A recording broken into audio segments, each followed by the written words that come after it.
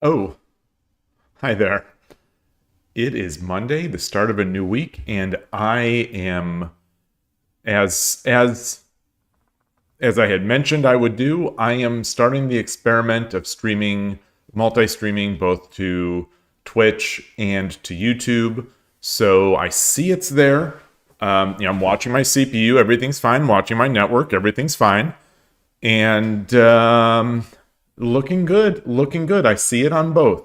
I'm going to make a couple test messages here. I just want to see. So one thing that you will see for this is for this stream is that the Twitch, the chat in the left side of the screen is still going to be just Twitch. This widget right now is only pointing at Twitch. But YouTube has the really nice embedded live chat replay, in their UI. So if you're watching this on a VOD, after the fact, the chat should be there. So that'll be interesting to see. It'll be something that to take a look at.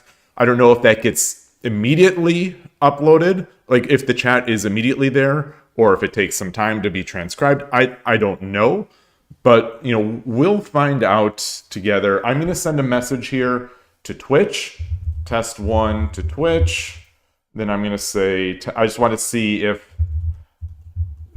this goes into Stream Elements. I also have a window up on my stream viewing machine that shows the Stream Labs UI widget, which I was using a bit and then backed out of, but it looks like it is there. It looks like that does work. So I'll have to think about switching that in the future. But for now, this is just what we're going to do. And since I'm experimenting with this, I don't want to have sort of hyper fast games right now. I'd like to be able to respond to people saying if there are problems or if problems creep up.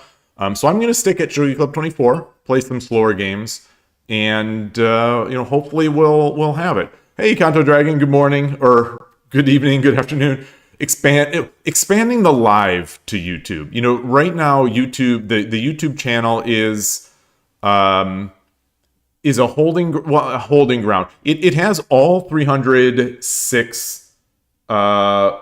It looks like I didn't update my Twitch. So in all this stuff, I didn't update the Twitch title. Let me change that.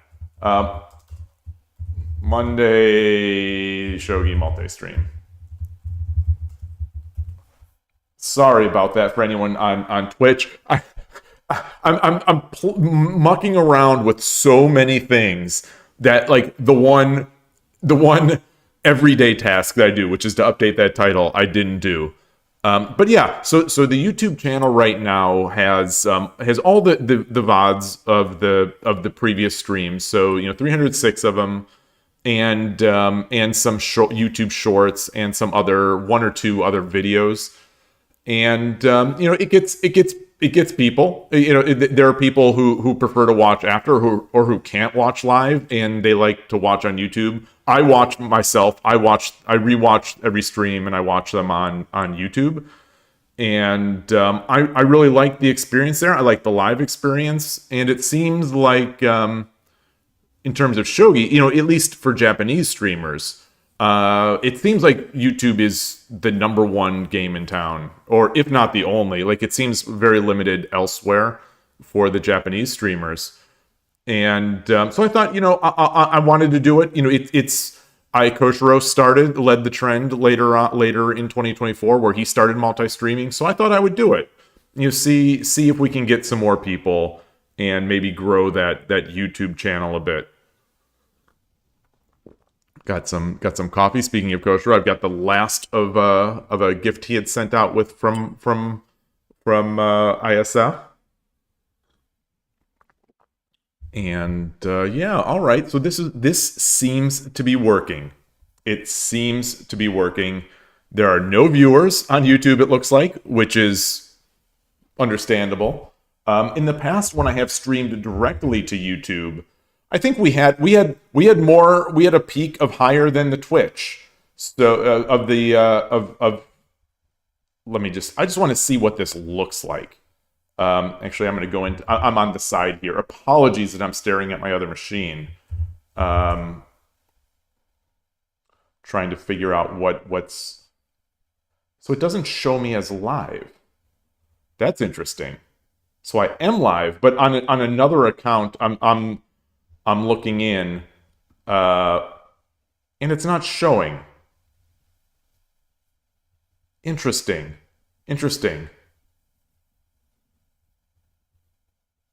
Excellent connection.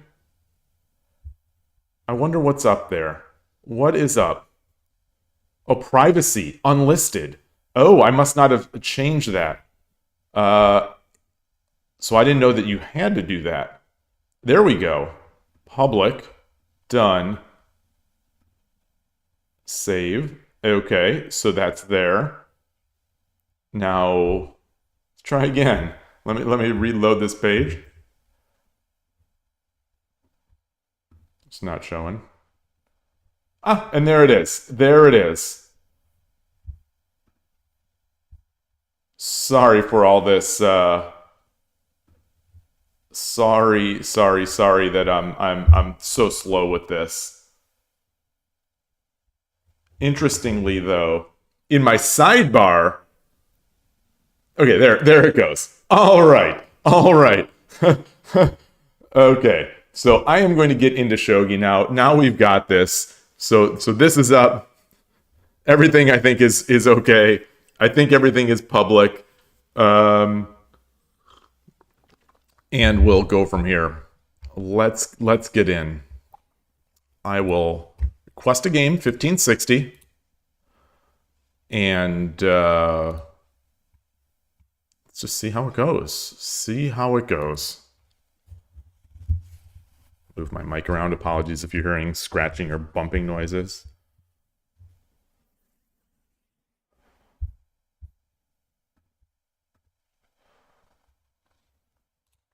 Played a little bit over the weekend. I mean, well, played on Saturday, obviously on stream. And then yesterday had you played at the East Bay Shogi Club, which is sort of, the club that I go to the most, despite the fact that it's not the closest.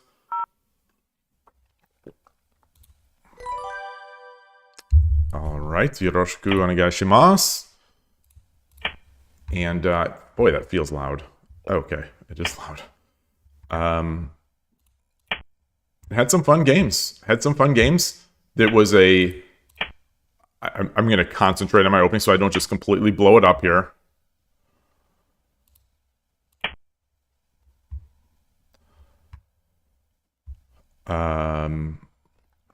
It was really, I didn't get to play my usual opponent, which is a real, I don't want to say loss, a real disappointment. But we play all the time. But I just enjoy those games so much. But I played, there was more people than usual. A couple people from, I believe, visiting from Minnesota, including, I think, one of them being a Shogi Harbor member. I think he's on Shogi Harbor. I know he does WSL.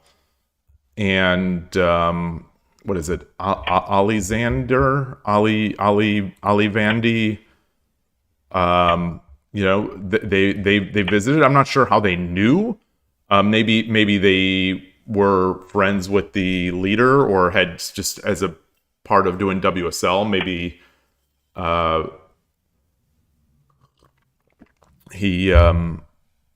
they had met. So one thing I think Koshiro said last time is that he liked the idea of moving this first before moving the other silver up.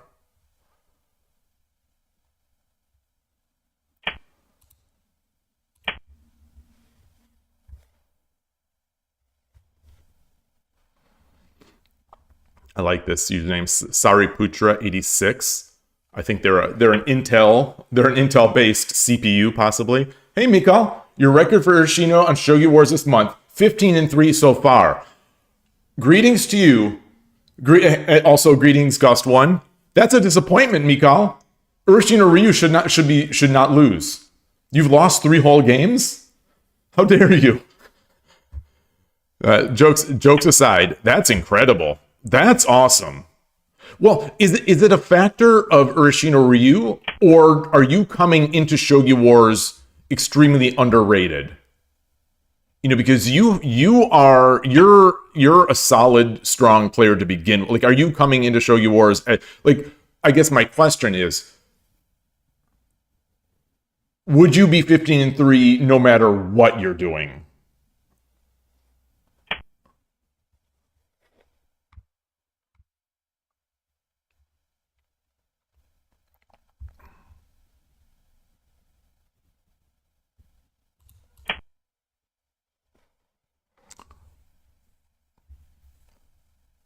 So I saw a game that the Urashino Sensei was played similar to this. I think he left the silver back and then allowed himself to block the bishop, the bishop coming to 6-4, allowed the bishop to be blocked by the pawn. I need to see a lot more of that. So it all feels a little sketchy to me. You're around 1Q on Shogi Wars right now. Oh, okay. Well, so no, so you're there. You're playing people at or around your level. So, okay, so you say you don't think so because you all get into unentirety, you have to think too much. I see. Having to think too much in the opening on Shogi Wars is a real difficulty for me. It's one of those places where I think having a repertoire having a solid repertoire that you're familiar with makes it easier. Okay.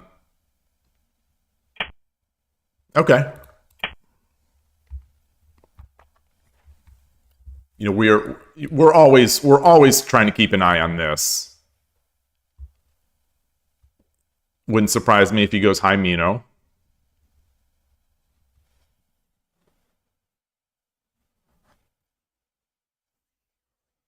The shape that you've seen from the channel is usually on 6-4 and 4-4, push the 5-5 pawn. Yeah.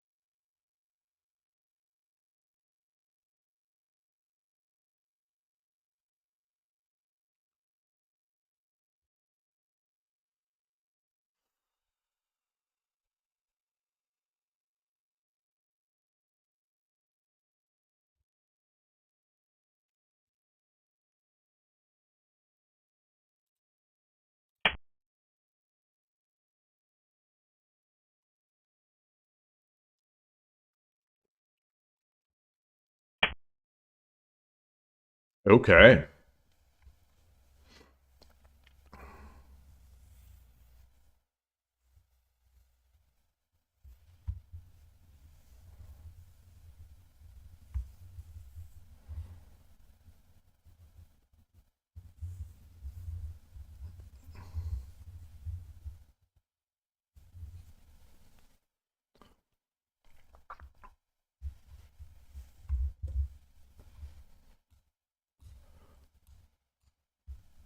Um,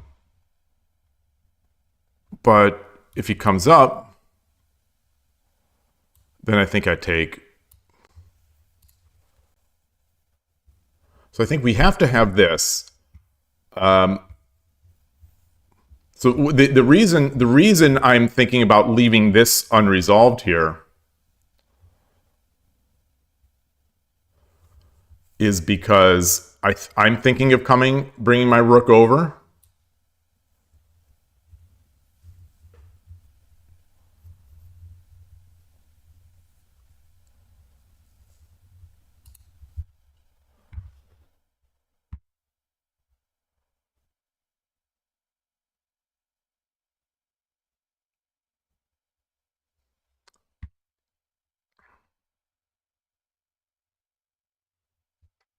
I also don't have a pawn, so if I...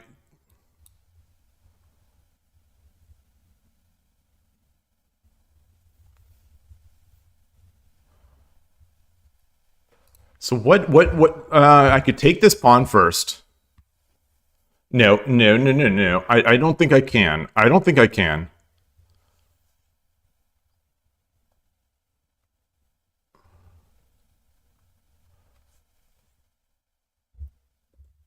What if I push? What if I push this pawn? Bishop takes, silver takes.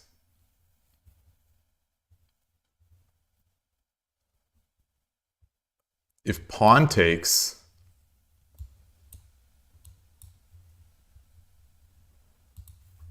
Yeah, the silver is in the way. How do I apply pressure by bringing my rook over here? I don't see it, and I always hate having this drop point here. If I move this rook over though, I take, silver takes. I push the silver. He takes. I take, and then he gets a silver drop, and that's really bad.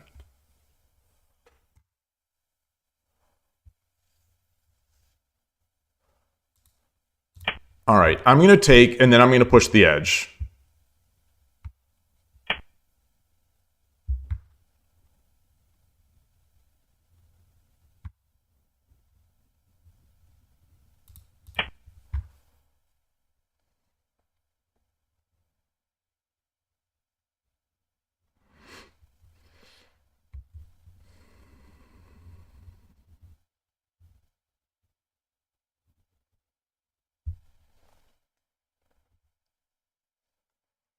Doesn't he does. He does switch to Ivory Bisha. He definitely does. Yeah.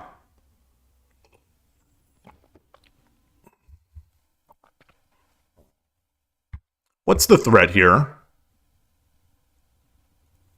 Is he going to bring the gold up? He brings the gold up. Oh, interesting. Interesting. So now he has... So if he does bring the gold up, then this pawn push wins the silver.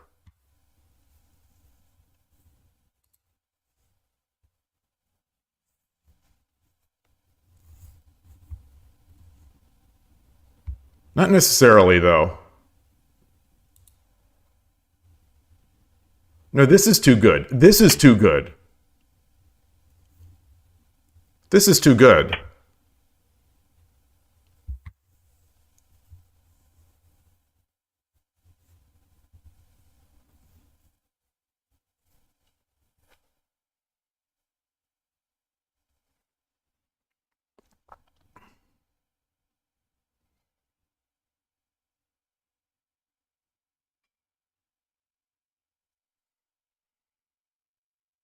Well, I can take... this comes with check. This comes with check.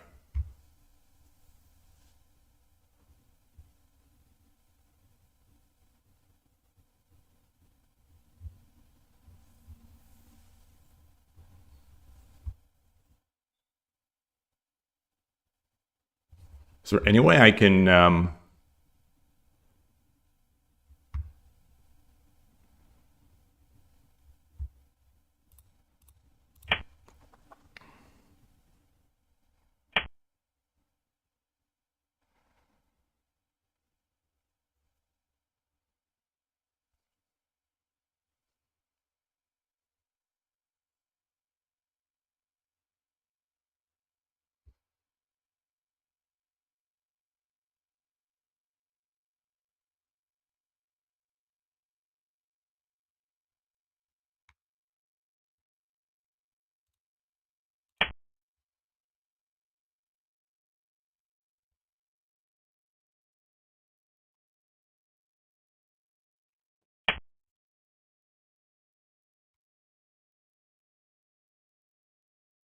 That's fair.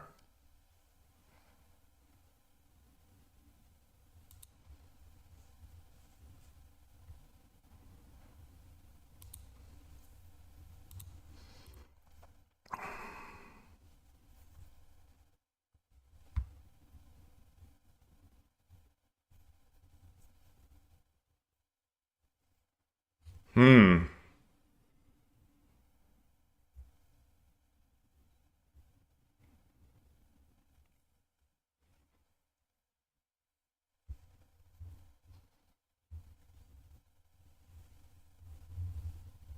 Very interesting.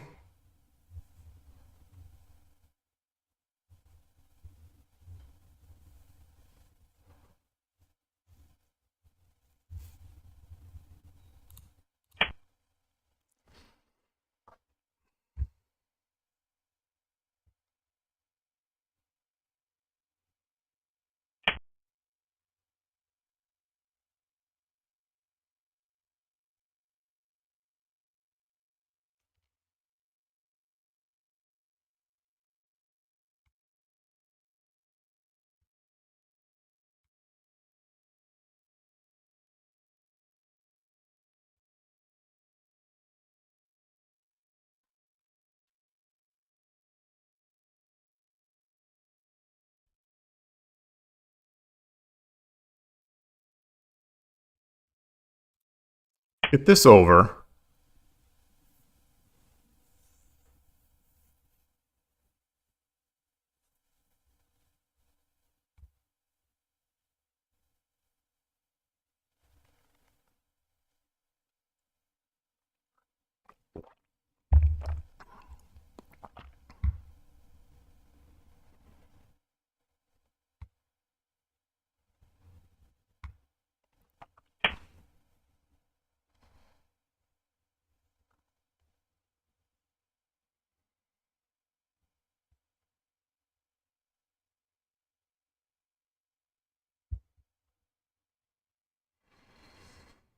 Hmm.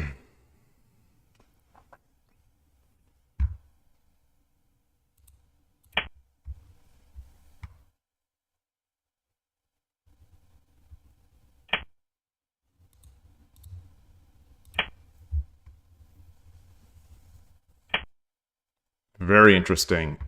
Very interesting.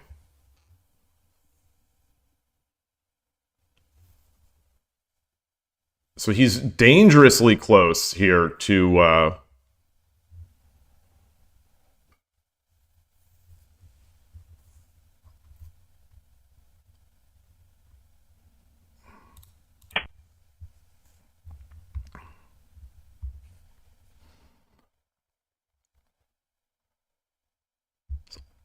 he's got a silver. You know, I'm going to potentially win this lance.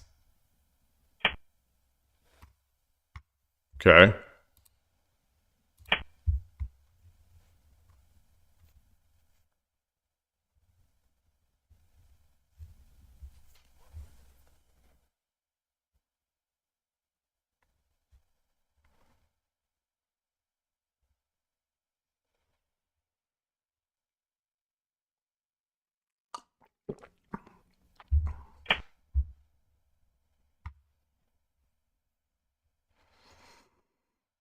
Hmm.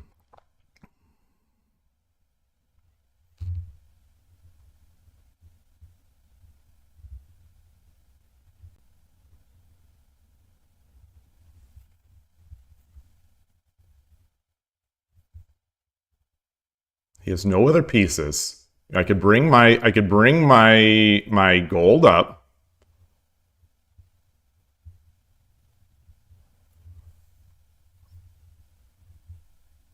I could just bring my rook up as well. I could drop a pawn, which is real slow.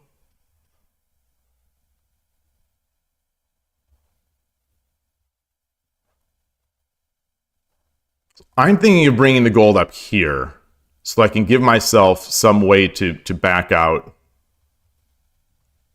No, because he has no pieces.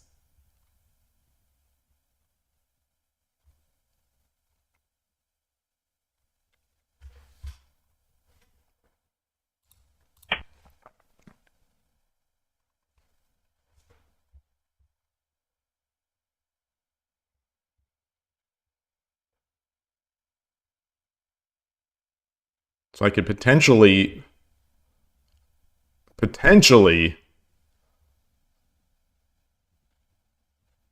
I don't know if he should bring his silver up. I could potentially trap the... Okay. That's fair. That's fair.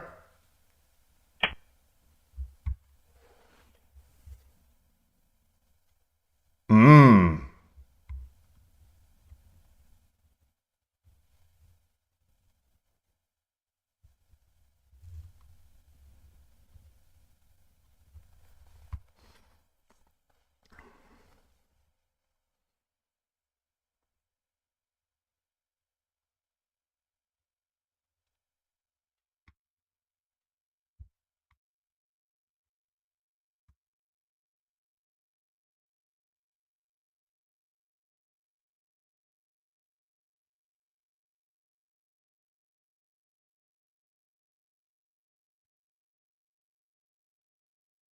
Any value in putting the silver here?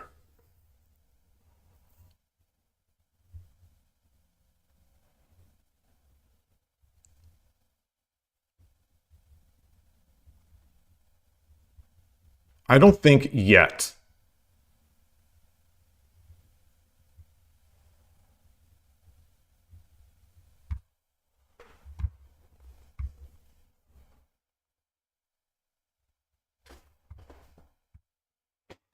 Like, I'm not so worried about losing the silver. I mean, I get a knight. I kind of like a knight.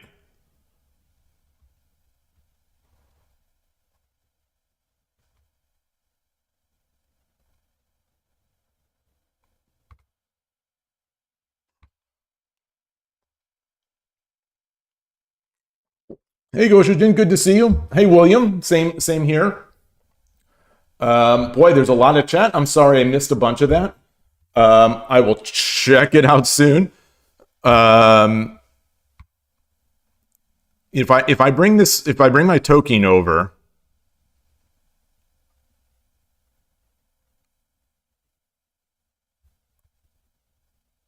he takes, I take, he jumps his knight maybe.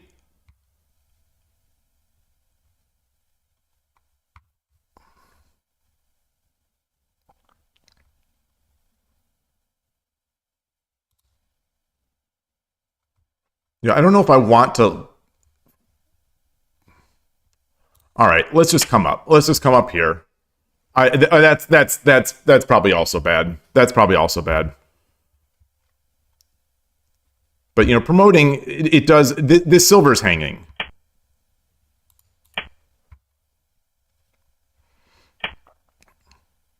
Okay.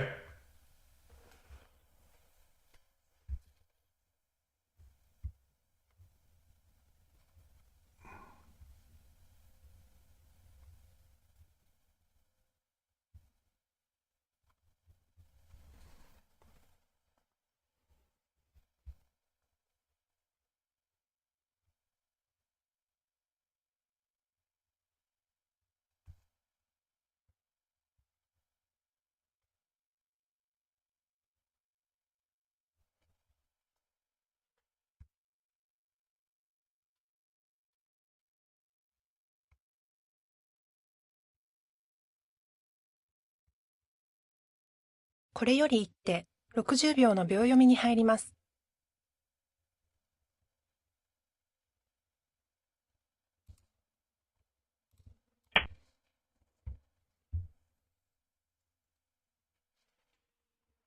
So the threat is taking the silver.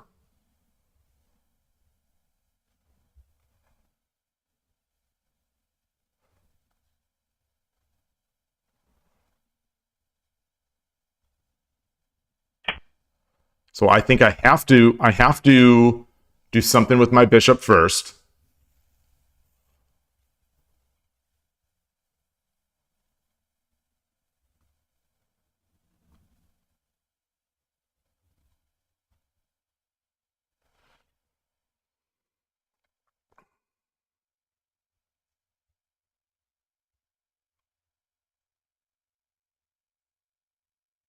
Silver drop. 30秒。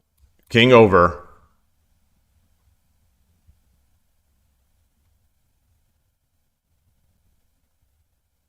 40秒。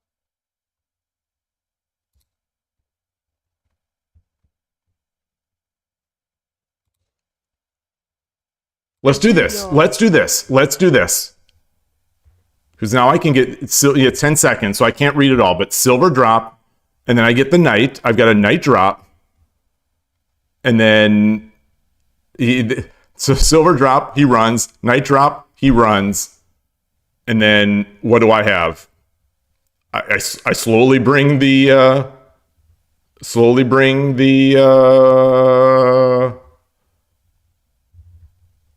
then a silver, rook takes, promote, guarded by the knight.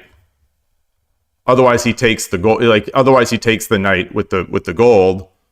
Oh, which is free. Which is free because the rook is now protecting both. Okay, well.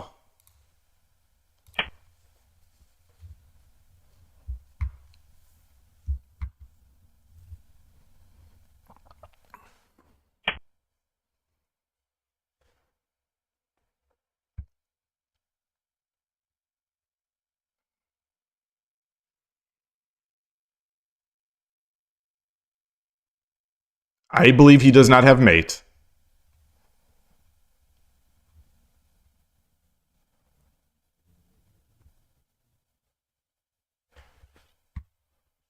Silver, gold takes, silver, gold, 30秒、 runs gold,40秒、 silver,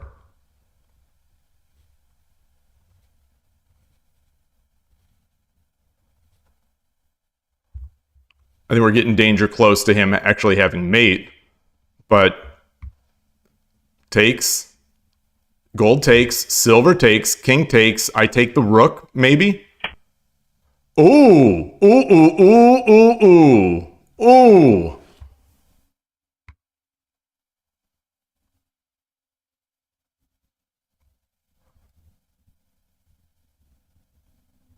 Do I drop the knight?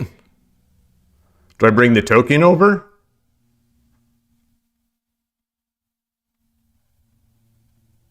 Drop the pawn? No.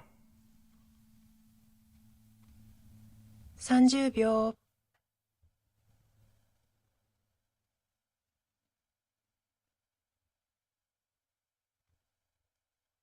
40秒、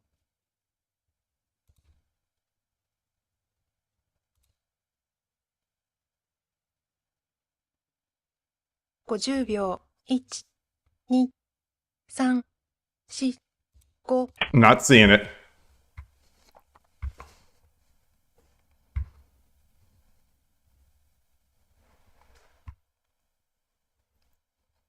It's Tumero threats.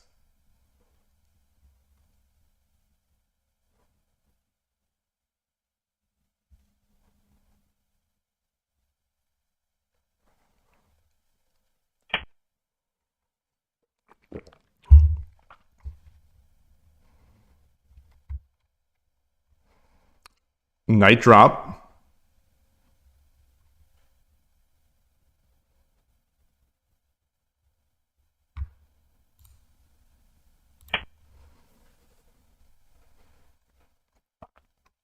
I should have thought a little more. I should have thought a little more. So now the gold can take the silver. Oh, God. Oh, God. Oh, I missed that. I missed that. I missed that. I definitely missed that. But, hold on. I could take this gold.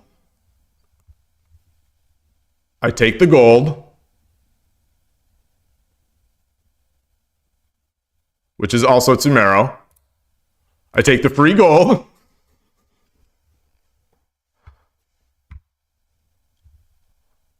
Bishop is also hanging. Rook is also in trouble.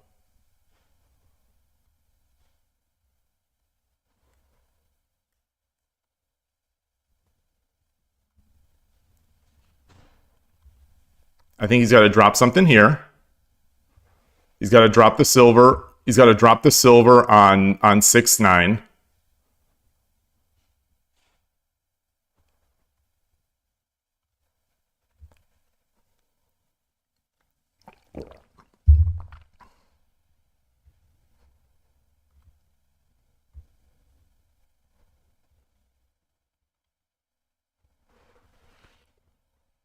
drops the silver on 6-9.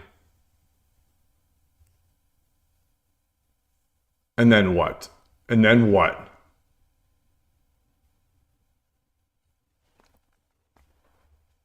I take. King has to take. I take the gold. No. No. Because that's protected by the silver.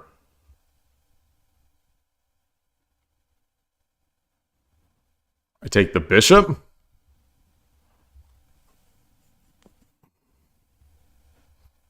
I wish I wouldn't have thrown away that knight.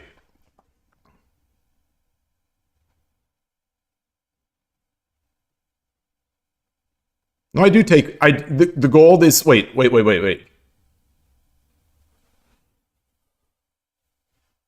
If he does drop the silver, can I take the gold? I take the gold. Silver takes? No.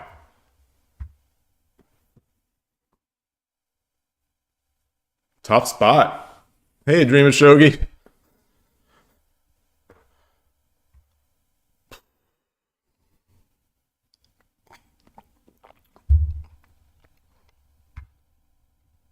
If he drops the silver,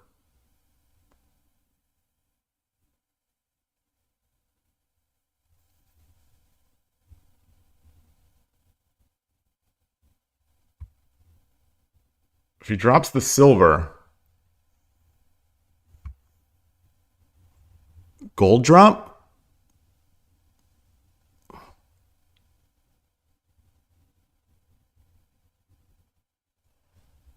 No, because it's double protected.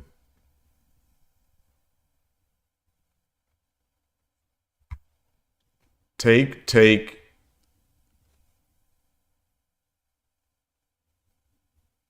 And then dragon takes knight. He drops a silver. He drops a knight. Let's say he drops a knight. Let's say he drops the knight.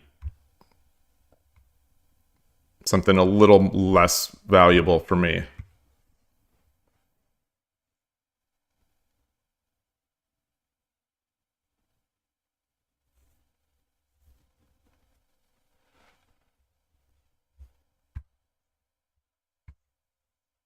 Let's say he drops the knight.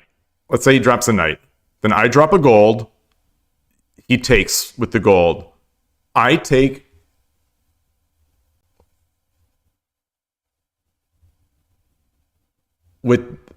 I drop a gold, he takes the gold. I take the gold and promote. Rook has to take. So I'll have a gold in hand.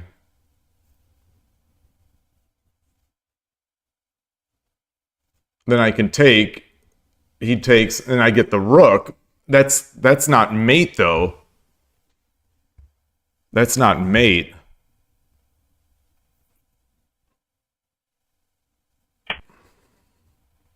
What?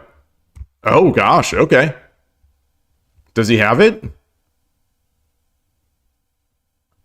Does he have it?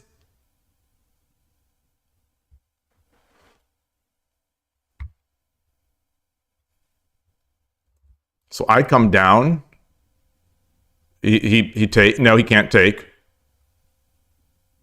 He can't drop a knight. He can't drop really anything. Well, he could drop another bishop. Then I can drop a pawn. 40秒. Take. Then he drops the knight. If I come over to this side, he brings in his bishop. 50秒. All right.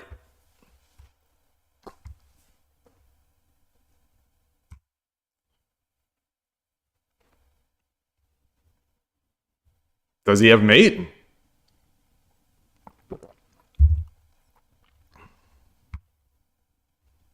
You can't take this pawn because the gold takes. But he could, you know, fork, but that's not, that's, I think he needs another move.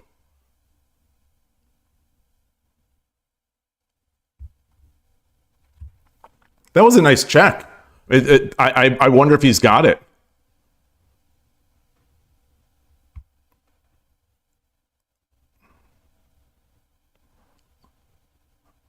I don't think so. I'm not seeing it. I'm not seeing it. So I'm going to go back to what I do. Well, if he keeps attacking and he doesn't mate me, like he doesn't, and there's no check. Obviously, it's still mate for me.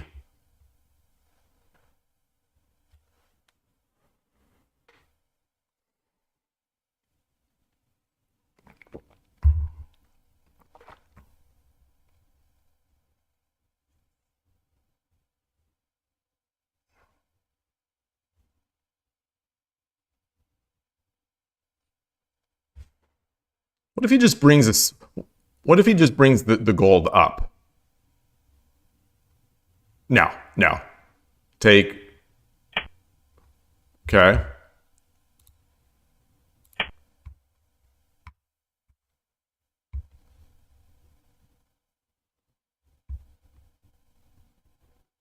So he doesn't have enough. He doesn't have enough. He takes, I take, then he drops the knight. And then I come over. All he has is a silver.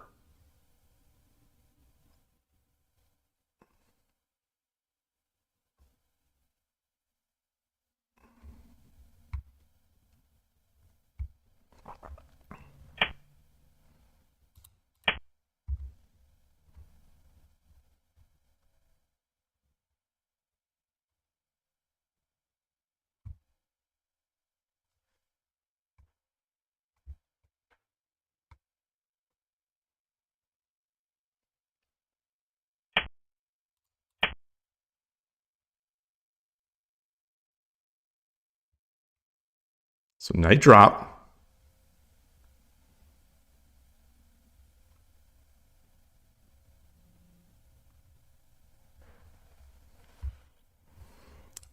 Knight drop. 60秒の秒読みに入ります。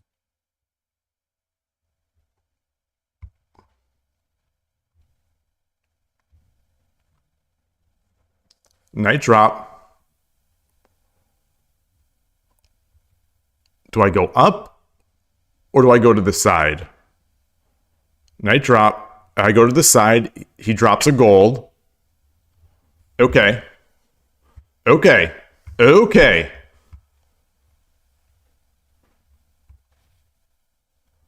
Gold. He takes.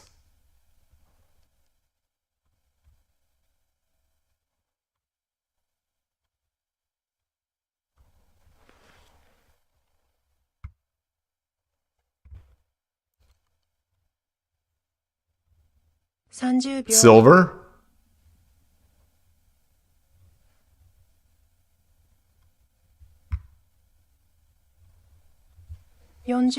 So I could also just keep applying the pressure.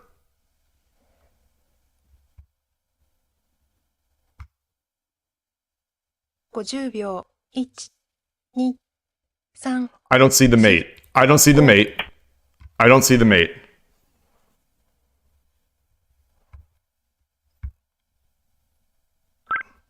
Okay. Arigatou gozaimashita. I still don't see the mate. Was it there? Was it there? Hey, Koshiro. Good to see you. All right. So I am going. Oh, and I see the maiden chat message from on YouTube from Michael. Hello from YouTube. Thank you very much. Great to see you. Great to see you. Welcome to the channel. So all right. Let's I'm gonna go back into chat here. Actually, I'm gonna bring it up on this. I'm red. Okay, so I am red in this graph here.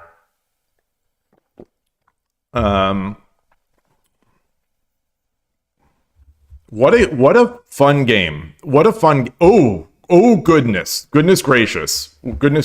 All right. So oops, let me copy this Kifu into Shogi and add the chapter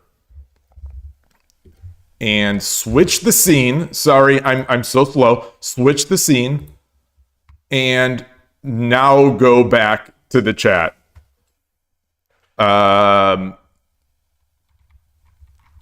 I'm going to try to expand this here so I can, oops.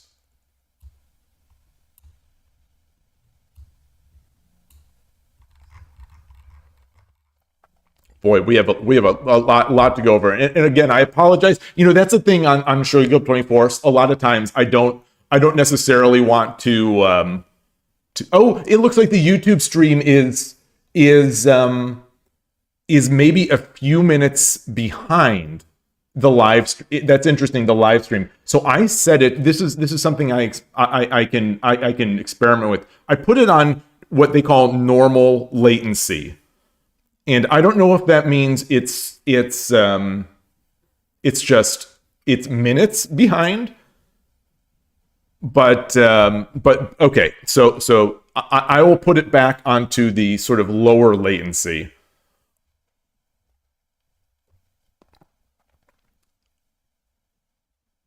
And yes, hello again to Gosha, Jen, and William. Two exams in the next day. Good luck on those. So what are you doing watching Shogi? The topic of computer Shogi is interesting to you. You're looking for a database of engine matches or a video channel. I'm not aware of any, but hey, Fordun, good to see you. I see you popping up into the chat there. I am not aware of any database of engine matches or a video. It's it's not something I've looked at a bit. You know, I have played engines against themselves on my local machines, but other than that, no. I'm shivering. I'm shivering. My hands. I've got as I had mentioned before, I've got the last bit of coffee from Koshiro.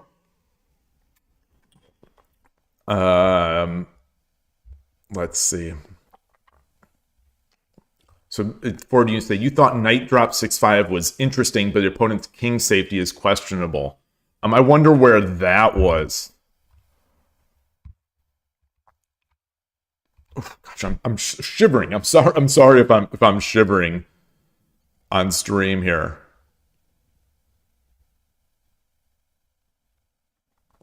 Oh, Gojin, you play 20 to 30 times games a day?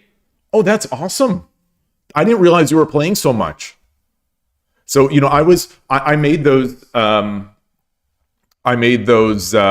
am I trying to say? Oh, and Dr. Lennon, I see you. I see you on YouTube. I see you, and Emperor Rex. Greetings to you. Good day for Shogi. You've been watching for a month. Oh, awesome. So I don't know if the good day means that you're in Australia. If you are, greetings from Northern California, and fun times.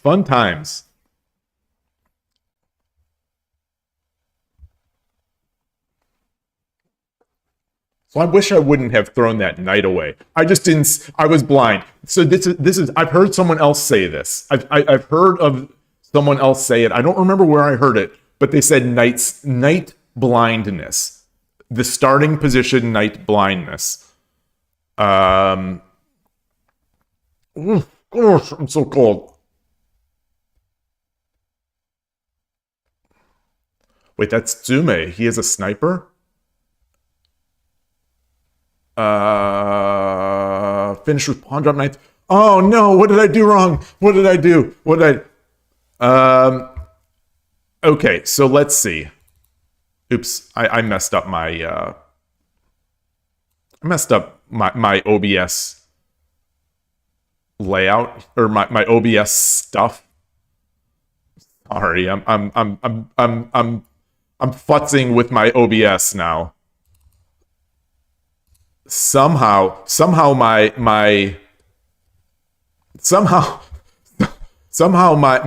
OBS chat window, the fonts got huge. I don't know how or why, and I don't know how to set them back. um, uh,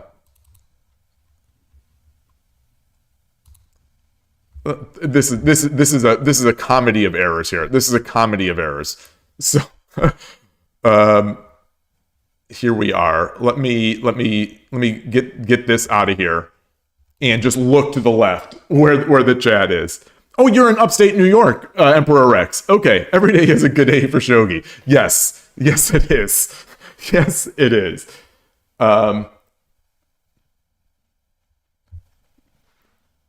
Did I say that? You Kanto, you say that your favorite is when someone mumbles, "No, I can't go there. The knight protects it," and then they go there anyway 2 moves later. I feel like this is a valid shot at me. I feel like it's a completely valid shot at me because I'm pretty sure I have done that many times. I didn't see their tsume. That's what I did wrong. Wait. Did they actually have it?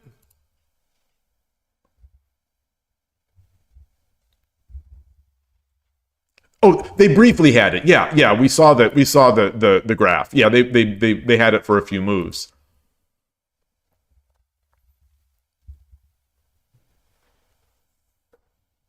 You wanted to study, but you're too lazy. Wait, so this is the flip side. So where were we here?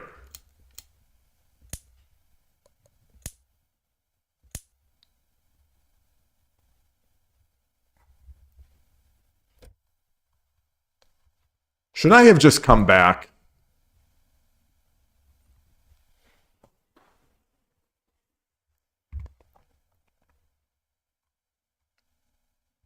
So I misread, when I took this plan, I misread that this knight drop, that I could drop this knight.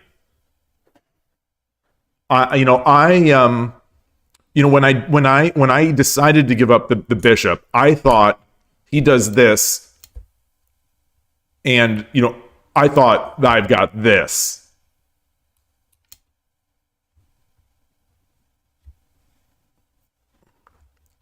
But clearly he, there's that.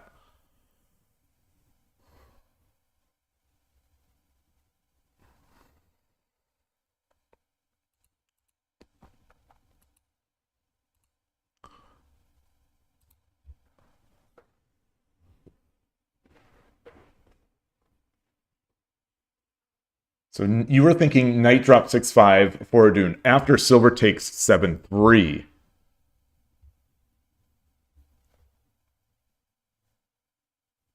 Silver, okay.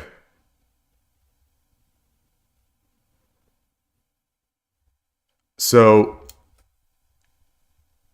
like here?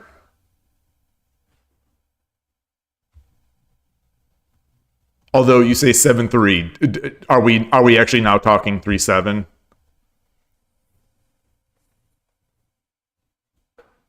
Oh, or for them. Oh, for them. Oh, hold on. So when I took on 7-3, you were thinking 6-5.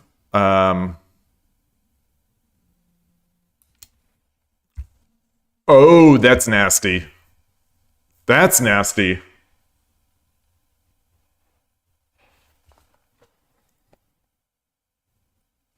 That's nasty.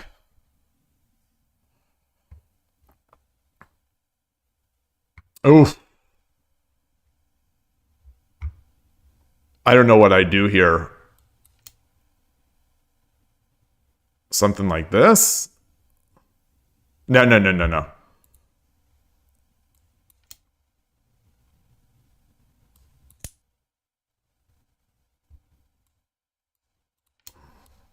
No, that's terrible.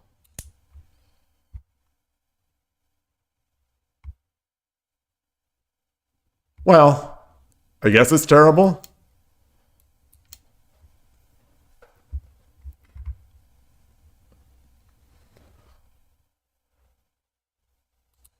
Oh, if in this case you would play Toking 3-3.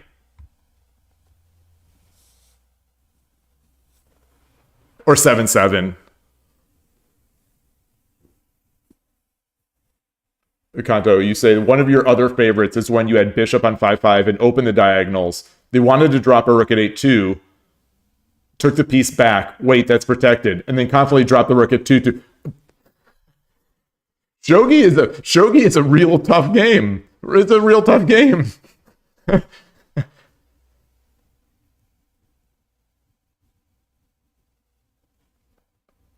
Let him be spoiled for choices.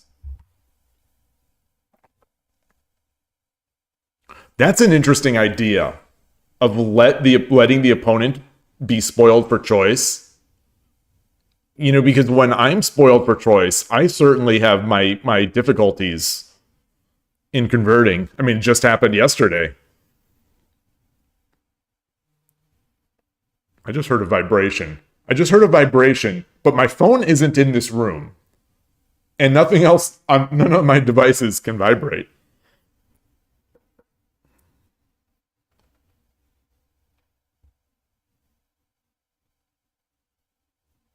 Wait, Mika, what are you saying?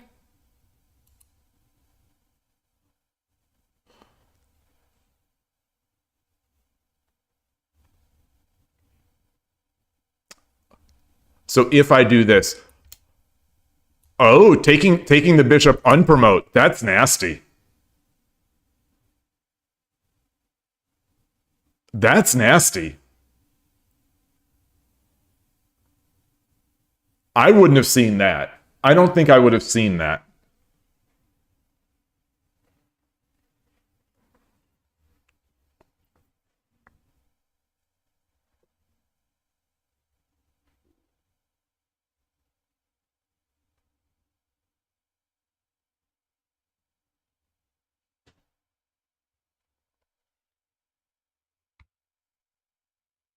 He has so if I take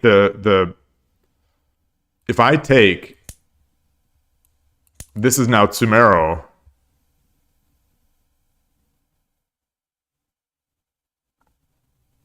Well, not Tsumero, but it would be Hishi, right?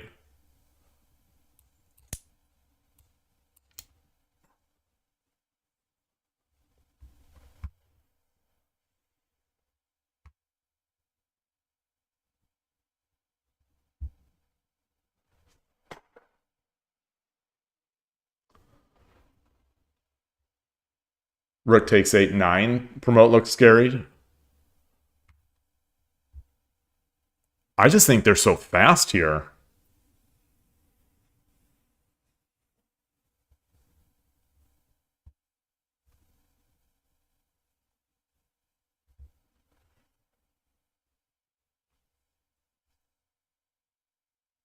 Oh, what happened with the edge choking? Oh, I threw that stuff out.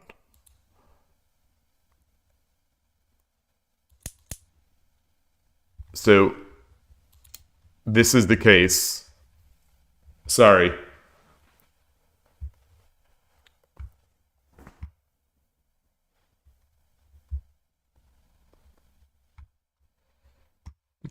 In a game, I would probably do something a little lame like this. And then I lose some of my, at least temporarily, I lose this edge attack.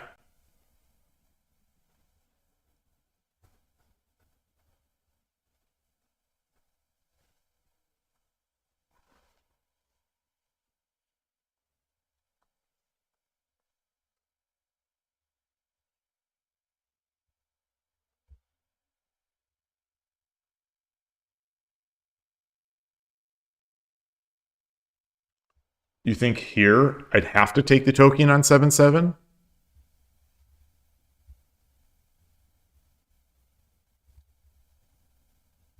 Wait, so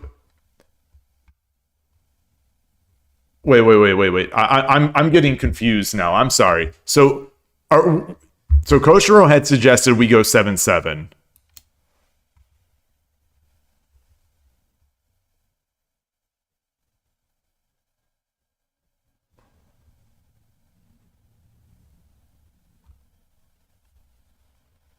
To get to like keep him spoiled for choice.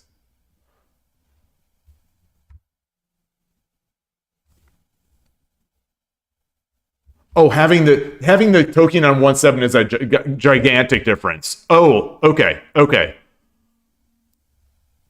Because now I can start attacking from this side.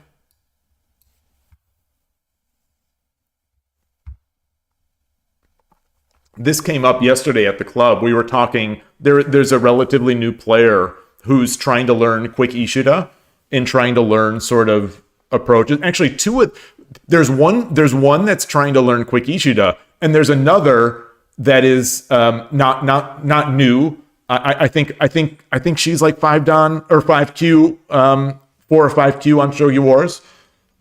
She was asking like, what do I do against Ishida? So it's like there's one person who's Ishida, and then the club leader is a quick Ishida / Ishida player, and so it's like, what do you do? And we're talking about it in the position, and I was thinking like, well, it doesn't look like there's anything over on this side, so maybe we have to go to the edge attack and then switch over. But yeah, in the other variation, I was getting mated because the lance sees 1/3. Oh, okay, okay, okay.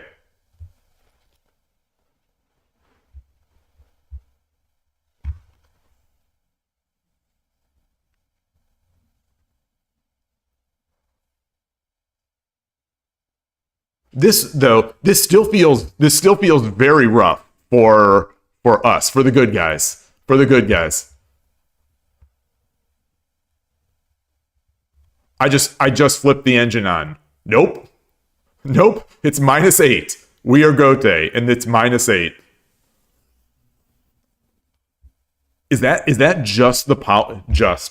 Is that just the power of this edge attack? The opponent ignored that edge attack earlier, and it felt like it might be a problem. But man, this attack feels so strong. I guess they're just clumped. I don't know, but I have no castle. Yeah, I need to. I am staring. I'm staring at this. I am trying to evaluate this position, and I am thinking. I'm thinking that I, as Gote, am playing for tricks. I'm thinking that I'm playing for tricks here. I'm not thinking that I'm advantageous, let alone nearly winning. It's not that -9.2, -9.2 is not a winning position for me by any means. Um,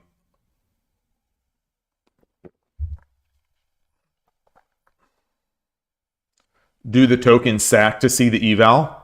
Oh, this over here. It goes back. It goes basically to even now, -0.7.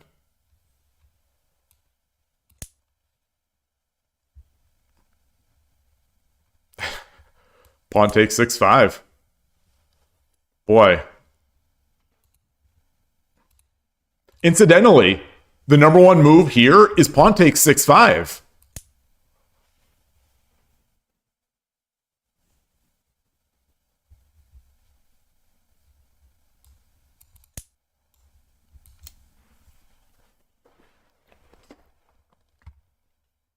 I'm I'm I'm I'm sort of speechless. I am sort of speechless here.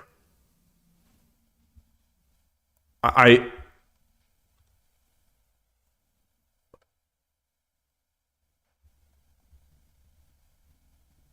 I'm sort of speechless.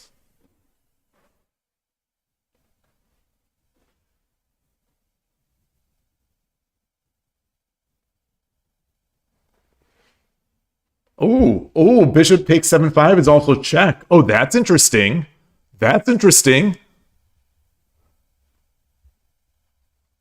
I didn't see that.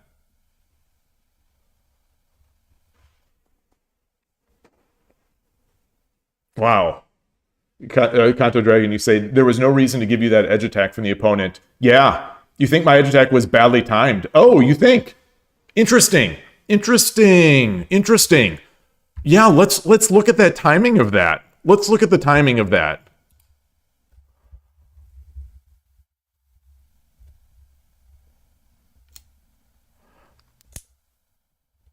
Once once the opponent jumps a knight, now all of a sudden, now I'm in red alert. Oh, wait, what was that? That was my piece? Someone did that to me over the board yesterday. Someone took their own piece. And like we were sort of talking through it. It was not quite a teaching game, but it was sort of like a teaching game. And the move was made. And I'm like, wow, that's a good move. I didn't see that. And now I'm sitting there like, how did I miss this move? Like, how did I miss this move? You know, I'm sort of like suggesting plans for them, and then they made the move, and I'm like, wow, that's a really good move. And then we realize that no, they took their own pawn. That was I was like, I was thinking, how many games have I played against Ishida, and I've never seen this before? And it was amazing. It was so funny. Where's I just want to see that. That's before we go to the edge attack again. I just want to see that spot. Oh, okay, fair enough. Yeah, I see it now. Wait, so where's our? This is not it. Yeah, I guess I can't take 7-5. Unfortunately. Yeah. There's a chess variant like that. First mover takes 2-7. Yeah. All right, so where was that edge attack? Like I said, as soon as this move is made, now all of a sudden I'm in edge attack mode, especially with my bishop already here. My bishop here, my silver here. You know, I'm already prepared for the edge attack. But then when he does that, I just wanted a pawn. I wanted a pawn in hand. Okay. So, and here it came. Oh, you play that, Kanto Dragon? Hungry Shogi? You try that variant? Gold takes 5-9 as first move. Gold was a spy. Wait, what? Wait, where's that? Oh, in taking your own piece. Yeah. This is what I would. This is basically would be my opening strat against Koshiro, or against Noah, or against one of these high level players. I'll just take the king. I'll just spare everyone the time.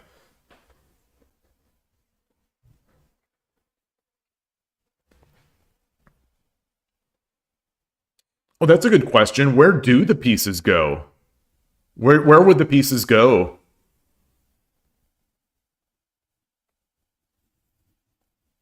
To me, it almost seems like taking your own piece and getting it in hand is a little too OP. I wonder if pieces of your own that you take go to the opponent's hand.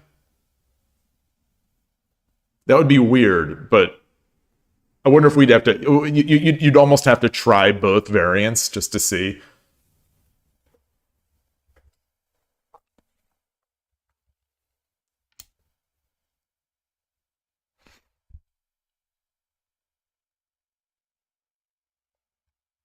So what?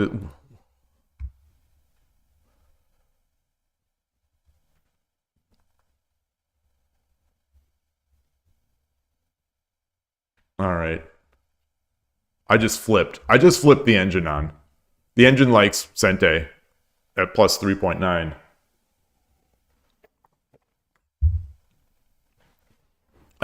I mean, intuitively, I also like Sente's position here a little more. I don't quite know what I did wrong. I don't want to spend too much on opening stuff. I don't want to spend too much time on like early opening that got me into this hole. But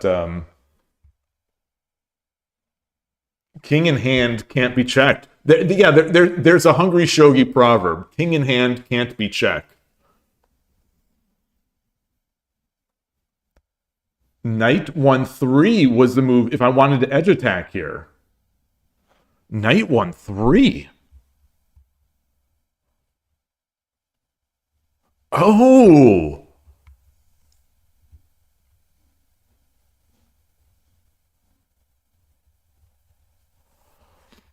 When I say things like, oh, this is a creative player, or these moves seem so creative.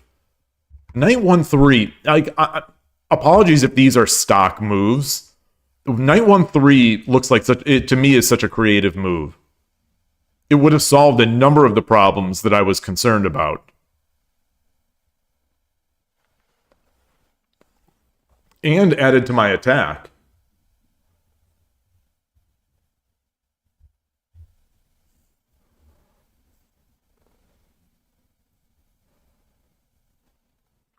Kanto Dragon, you say, before your meetings kicked off with more people, there was only the 1Q friend and another 4 Don. Oh, wow. So the 4 Don just continuously destroyed the other friend. He got upset and bored with playing only one guy, so they invented a Hungry Shogi. Oh, and Halloween Shogi, if you place a piece in front of another, that other piece needs to retreat because it's scared. Wow. That actually sounds kind of weird and cool. In Hungry Shogi, your pieces you capture yourself still go to your own hand. It complicates the game immensely. Oof.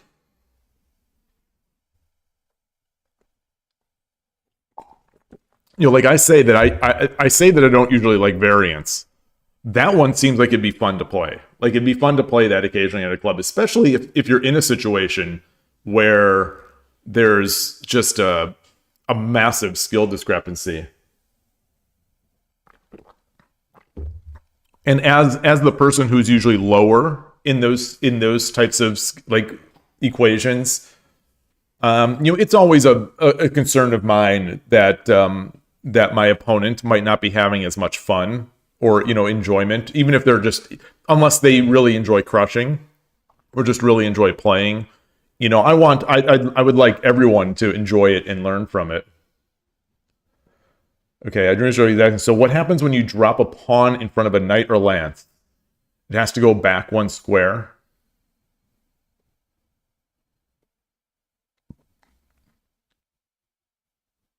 Oh, it's literally, even the silver, it goes back 1 square.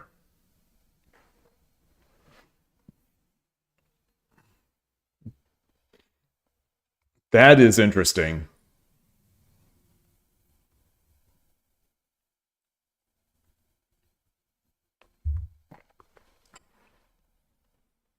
I was just about to ask that same question. What if there's a piece behind the scared piece?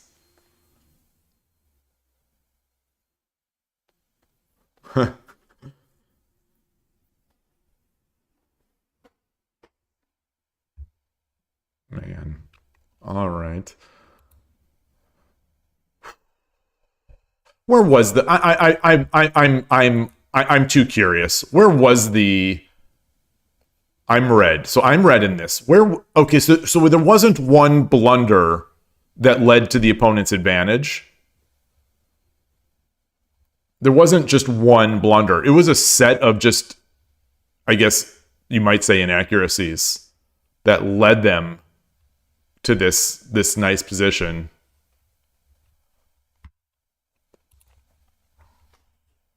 Those are tough. Those are definitely tougher to review. For me, by myself, especially, where there's no one move. Each move is like 0.2 worse than the other, and after 5 moves, or 5 or 6 moves, all of a sudden, you're in the hole that I'm in now, and it's like, okay, well, what could I have done? And those are the cases where the engine can't say what the plan would be. You think the rule was if it's unable to move back, it can't move on the opponent's turn because it's scared. Oh, wow. That's kind of cool. Yeah, Tataki no Fu is crazy in that variant. I mean, it's crazy as it is. Crazy strong. Just checking this here.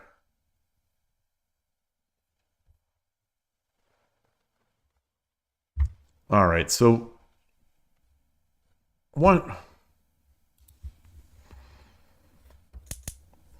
So I'm not sure what to even look at. The one thing I do want to look at,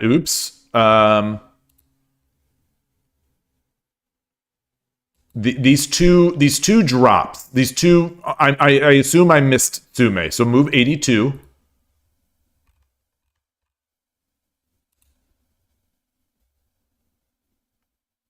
Wait, what?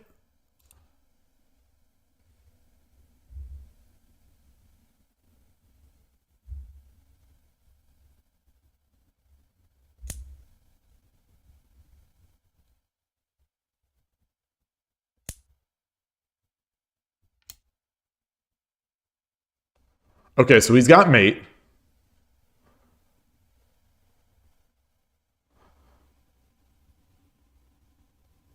Silver drop 3-2 and silver drop 4-2. Both lead to mate.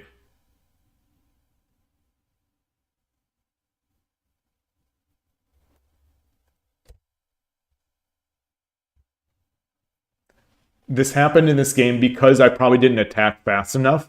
Torizashi is bad in a long game. Oh. Oh, I totally missed that. Oh, God.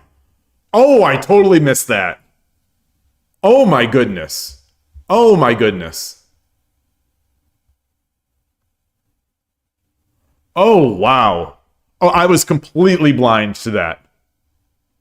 That's incredible. Oh, my goodness.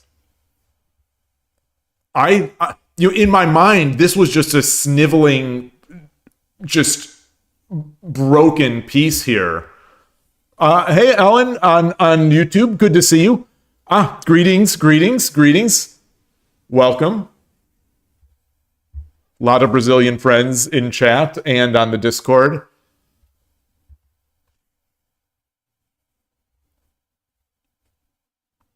Oh man. Okay, so I did miss. I totally missed that. But still, I wonder if this is a bug. Move 82.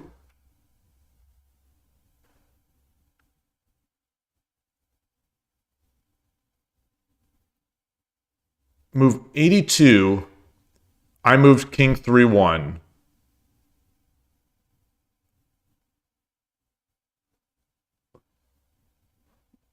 Oh, which is mate for him. Oh, this is not mate for me. I'm sorry. I'm trying to look at the ones. I want to see the mate here. Okay, so this is move 77. Move 77.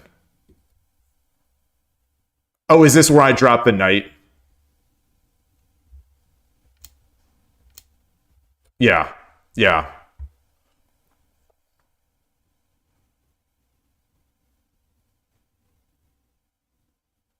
This is the move I did later, is dragon takes 4-7. Okay. So now it does it.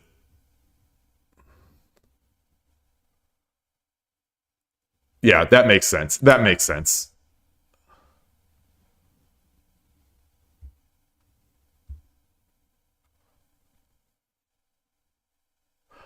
I want to see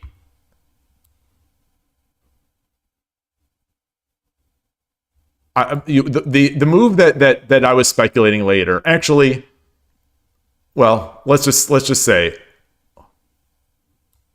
they do this. Okay, so there is no like mate in 2 or whatever. There is no quick mate. Take. Silver drop 7-8. Or gold drop 7-8.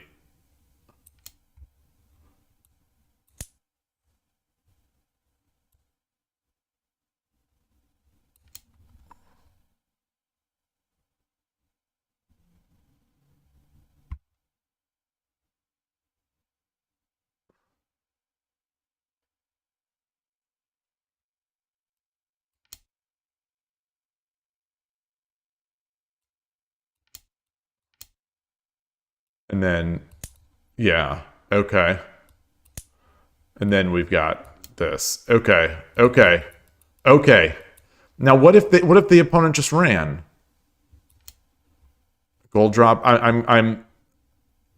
This come. Oh, of course, of course, of course, of course, of course, of course, of course. Okay.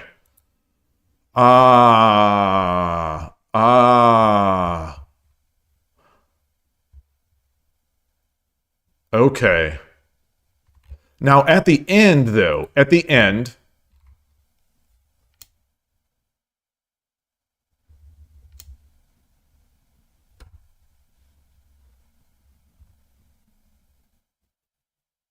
Okay. Oh, this. So this is the one that I couldn't read. I see the engine says there's mate in 5, so I'm going to find the mate in 5. I'm going to find the mate in 5 here. Eric Johansson, greetings to Norway. You always enjoy the streams and you're learning a lot from them, although you often watch them on YouTube afterwards rather than the actual stream. Well, thank you for stopping by. I appreciate that comment tremendously. I really like the after the fact viewing experience on YouTube. So, that's one of the things that motivated me to start the live stream on YouTube, just to see, if we get people on YouTube that want to see it, but also there's that nice live chat on the side, which is preserved in the VODs, which is awesome. So anyway, great to see you. Thank you so much. This is so mate in 5. I am going to find it, because I don't know if I would have found it in the game, but I have a silver.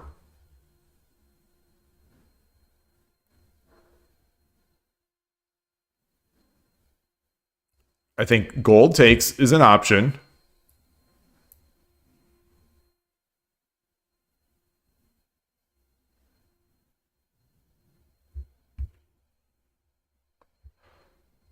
But he runs, and then I can't check again without taking. Oh, I can. Wait. If I bring the gold over, King has to run. I take the silver, or I take the gold.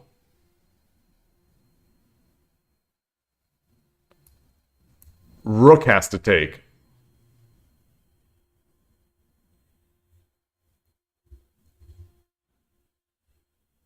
I drop the gold on 3-9. King goes back to 5-9. So now I have a silver in hand. I have a silver in hand. The king is on 5-9. Got a gold on 3-9. And the rook is on 4-8.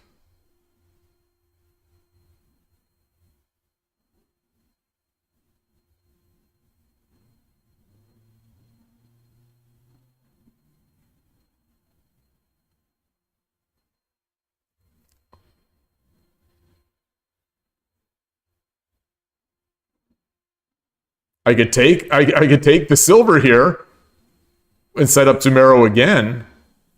But that's not, we're out of mate in 5. We're out of mate in 5. We're out of mate in 5. Wait, you've made it already? Wait, the gold is on 6-9? Oh, the gold is on 6-9. Oh yeah.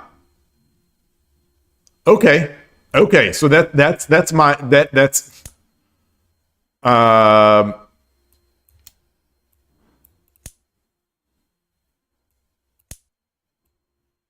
okay. Fair enough. Boy, my visualization. Oh, there were a million ways to mate here. Silver takes 4-8 was one way. Pawn takes 6-9 is another way. Silver takes 4-8, unpromote, and then gold takes 6-9. Okay. I assume it's just the reverse then.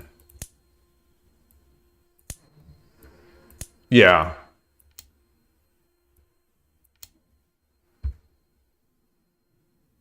Or even this will work as well, I think. Yeah.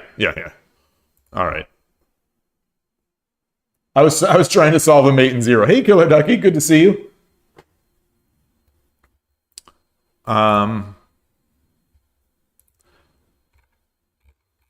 So back a little bit to the opening. The idea that I didn't attack fast enough. So this move order is coming. This move order, I think this is coming out of the last discussion that we had, Koshiro, where I think you said that normally I bring the silver up. Gosh, these arrows, clear the arrows, and then I expose the bishop. I think last time you said that you like to do this first, so I've started that.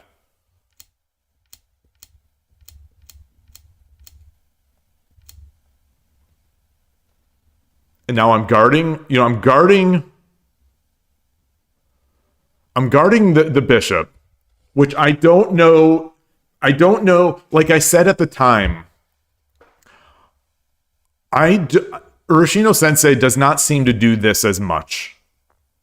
But I haven't watched many of his games. I think Urashino Ryu Channel does this. Oh, then 8-6, pawn 8-6 instead of silver 7-2.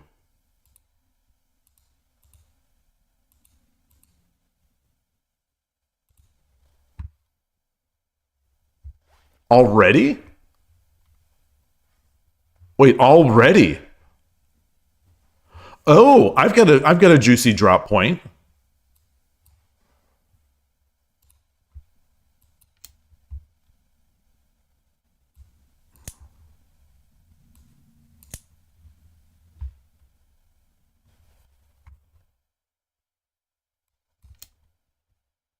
Okay, yeah, that's not good for them.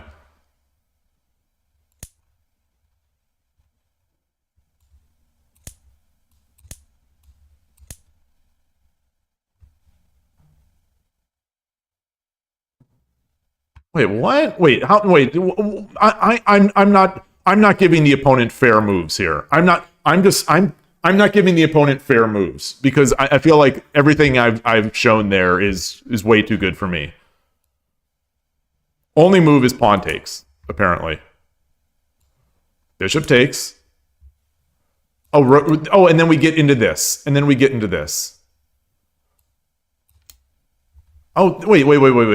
The low depth engine doesn't like this as much. This is almost. I do this out of habit, because this is all I see Urashino Ryu Channel doing. It's also I did see Urashino Sensei do this as well. I think in a similar position, if not exactly the same position. But at depth 20, this in-browser engine prefers bishop takes.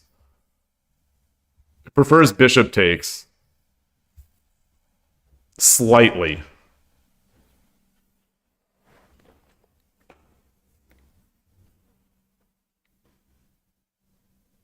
I guess this is part of your thinking, Koshiro, of why before moving this. So like if I would have moved this silver, now all of a sudden I can't make this move because the rook is on pre. Usually silver has moved to 6-2. No. I think in these Torizashis where the silver is here and it's going to have to stay to this side, I think typically the silver goes up through 7-2. I think.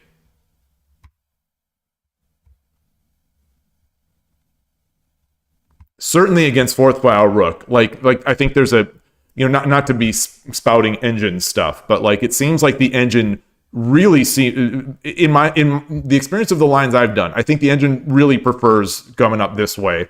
And I do see some of the other players doing this. I think Urashino Ryu player channel does sometimes do this. And I've done it quite a bit in the past. And then I maybe walk up this way. But I think the goal is not to walk up this way, because then you're blocking the bishop. I think. I think.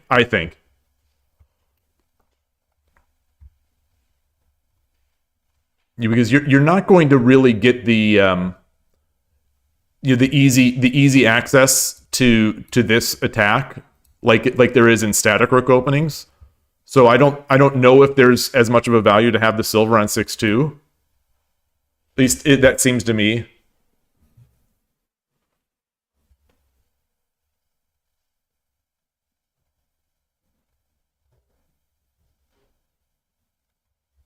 All right, so I take. Rook takes. Silver takes. Knight takes. And we're already blasting this thing out. Holy moly, this is fast.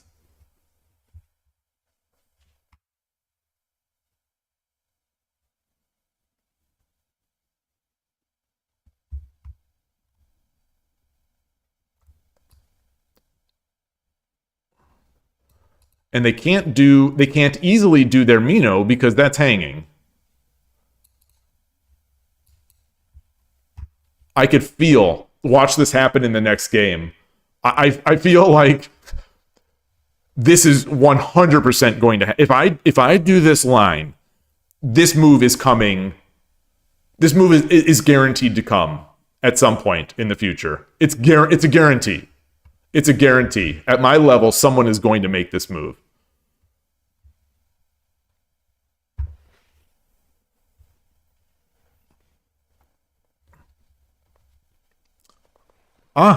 And I see there's a chat on YouTube from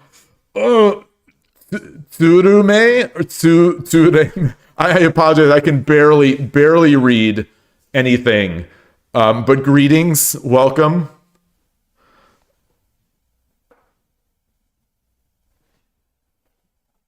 Hey, Ornolf, great to see you. And Koshiro says, see, Koshiro knows. Koshiro doesn't even play. Koshiro doesn't even play Torizashi. And he knew immediately. He already knew.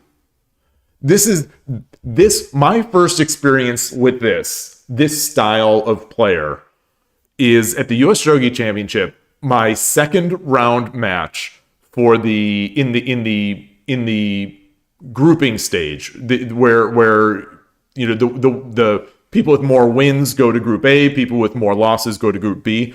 So this was my second round, and I was playing who at the time. I think this is potentially up for debate now, but at the time was the number one player in New York, and I'm playing him, and at some point, at the time I was pretty much a pure central rook player for the most part, and it was central rook versus static rook, and it was clear in the game that he just knew everything about what to do more than I did. And then in the review after, he's very terse and sort of blunt in the assessment.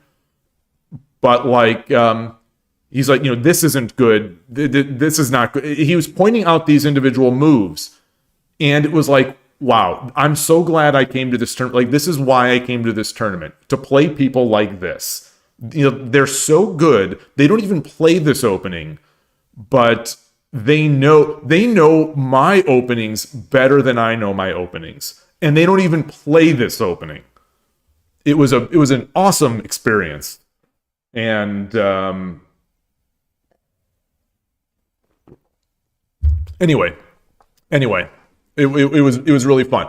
I got flagged in that match. I didn't get flagged. I flagged myself with the because of in the middle game. Just I misestimated the Meijin Sen clock. The count up. Q. The flag. The game is lost so quickly after the voice says Q on the DIT 40 on any of the Meijin Sens. It's just really fast, and so I flagged. But I think he was in a probably like one of these like +4 kind of type positions, and I just felt stifled.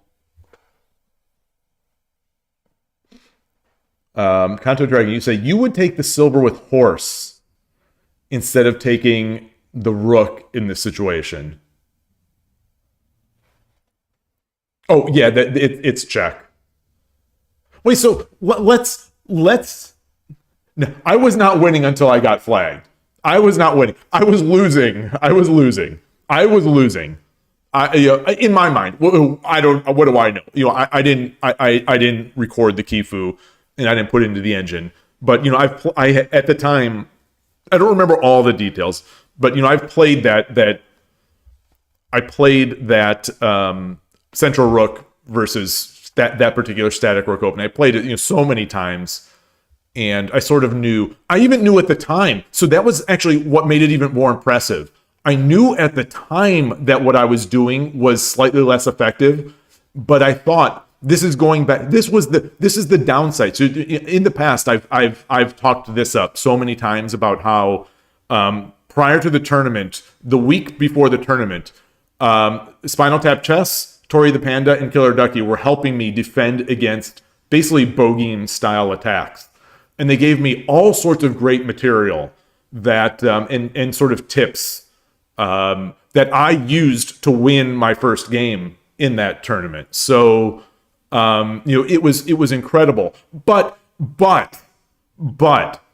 it is the approach that they had given, and I can't quite repeat it, I think, at this point, but it was slightly slower. It's like slightly slower and more defensive as the central rook player versus static rook.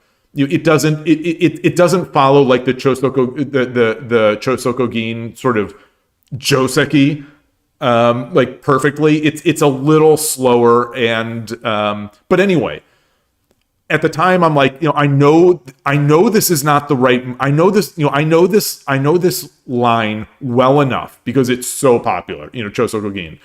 I know this so well, but I'm afraid if he starts attacking over here, I don't quite know what to deal with it. So I'll do my safer approach that I just learned the other day and served me well. So I knew, and that was immediately what he honed in on in the review. He's like, you should have done this instead of this, and he was right. He was totally right when talking strictly about the Joseki. So anyway, it was really cool. Kosho, you say, to be fair, you were used to play black to attack Freebisha on your Yagura only days. Oh, okay. But that said, this is not Yagura. You just know these sort of, you just get the sense of the shape of the board. Now, the question I have, so this is related to Kanto's statement about taking the silver. Let's say my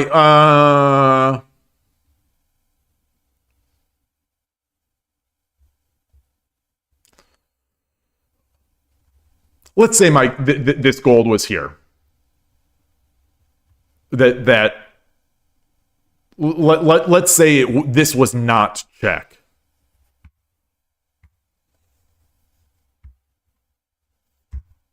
Let's say this is not check.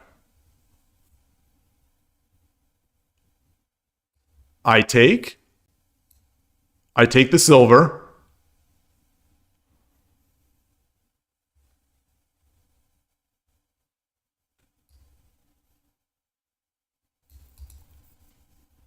I take the silver.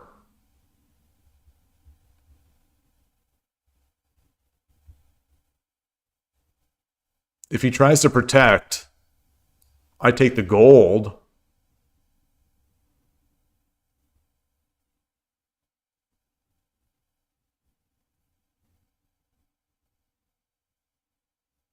That seems good, right? Play silver 6-2, pawn 1-4.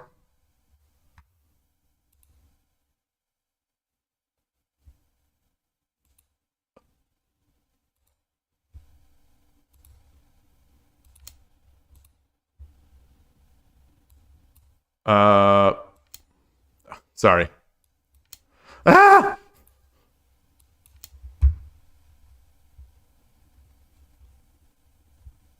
Wait, when can I get this in here?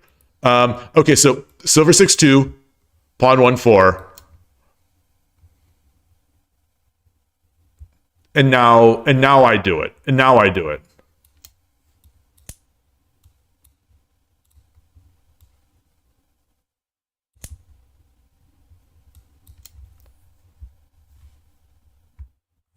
Now I think that, okay, we've seen this. We have seen this. We've seen this. We've seen this. We've seen this. Absolutely. Multiple times. In this case, I am going to say this and I'm going to make myself a fool. I'm going to look like a fool. 100%, I think, right now, I take here. 100. I am final answer. Final answer. I think this is the move. Let's bishop takes 7-7 promote, number 1 at minus 1.4. So it's slightly advantageous for Gote. Followed by rook takes, and then bishop takes 6-7. Yes. Number 2 move is pawn drop 8-7. Rook takes, bishop takes. So it's the same thing. We just give up a pawn to do it. It's the same thing. We just give up a pawn to do it, which is why it's worse. Pawn 8-5 is +1, and anything else is bad. Okay. Millennium strategy relies on this kind of attack. Why would the Millennium strategy care? The Millennium strategy depends on the silver being free. Unpre is the word that they use in chess, right? I don't know why I started thinking about that word today. Because I don't like saying hanging. One, it's got the 2 g sounds in it, and it's tougher to say, especially on stream. But also free seems to be I don't know. I don't know what word would be better. Loose. What does Hidechi calls it something? Is it a playing piece? Undefended. In jeopardy. I think Hidechi calls it a playing piece. But I wouldn't use that word. I think that would be way too confusing for Westerners. Undefended has 3 D sounds, but D sounds are easier to say than G sounds. For me, anyway. I do like loose, although the S, I don't like using the S sounds as much because whatever software, the software with the mic, a lot of my S's, I notice when I'm watching them back, they get garbled or they get slightly transformed. It's weird. I've noticed that for some other streamers as well. But it might just be my setup. Anyway. Okay. Juicer. A juicer is good, except I don't think juicer implies the piece is hanging, does it?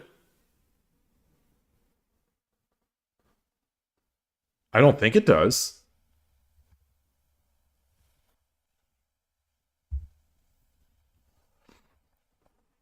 I really wish I had a bigger display so I could have chat right there.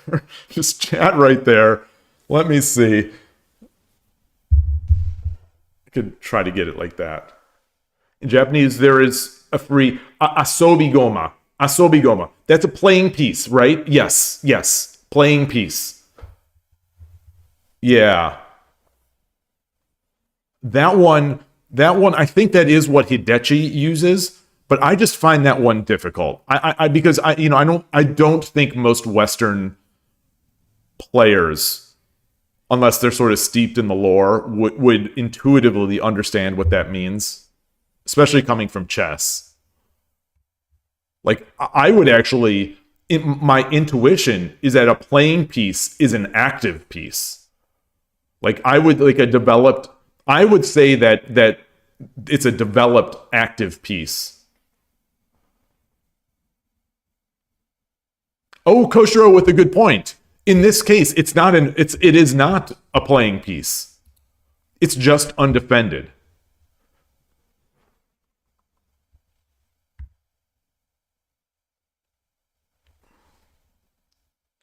Yeah, and Arjuna Shogi, I see, has said the same thing. The hanging piece is not necessarily an asobi goma.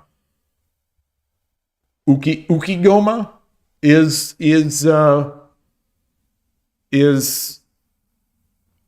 undefended. Uki goma.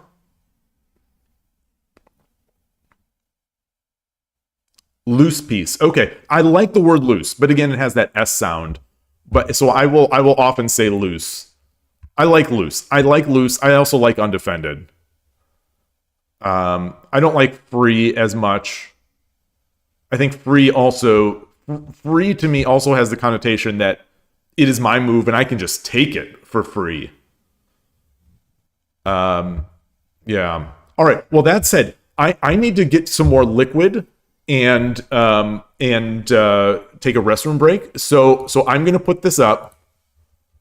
And then I'll be right back for another game. All right, thanks.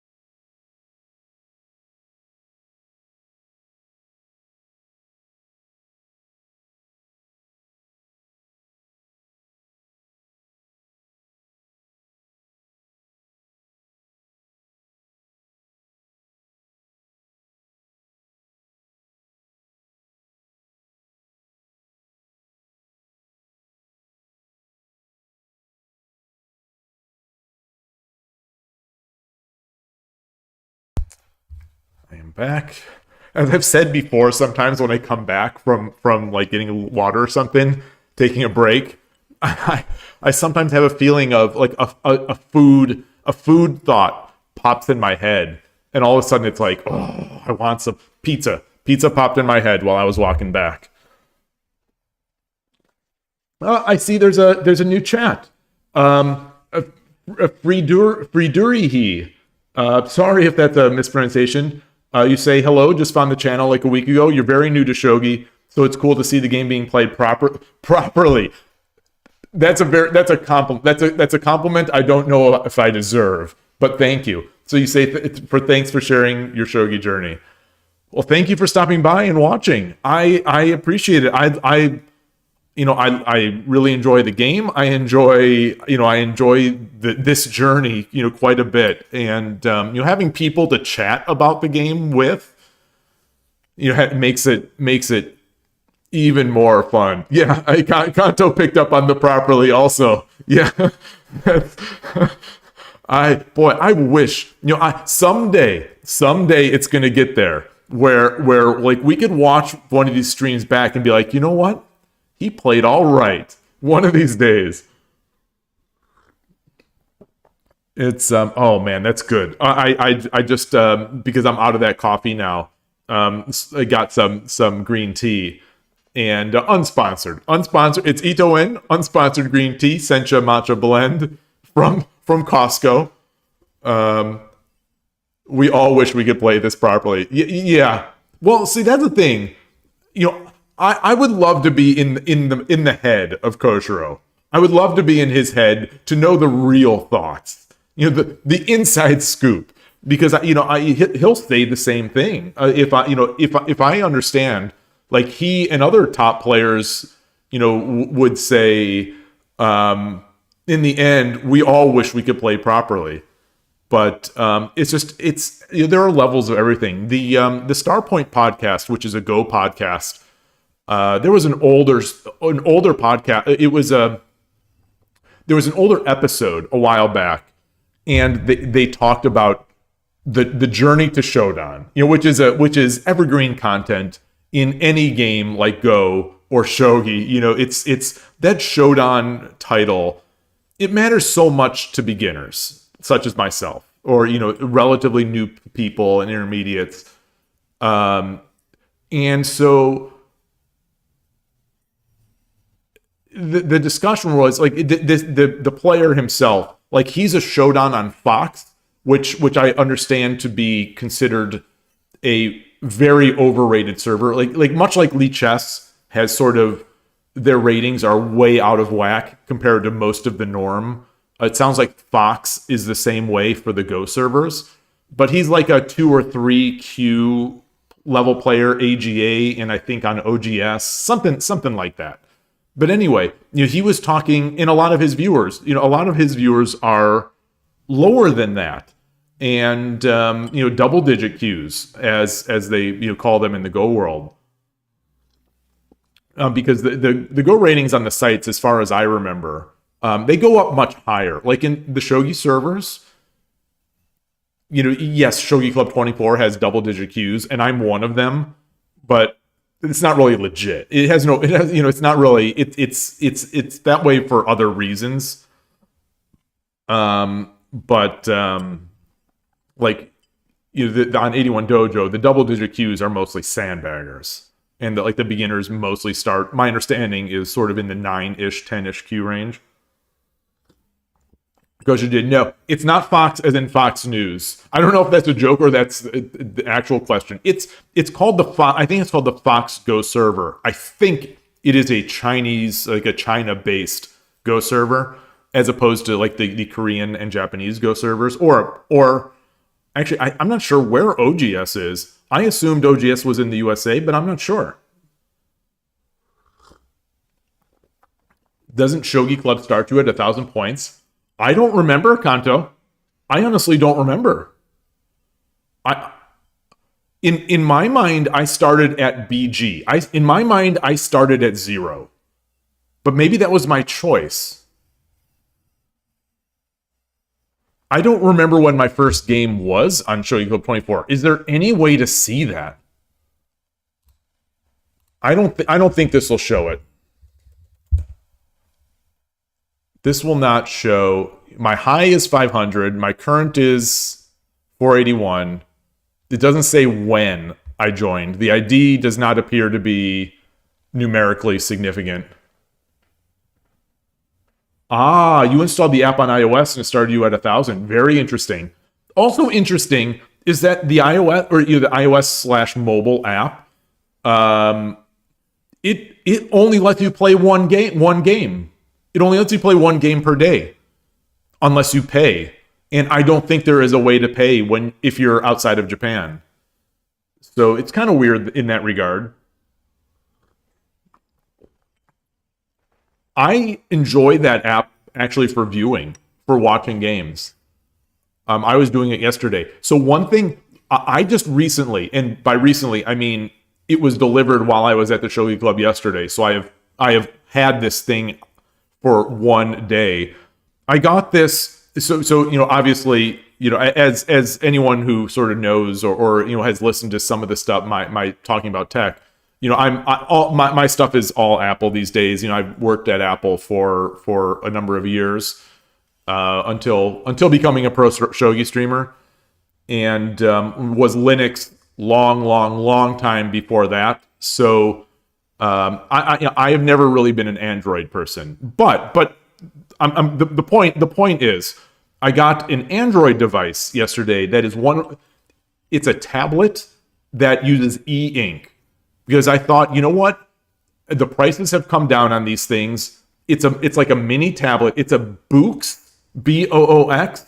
I don't know how to pronounce it. I don't know anything about this. Boox or books or these are not things that I ever paid attention to in the past. The Android world, but I saw someone mention it, and I see that the prices have come down, and it's a mini tablet, so like similar to like a little bigger than a Kindle, but it's an actual tablet that supports the Play Store.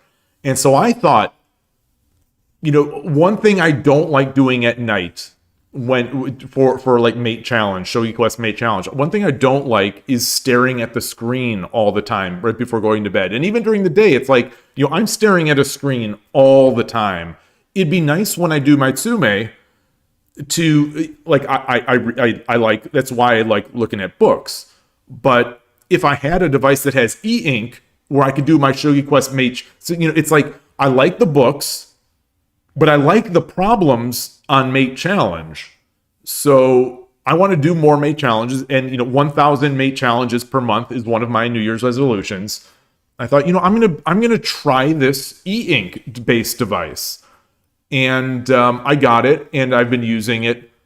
I'm not sure if I'm going to keep this thing. Just without going too deep into it, it's rough, boy. It's a bit rough. It's a bit rough, but it mostly works for this purpose. And then anyway, I installed Shogi Club 24, Shogi Wars, etc. And I was just observing games. I was just observing games on Shogi Club 24. And they have that option to continuously view. So when the game ends, it takes you to another game. I'm not sure how it chooses the next game, but I watched a few games yesterday and I really like it. I really enjoy watching Shogi Club 24 games with that app, but I have never played with that app. Again, you can only play one per day unless you're paying for it. And I do not think I can pay for it. Just like that analysis, this analysis after the fact. I think you can pay to get better analysis and more tools here, but it won't let me pay.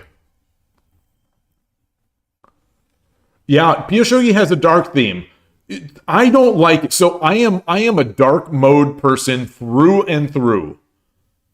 But even then, I don't. Piyoshogi is like the one app that I don't use dark mode in. I don't like what they've done. and I think it looks good enough in, it's not like it's super bright in light mode. It's just it looks like a shogi board. I think Piyoshogi looks good enough for me in light mode, even though I'm a dark mode, not zealot, but once dark mode became a thing, that has been my life.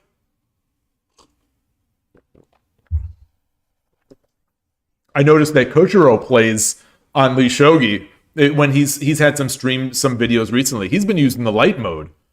I know that John Bartholomew talks about that every so often. John Bartholomew, international master John Bartholomew, sort of a chess streamer and educator. And when he streams and he turns on light mode, people get mad. The viewers get mad. It's almost like a meme at this point where the people get mad. And so occasionally he will do a light mode stream for the light mode lovers, kind of knowing, I think, that the dark mode people are going to be out in force complaining. If they suddenly stopped adding dark modes to everything now, you would probably need to change what you do for a living.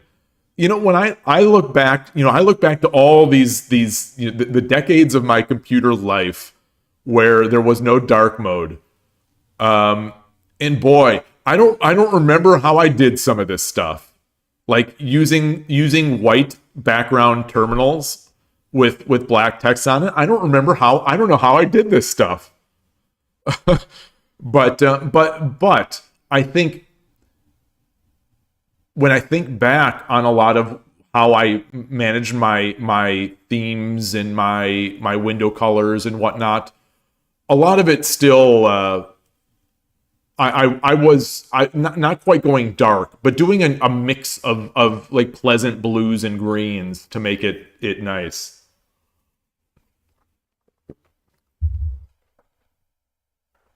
But even now, there's still some websites that are in light that are light mode, and some apps. I don't know if anyone uses the Yelp app, but like it's 2025, and I think this Yelp app still does not support dark mode. It's amazing. Yelp probably has like 7. It's one of those companies that probably just like overhires people. Has probably like 7 million iOS developers on staff. And they can't push out a dark mode. Anyway, let's go back. And let me change my scene.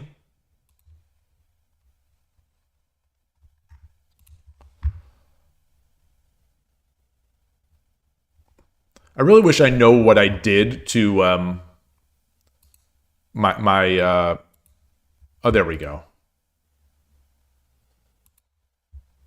Okay. The scene is changed, and we are on Shogi Club 24. I'll request the game. Oof. Oh, and the player base is very low right now. Very low.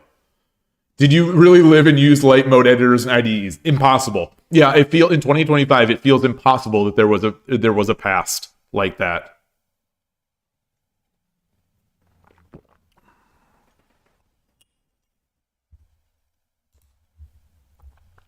All right. I don't know what this locality means, but let's play. I think I've played Haru Kawa Mirai. Mirai is peace or earth. No, mir in Russian is earth. Mirai in Japanese is peace. Future. Yes, future. Oh, I've played Yumi before. Yoroshiku onegaishimasu. I think I've played Yumi a few times.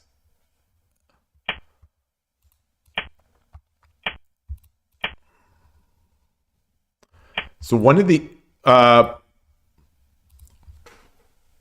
not going to talk my way into a massive early blunder. Okay. These are the moments when I'm streaming and I'm talking, I make the catastrophic blunders.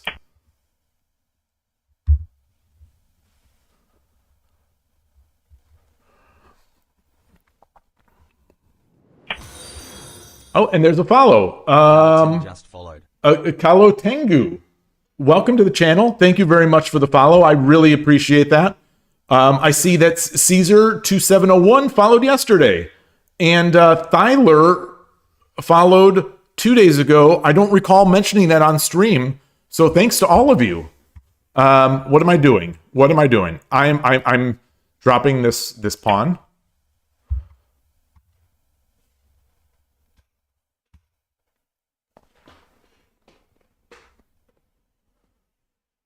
Ah, you're Caligaro. I see. I see. Welcome. Welcome.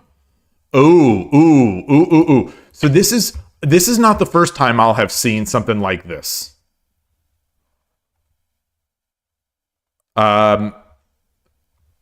This has happened to me now more often than in the past like 2 weeks online, and then once yesterday over the board. This is different than that situation. This is actually different than most of the situations. I am getting these players who are basically going static rook, transposing into third file. I don't know what the name is. I don't think it's Cicada. Okay, well that's a free pawn.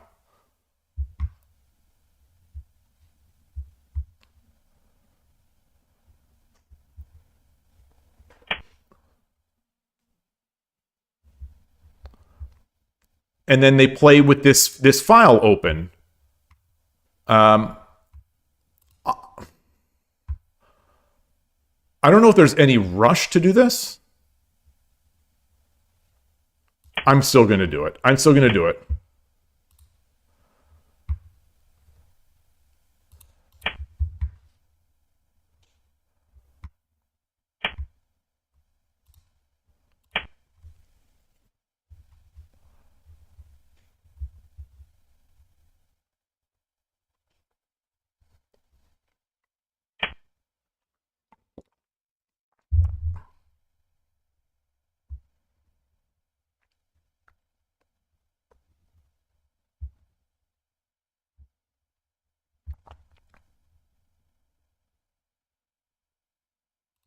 So I think I messed something up. I think I messed something up. I think it's fine. I think it's totally fine. But I definitely think I messed up a potential move order of not tempoing away this. Let's get this up. I'm gonna keep pushing. Get this. Get my silver over, or get my pawn up.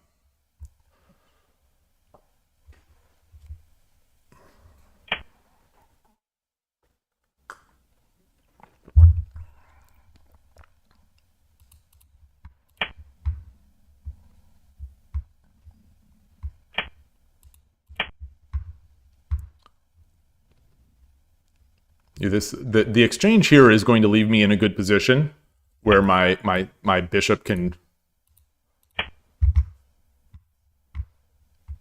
I'm banging my mouse. Sorry about that noise. It's one thing I've spent a bunch of time on late in 2024 and trying to minimize that noise from the mouse. So, I guess silver come back here. One thing that's mildly annoying is that okay.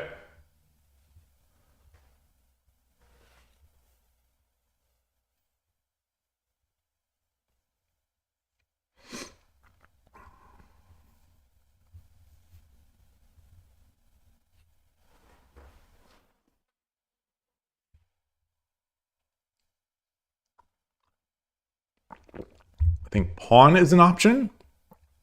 I think silver drop is an option. I think, no, I don't want to do bishop.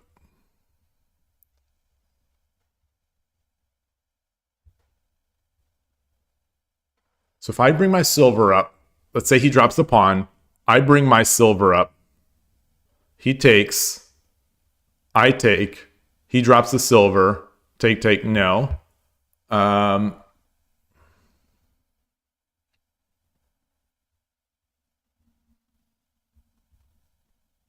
I don't think I want to give the pawn yet. I think I'm going to bring the silver up. I'll bring the silver up. Let's activate this piece. Keep my silver in hand, because I don't necessarily want to give him the free bogeying here, where he drops the silver. on 3-5 and then drops the pawn on 2-4.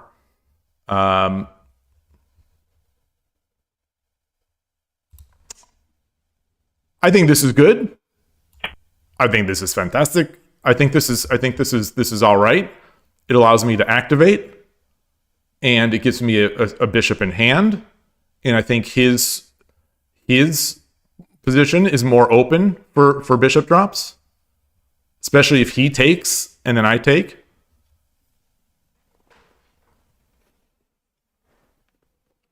The logo is nice. The kitty with the EB show. Thank you. My daughter made it. My daughter drew it, and I put it on t-shirts and whatnot. Shop.shogidad.com.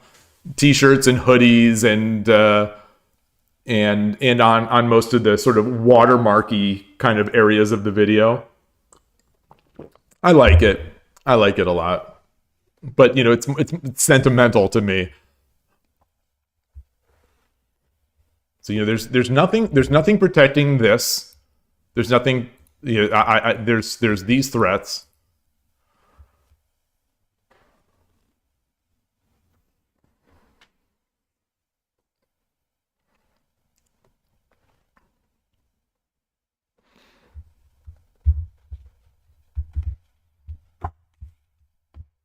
Speaking of Italy, I'm part Italian. I'm a long fourth or fifth generation American here, but Hungarian, Italian, and German. I'm a mutt. I'm a mix. But the Italian part of my mother's side is very. Oh, what is this? So yeah, he wants that silver. He wants that silver drop on the head here.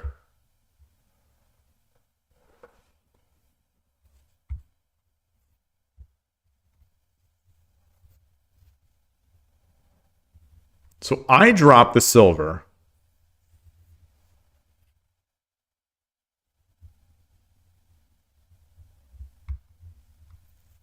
Is there anything sort of cooler?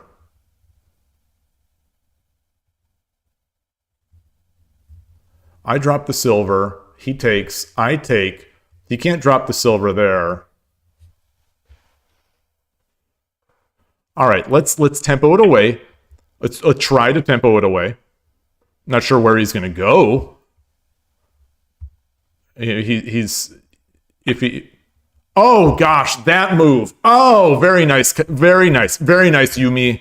Very nice. Okay, very nice. Very nice. I'm sometimes blind to that. Very nice. So this is I think this is Yumi's best shot so far to take me down.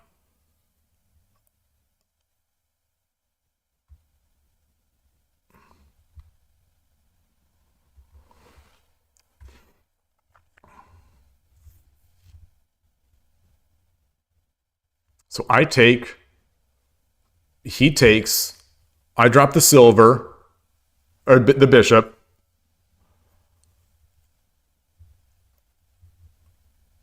He comes up, and then I drop another bishop. Ugh.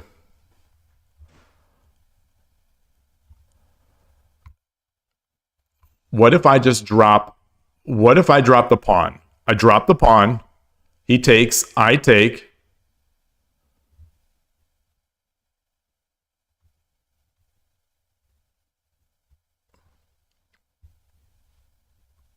All right, I'm going to try that. I'm going to try this.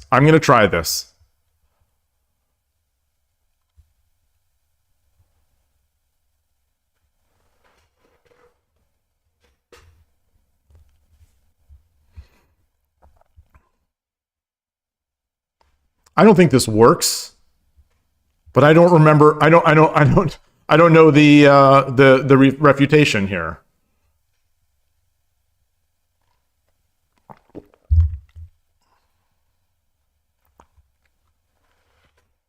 So I think even just coming back, no, not coming back there, coming back here eliminates a number of my useful next moves.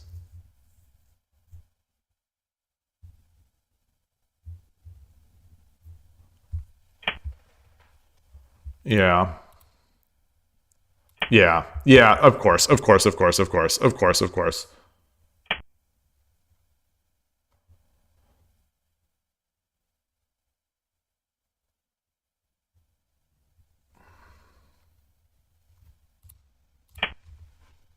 Yeah, very nice. Very nice.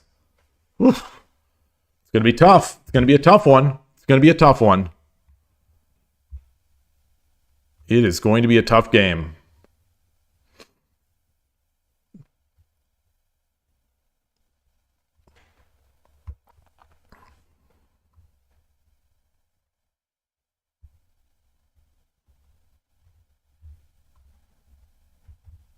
Yeah.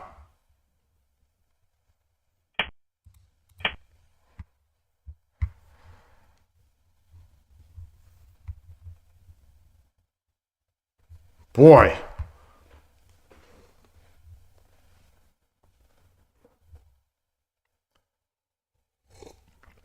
Love to see what I did wrong there. I'd love to see what I did wrong there.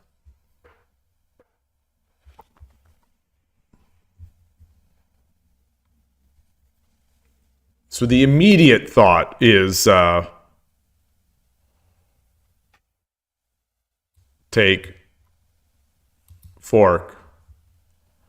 But I'm also thinking about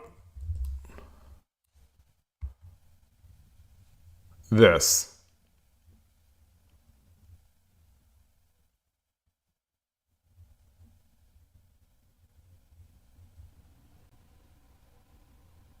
Take. If I drop there, he drops the silver. Take, I take.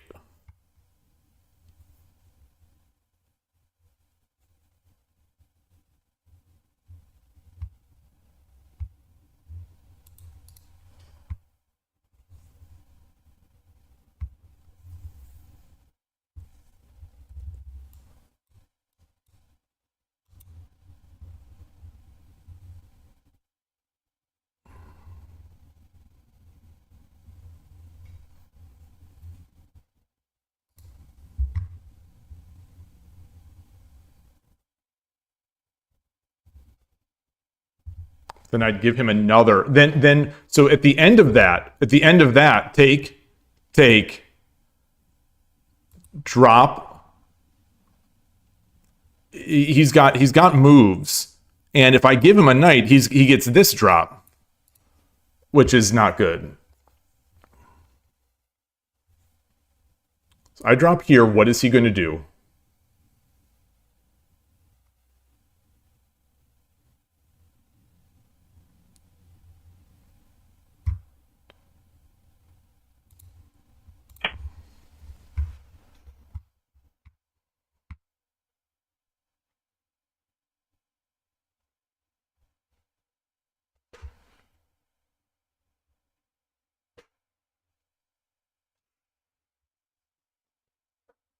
I think everything he's going to do is faster. Everything he's going to do is faster.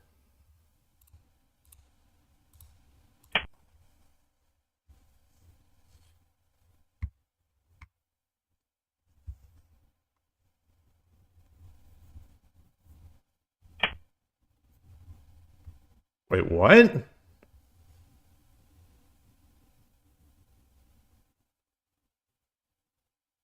What? Oh, yeah. Oh, yeah. Oh, of course. Oh, of course. Okay, so I've missed two major threats so far in this game. Boy, this is the best Yumi has ever played. Seeing everything.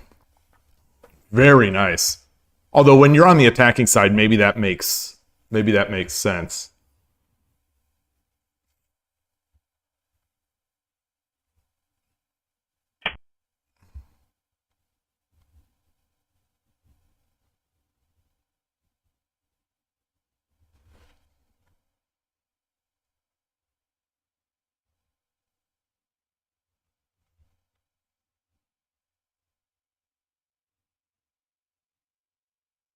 I think this is over.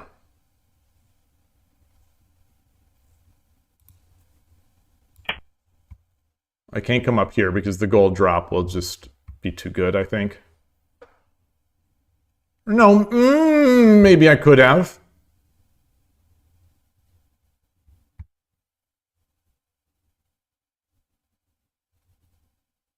So if he drops a lance, I'm going to run. Okay. All right. All right. Do I have mate?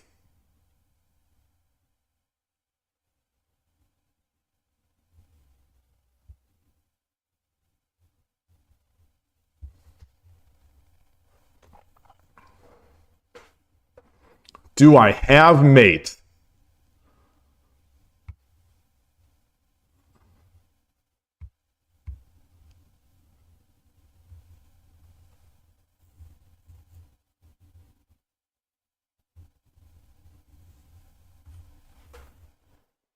Do I have mate? I don't think so. I mean, I clearly don't think so.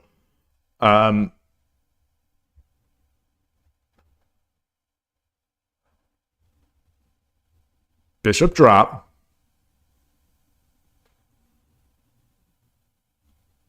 Bishop drop here.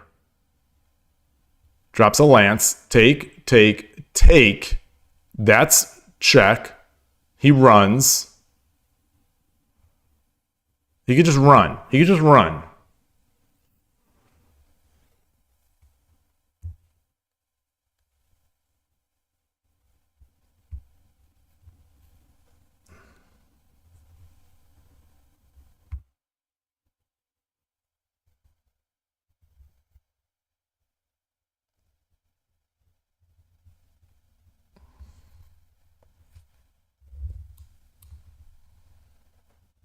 Push the pawn.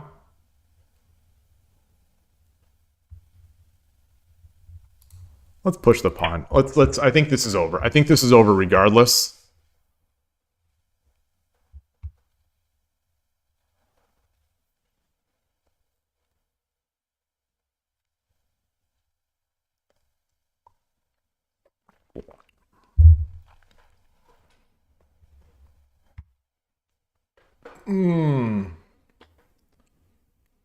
Oh no, Foradun with the hands. Oh no. Oh no. Oh no. I don't know when that came. I don't know when the hands. I don't know when the hands came on head. Does that mean I made a huge? I mean, I'm yes, I made some big mistakes, but I wonder if that's recently in the past few moves. Good game so far for my opponent, not for me.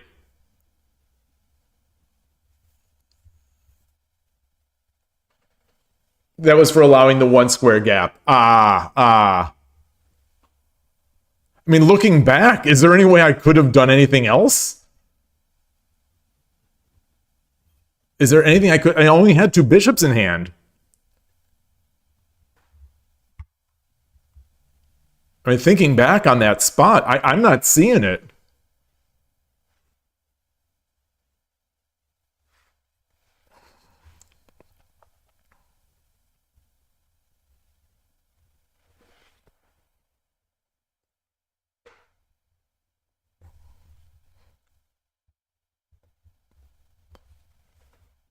So is there, if he brings his dragon over here, is there that idea of dropping the gold, take dragon, take, maybe not, because I come back down.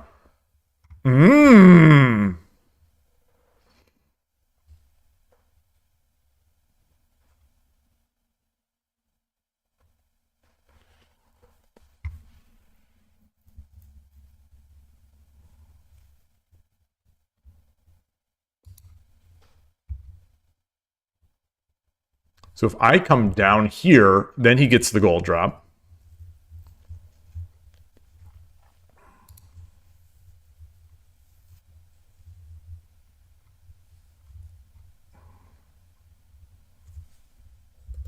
Take.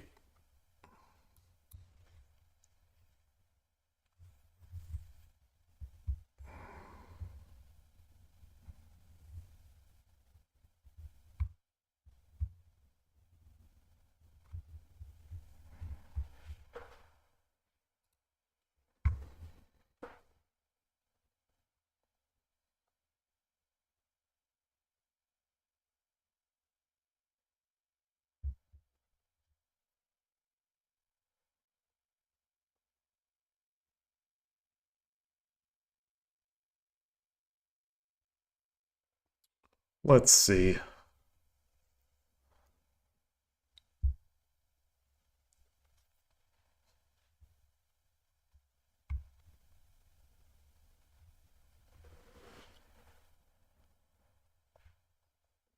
If I take...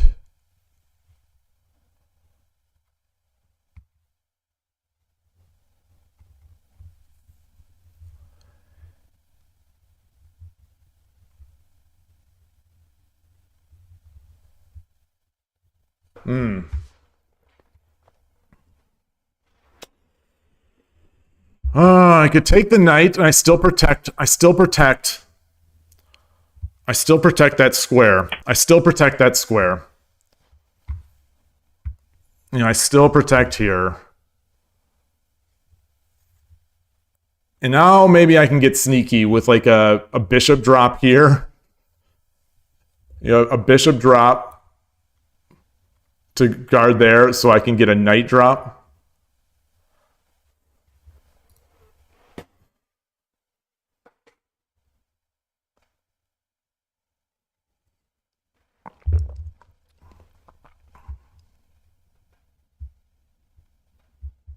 So he might, I wonder if he's going to cash in with the lance. Drop the lance. Take.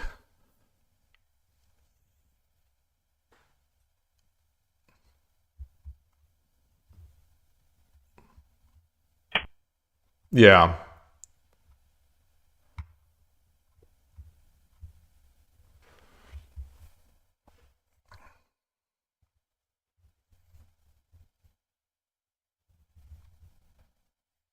So what if I come up, then it's just dragon. Then it's dragon. It's dragon. No. If I come up, then it's dragon. No.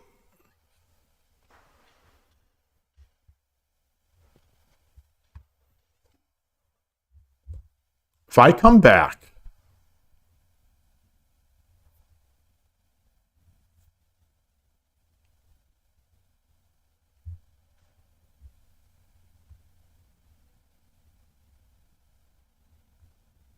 he promotes. I take.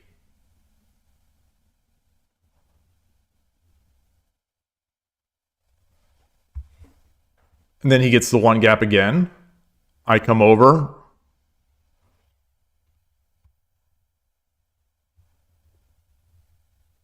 How can I can't hit this square with tempo. Hey Qmult, good to see you.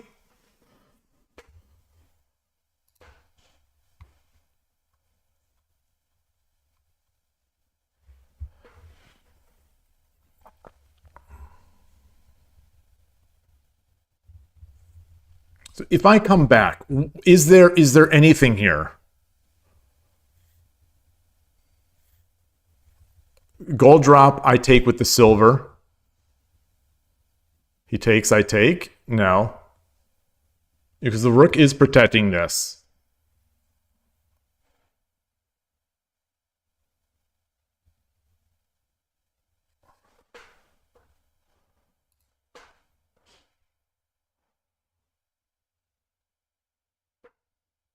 Am I just missing it? Oh, he's got a pawn drop. He's got a pawn drop as well. Pawn drop. I take. He takes, I take. Pawn drop.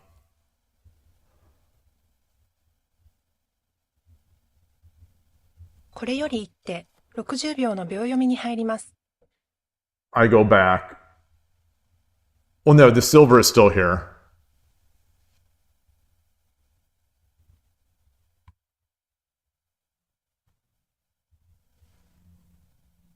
All right, let's do it. Let's do it. I'm not seeing it.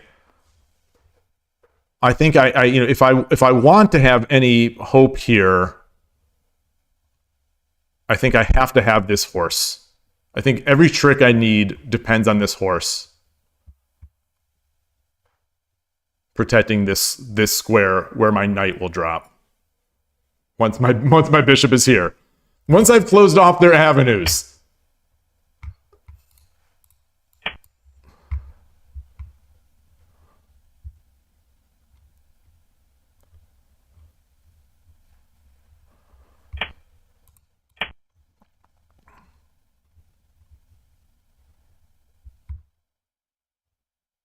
Give me a lot of pieces.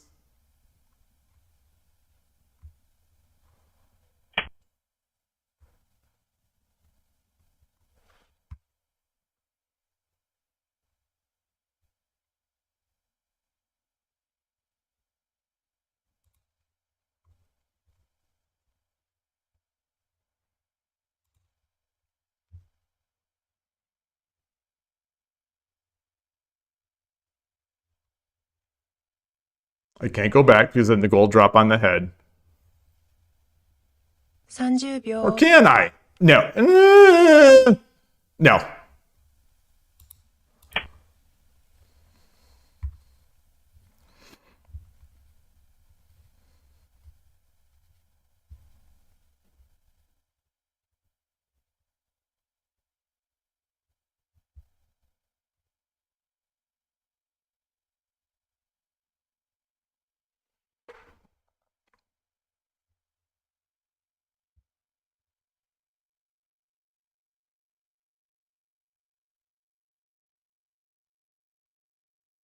So if I were to have a knight here, what could I do with it?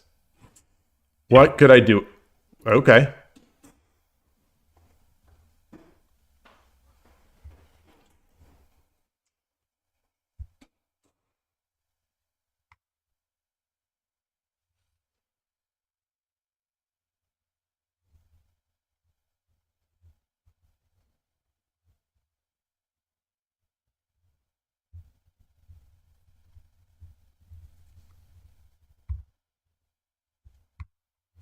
秒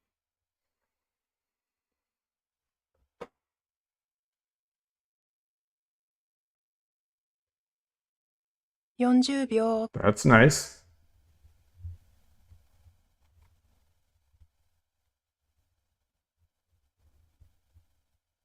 50秒 1、2、3、4、5、6、7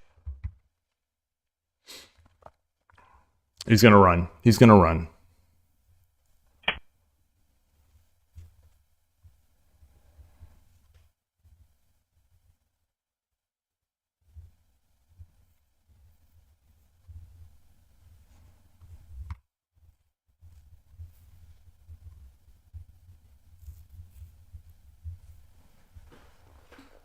So can I do anything here?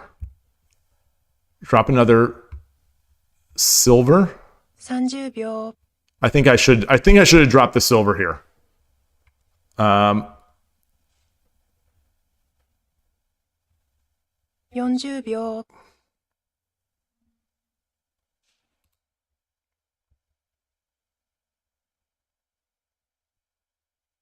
50秒 1、2、3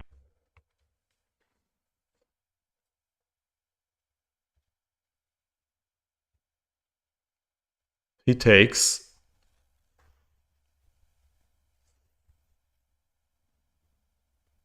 Yeah, that bishop was a waste. The bishop was a waste.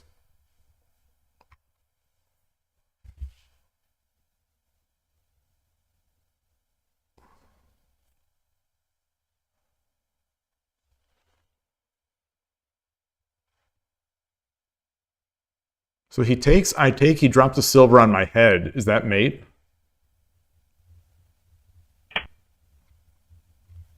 So I've got to drop this. So I've got to take. So if I take with the king, then silver drop is mate. So it means I've got to take with this silver.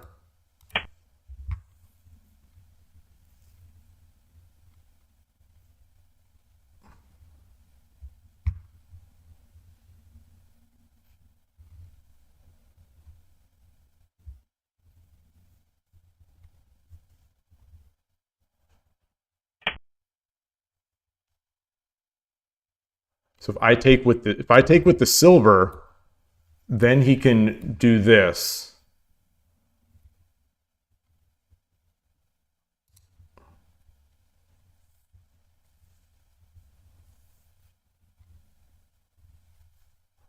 So I go back. If I come back, what can he do? 30秒。 He can drop another silver on my head.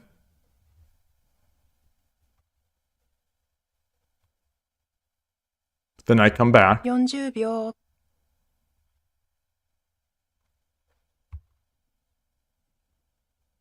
Take.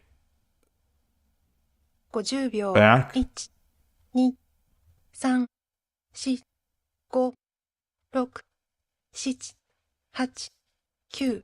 Ah.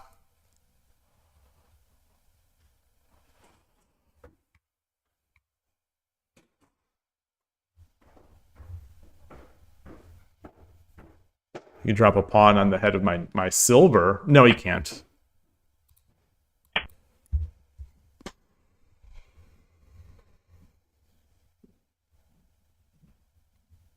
Now, yeah.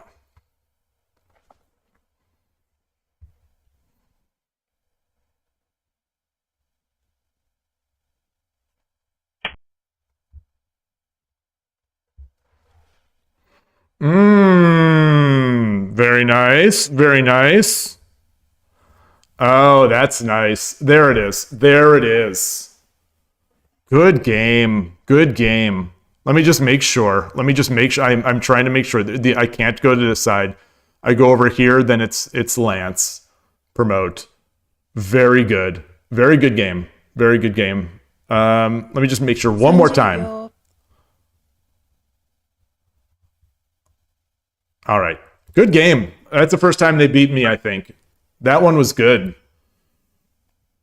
Oh, good game. All right. All right.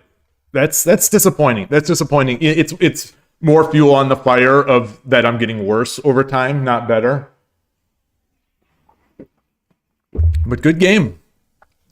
Shogi is sharp. And where did I blunder it away? You know, I thought I had the advantage, and then what did I do? That's slight. It's a slight. You know, I thought not advantage, but I thought I liked my spot, and then what was it? So it was this knight move, a bishop move. So move 43. Let's copy it.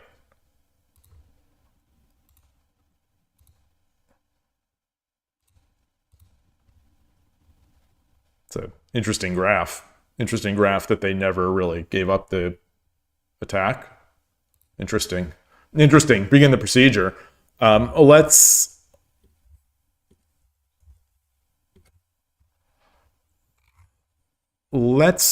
switch that up. Let me change the scene and get there.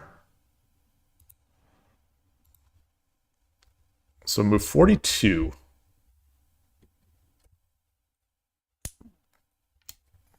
So here's I think this is my peak advantage and my biggest blunder. So what did I do? I'm trying to find the okay. So I think I dropped the silver. I remember I dropped the silver.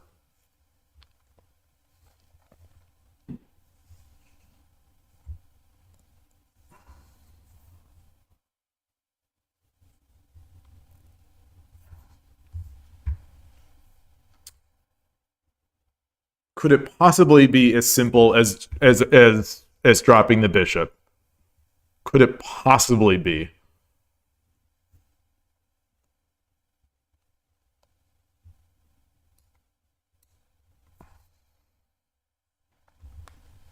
I don't think so, because he can.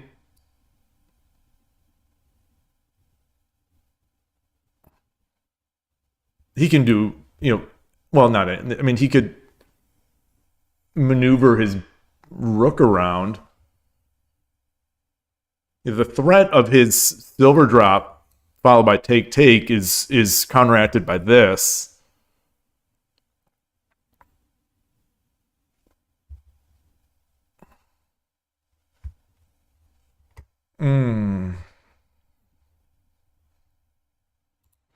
I'm flipping the engine. I want to see what they say. With the engine, silver drop 3-4. Interesting. But then silver drop 3-4. If he drops the silver, only move rook 6. Oh, that's good enough. That's good enough. I guess so. I guess so. Wow. And I just have so many drop points. Yeah, they don't have an attack, and I have got a lot. Oof, I'm shivering. I'm shivering. I'm shivering.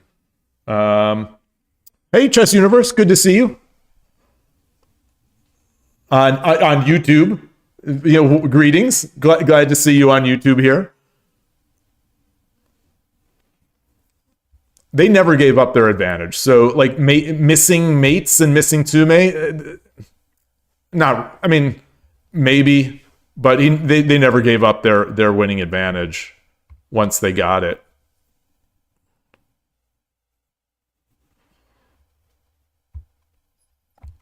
So, great game from my opponent here.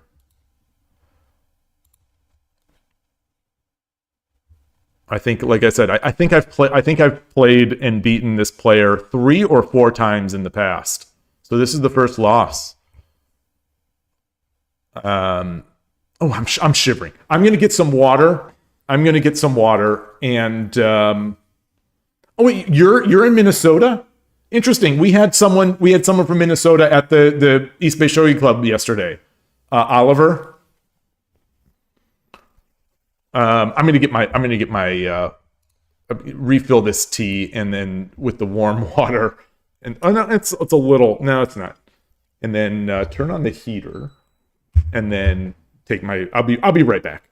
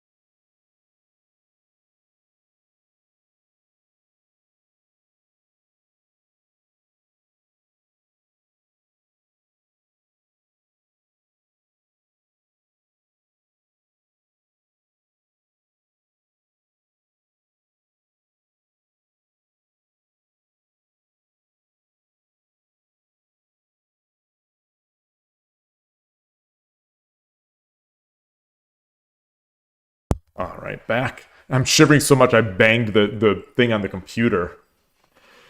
Oh, so you've met Oliver IRL. Yep. God. It's so cold. I have a feeling temperature wise it's only like it's not really cold here. Hey, hey, Shogi Brazil in the on the YouTube chat. Great to see you there. Welcome, welcome, welcome. I like having these two this multi-stream so far. I think it's working out. I'm not sure. You know, I think I'll turn on the lower latency for YouTube tomorrow when I do it next. Just so that I see the chat, more quickly. I had thought that normal would still be like within a few seconds, but I guess it almost seems like it's more. So we get here and then just take it. I don't even know if there's much. I don't know if there's much else to review, because once it fell, I tried to make threats, but my opponent fell for nothing. The opponent fell for literally nothing.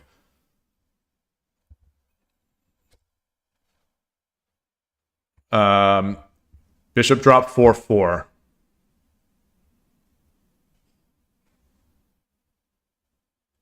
To try to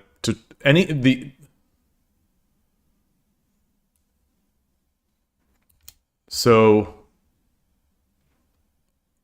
what's the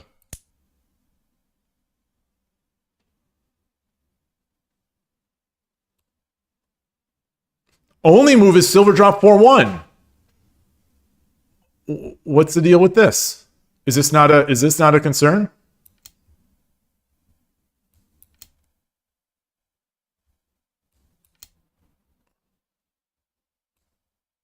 And now this is my advantage. Okay.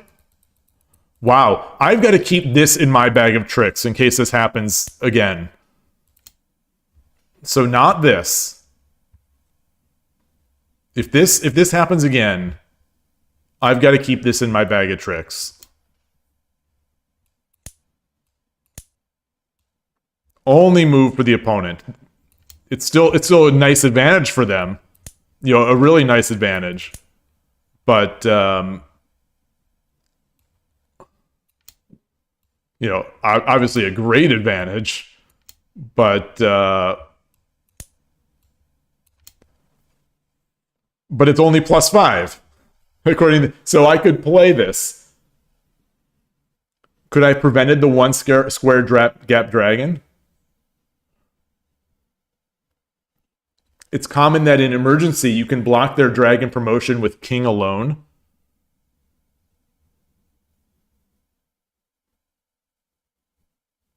Like that, except it gives up that 4-1. Yeah. I mean, this is. I'll have to keep this in mind.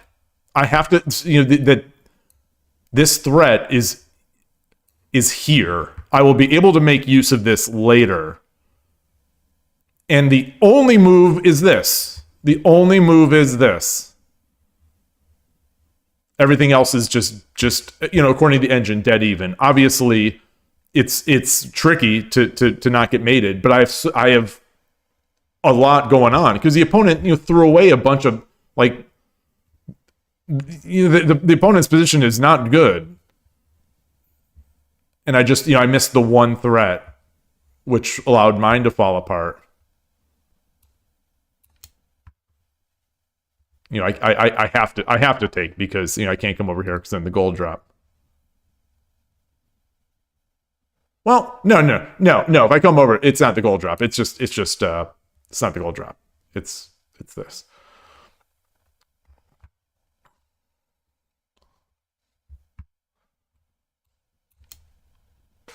Actually, what would I do? I think I might even play it slower and come in, just take.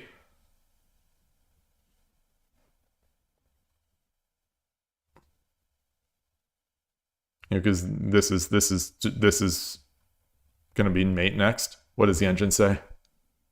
They're both good. Rook to run promote is the better one. As yeah.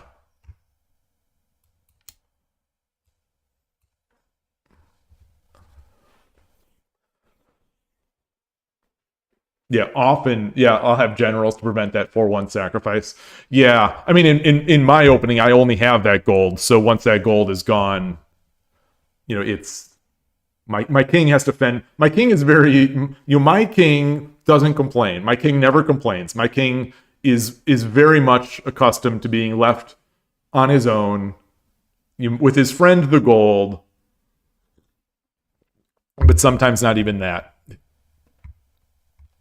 Just pawns, just friendly pawns. All right. Well, other than that, I think my opponent just played great and shut down all my ideas. Once they had the win. So good game. Let's close that. Let's go back. It's a big rating hit. It's a big rating hit for me on Shogi Club 24 to lose to like a 250 rated. But that's just my life on Shogi Club 24. Oh gosh, let me switch my scene.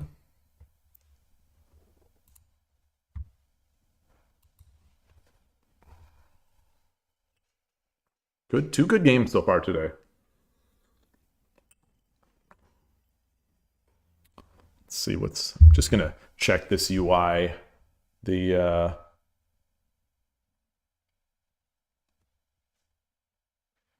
YouTube. Yeah, I'm unfamiliar. This is new to me to be actually be streaming also on YouTube at the same time. So I've got the two.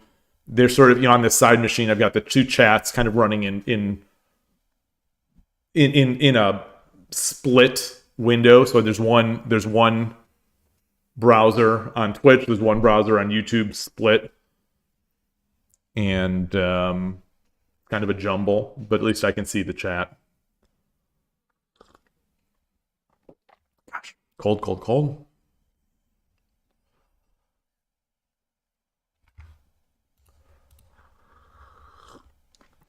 Saw a couple people recently over the past few days asking again about 81 Dojo and new user registration. I don't know what's going on there. It'd be nice if Hidechi or someone just kind of threw a bone out and said what was going on. Like, is there hope? Is there hope for it to go? Do we or do people there kind of just switch? All right. I don't know if I played this player. Yoroshiku onegaishimasu. Check the stream. Okay, we have the layout. Kosher, you say, how about playing against 600, 900?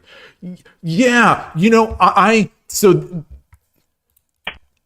like I said earlier, I don't know if you were here, I was talking about observing games on Shogi Club 24, and I observed the rank up from me, the next tab, which is the single digit queue sort of set. And I watched those games and I'm like, man, some of these these guys, they're consistent. They seem in the games I view, it's consistent level. I haven't seen any like what appear to be complete sandbaggers, but it's like, man, these guys are not as good as some of the 200 and 300 level players I play. So maybe I should play them. But then again, my issue is that I don't love to challenge much higher rated people. I don't know. Maybe I should. Maybe I shouldn't. Maybe that shouldn't even come into my mind.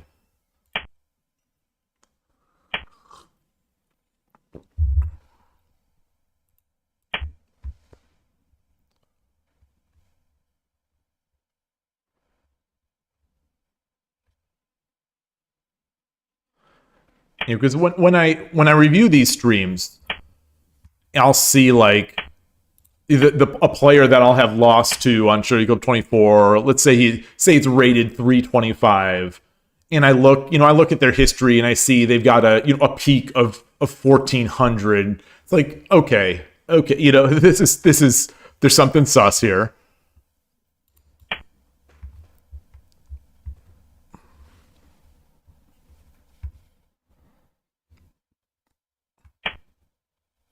So what is this called? Where the silver comes? Is there a name to this approach? Versus bogeying kind of stuff. Like, does this become a reclining silver? Let's come up here. Let's come up. I think Urashino Ryu Channel would have pushed this pawn. Maybe I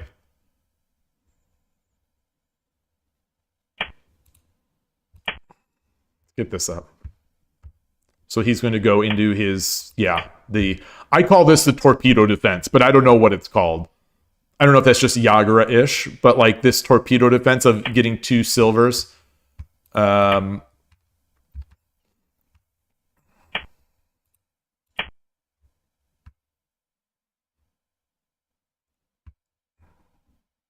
He's going to have a lot of pieces to drop on my head.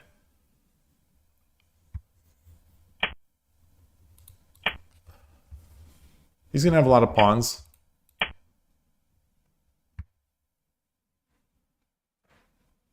So are we going to see something similar to that last game? I don't think so, because there's no real way to... is he going to drop the pawns now? Yeah.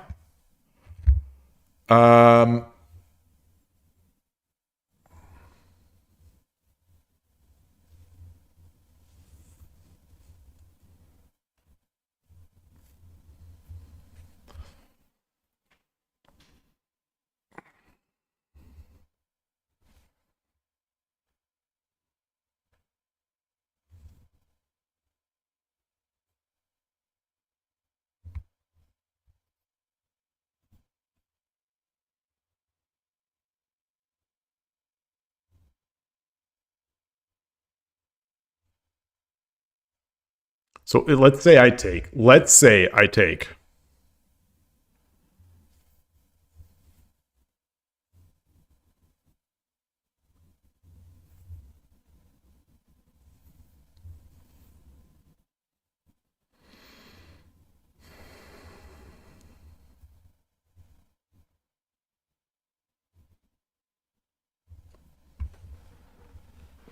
I take, and he takes with whatever. Let's say he takes with the gold. Where's the threat? Just simply a bishop drop here?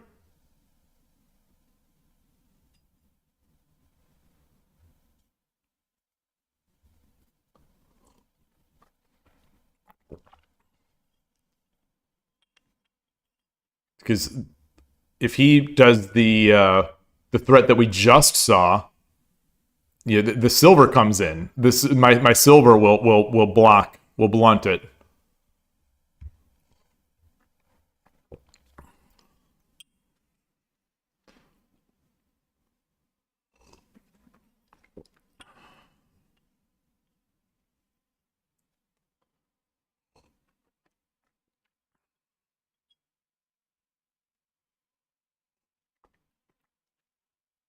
My bishop is free, so I can't drop a silver here. I want my silver for defense also. I think a silver here just kind of wastes it. Can't drop a pawn to immediately tempo this.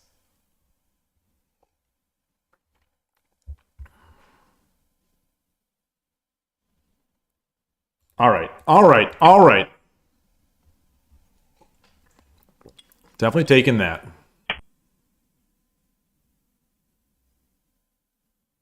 Hello.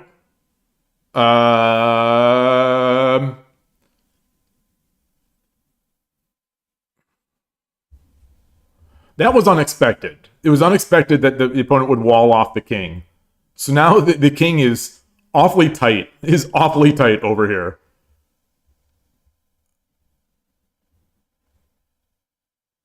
I almost don't want to use my silver over here. I almost don't want to use my bishop over here because I want the threat to exist over here.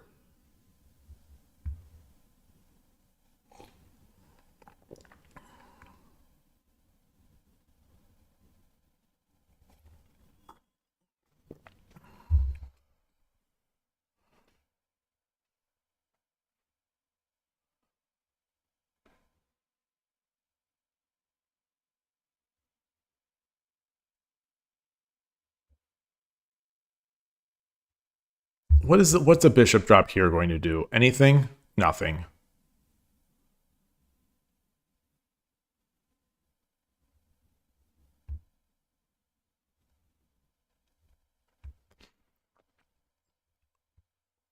I could also... I'm going to drop... I'm pretty sure I'm going to drop the bishop on 2-2. But what if I dropped a pawn here?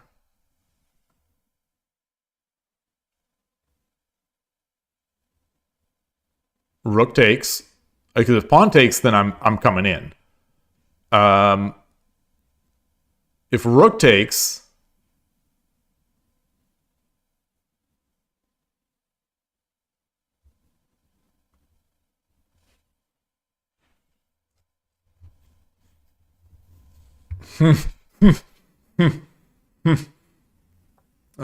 boy.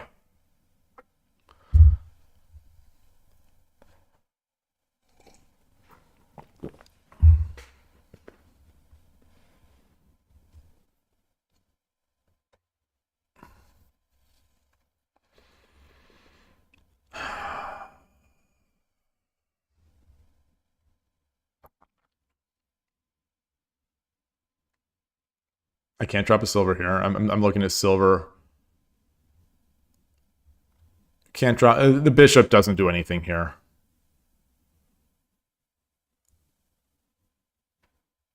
Edge attack is a little slow, I think, in this situation.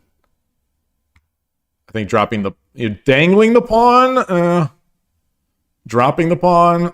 If I drop the pawn, now it's blocking where my rook wants to go. And it just causes a jump of the knight. And it blocks my 2-2 square where I could drop my bishop.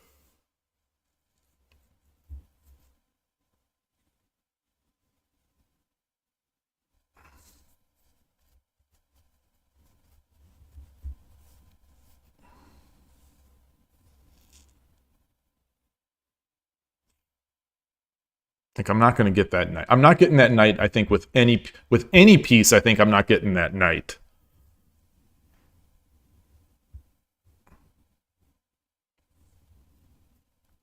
One thing I do like also is that if I drop the bishop, I could do this. I have this option at some point.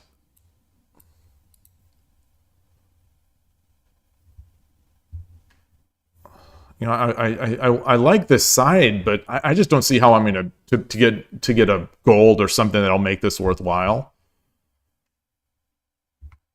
So, dropping the bishop gets me a lance, potentially, or it gets me a nice promotion. Or not. I guess he could drop the bishop. Then I take knight. That's the thing with both the pawn. I guess with the pawn and that, it gets the knight. It allows them to activate their knight. Almost for free. Like, what's a pawn going to do here once the knight jumps? Promote? It seems so slow. Maybe?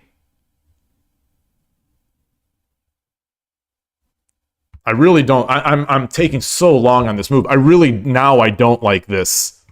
Now I don't like I don't like this. Allows him to move that up so easily.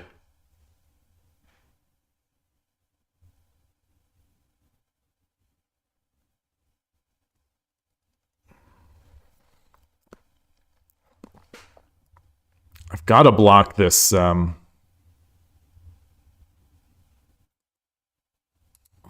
What if I just drop a pawn on 5-5? What if I just drop the bishop on what if I just drop the bishop on 5-5?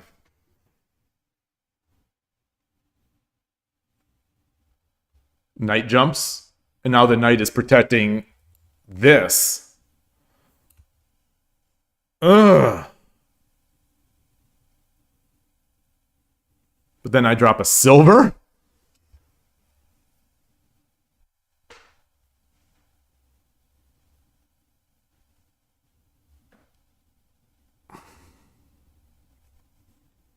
So now if I drop the pawn, he just jumps and he's protecting this, and I think I'm unhappy. I drop the bishop. Same deal.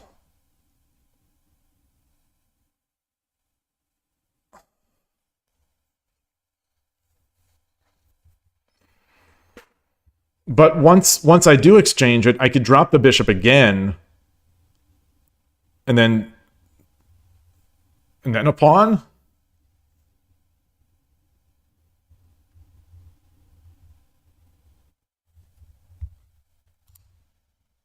All right. All right. All right. That was a long think. That was a long think. Yeah.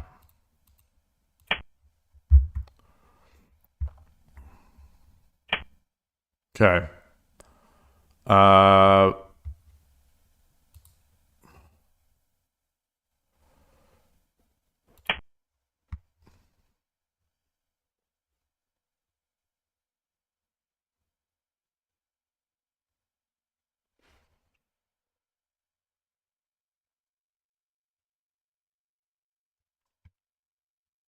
If the knight jumps, I think I just go to 5-5, promote 5-5.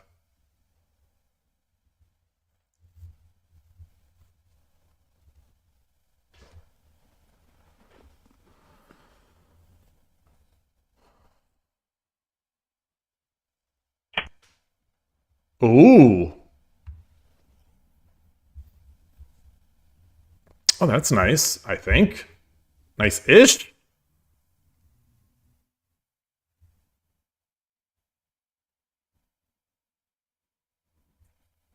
No, I don't think it is. I don't think it is. Because if he drops the knight or the silver, nah.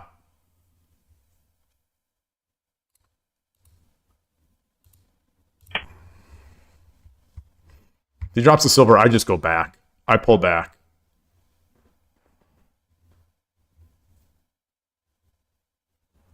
But now he can jump the knight. Yeah. All right. I like that. I like that.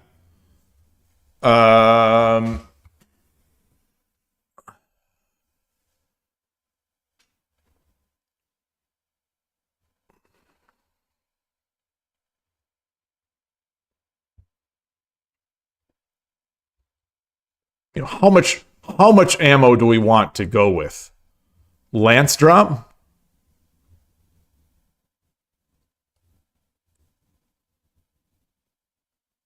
No, he's trapped. He's trapped. No, he's not. Lance?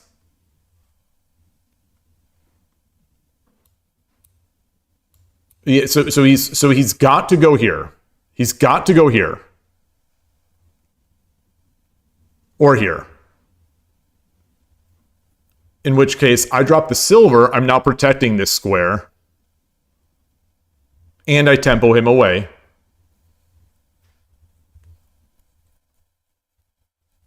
And I promote. And I get the pressure on this side.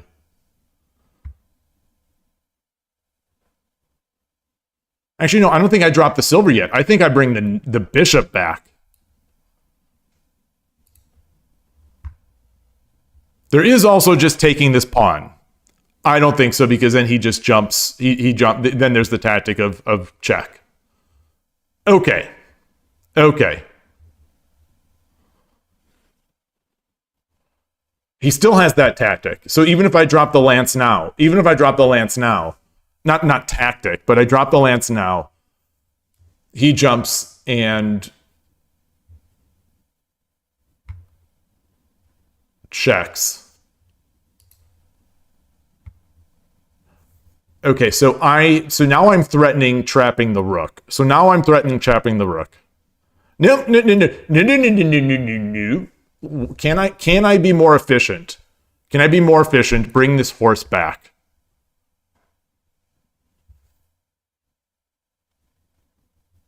No, because he drops a silver then.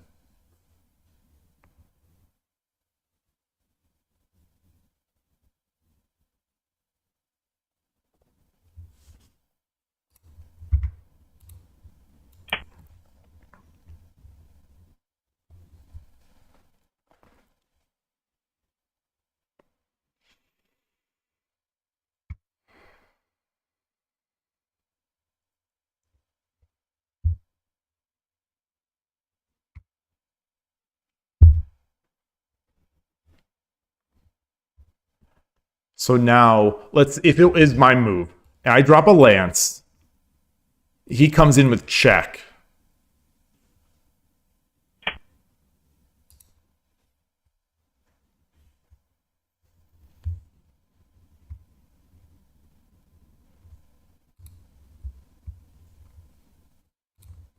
I'm not going to rush it.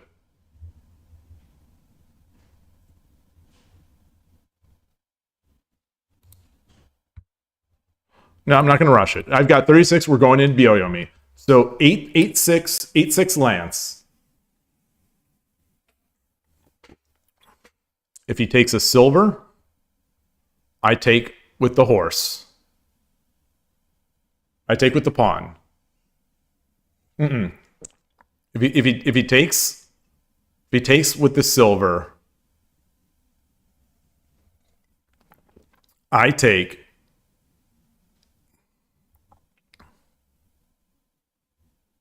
He drops again. I take. これより一手、60秒の秒読みに入ります。Is there anything better?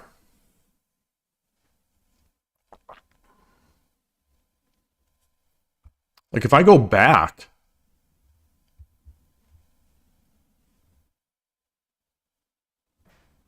Or no.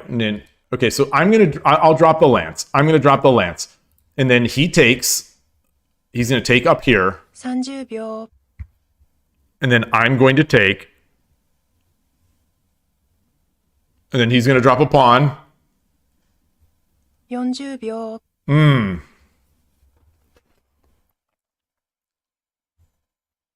But then I've got a huge threat. 50秒。I think I'm faster. 2、3。Wonder if I should have put the silver on this side.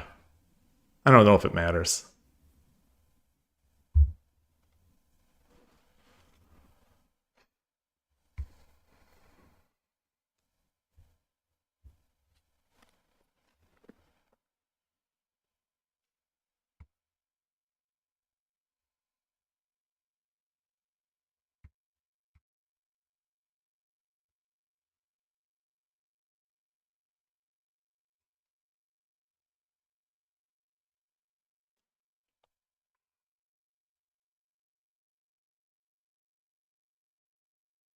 Yeah, I think I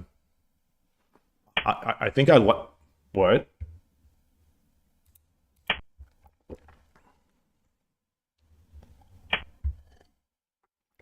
Okay.30秒。So if I come back, what's he gonna do?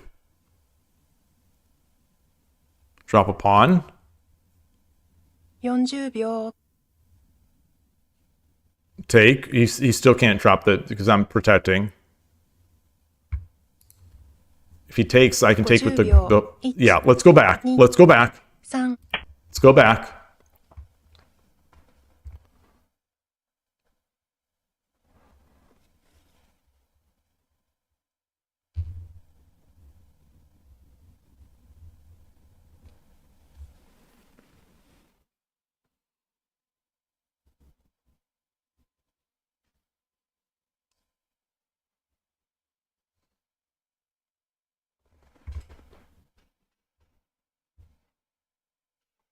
Whew, these games today.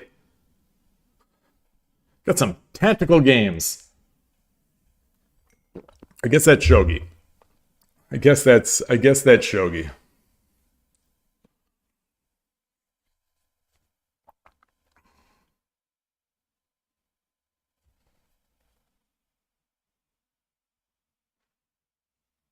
Yeah, time wise, that where Urshino Sensei, where he in a 10-minute game, he talks about multiple options. Each of my options takes so long. Each of mine, I'm a slow thinker, and he probably has 3 or 4 decades of experience playing shogi.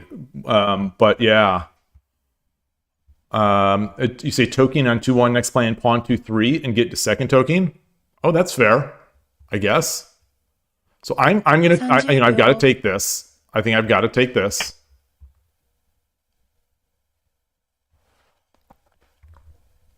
So he'll promote. Yeah.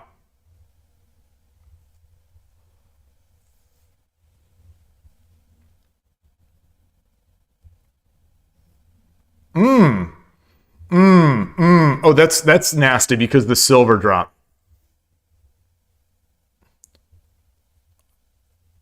Nasty-ish. All right.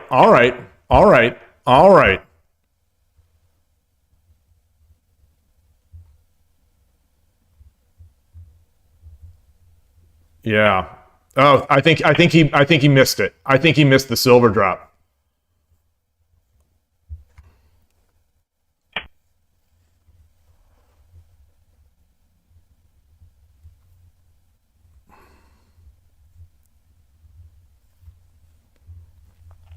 So, I can threaten the rook.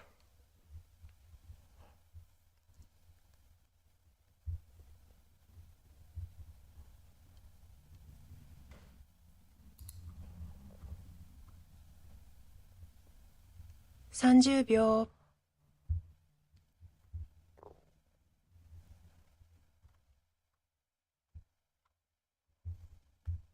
40秒。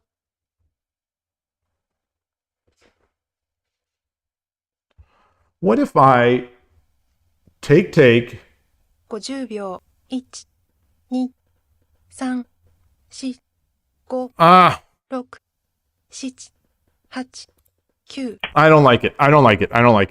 I had to make a move. Just didn't have enough time. 60 seconds for one move.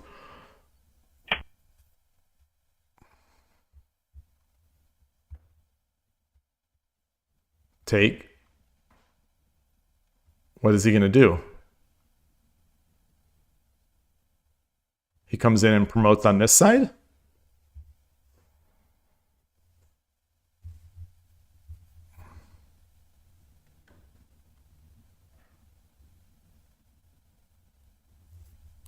All right. Do your worst. Do your worst. Do your worst.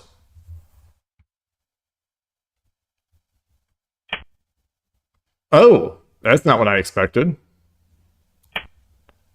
That is not what I expected.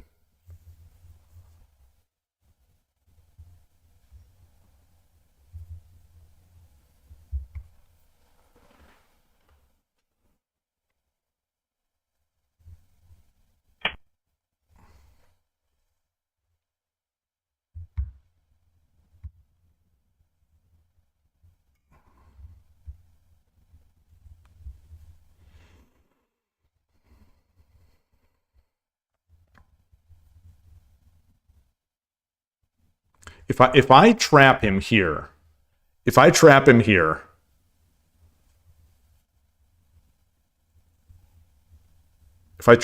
the rook, 30秒。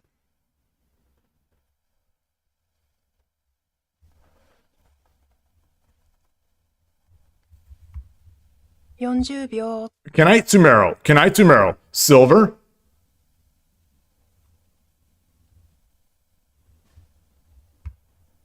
$50秒。1、2、3、4、5、6、7、8。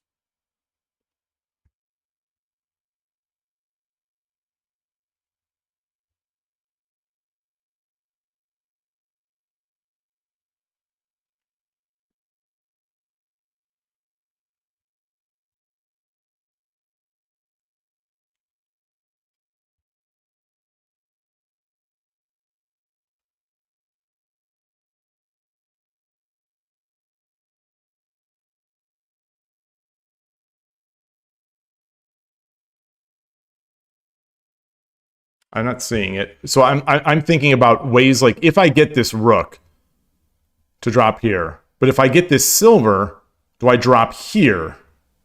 Like this is not, so gold drop is not.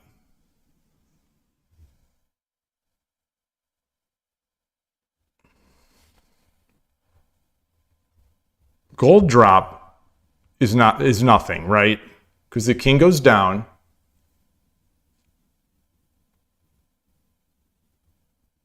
And then I take. And then the king takes.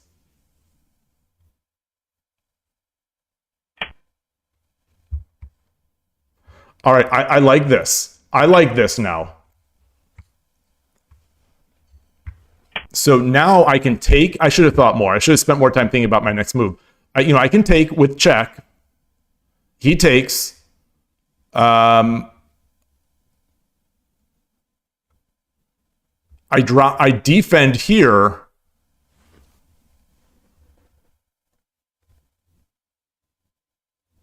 So that I can get a bishop.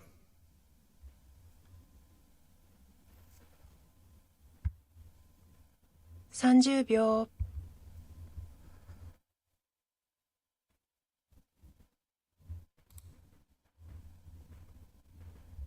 40秒。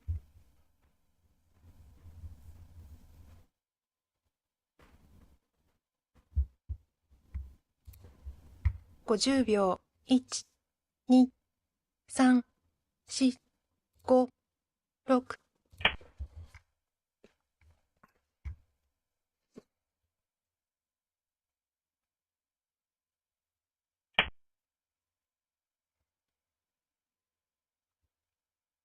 Silver drop. He takes. Silver drop. He runs. Gold drop. He runs. 30 Rook. 秒。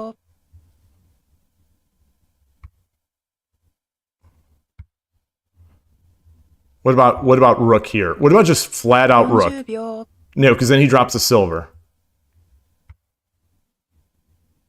What about knight? 50秒。1、2。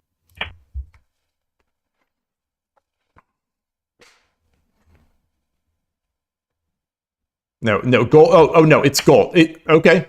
Alrighty.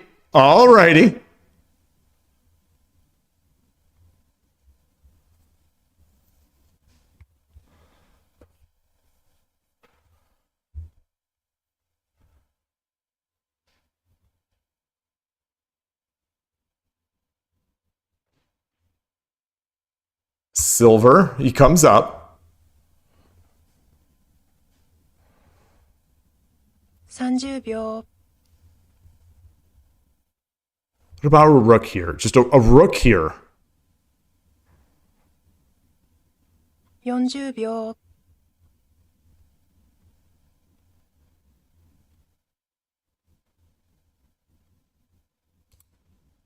50秒。Yeah, he's going to open this. He's going to open this gold, I think.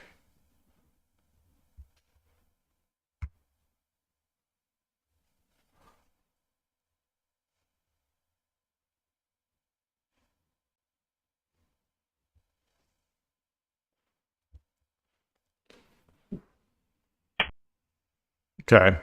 Yeah, that's fair.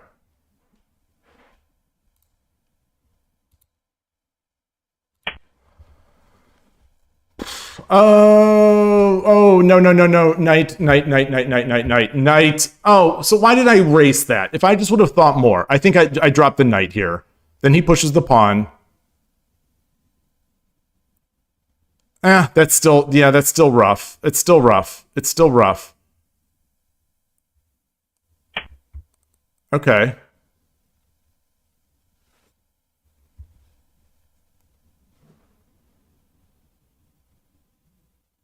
I take, he pushes the gold over.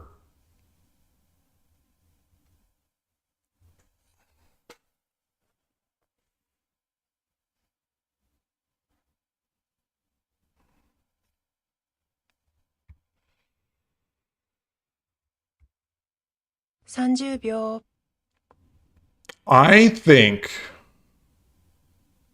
I want to bring to use a gold. 40秒、 Because then I could bring the rook back.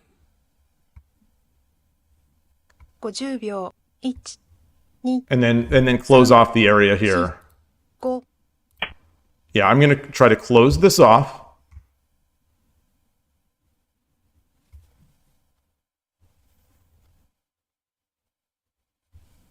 So this square is now no longer a running square. He's got pieces. He's got a bishop and he's got a silver.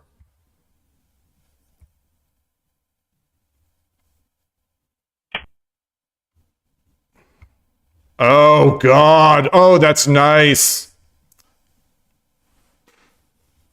Do I have mate?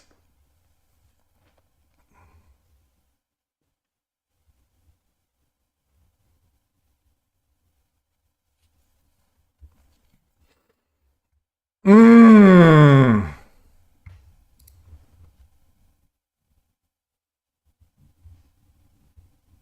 30秒、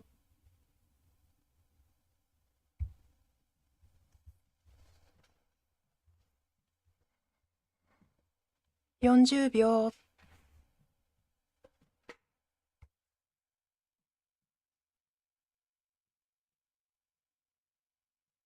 50秒、 1、2、3、4、5、6、7、8。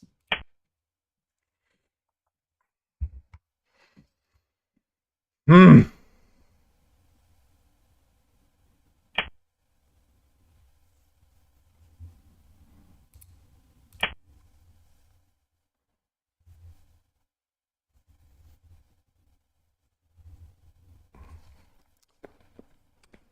This is not over, I don't think. We'll see. We'll see. A silver here takes, and then gold, then rook drop. Yeah, so he does have it. He does have it. He does have it. No, he doesn't, because I run, but then he gets a free rook. Yeah, it's over. Silver drop 5-2 is mate, or 8. Silver drop 5-2.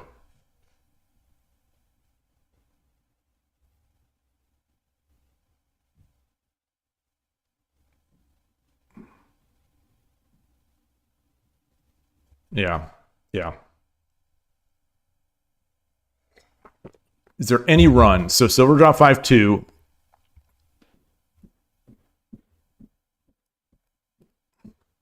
Silver drop 5-2. I run.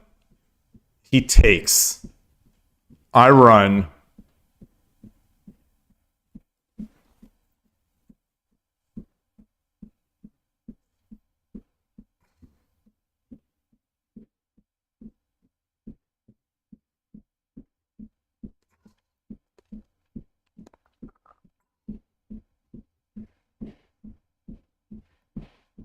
Yeah, I think he's got it. I definitely think he's got it. But I'm not fully reading it. So if he drops silver drop 5-2, I'm gonna run until I can read it. So silver drop 5-2, run. Horse takes, run. Horse back, come back.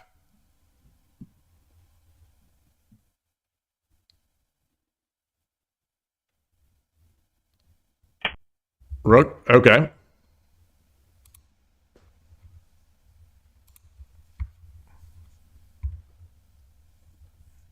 Gold drop.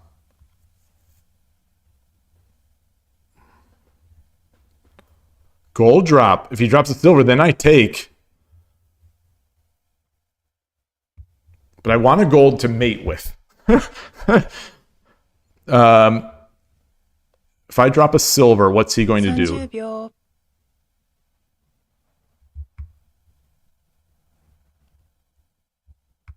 All right, let's drop the gold. Let's drop the gold.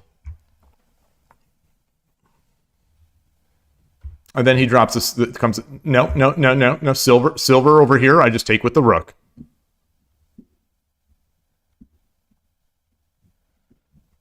And then the rook defends the head of my king.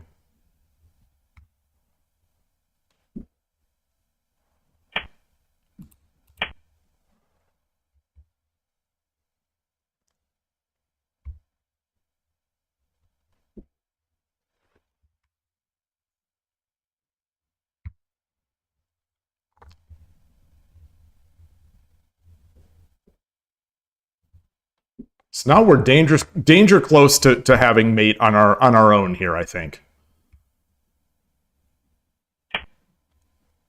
And I drop a pawn. I drop a pawn. He can't drop a silver because I take. He takes. I take. And I think I'm still all right.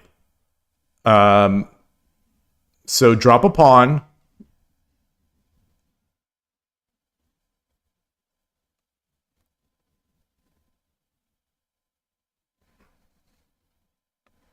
Drop a pawn, and then what? 30秒 So I get a move. I drop a knight.40秒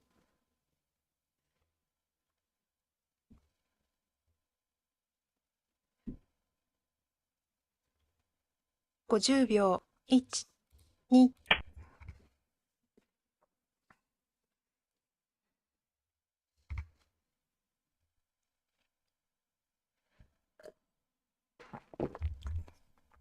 Okay.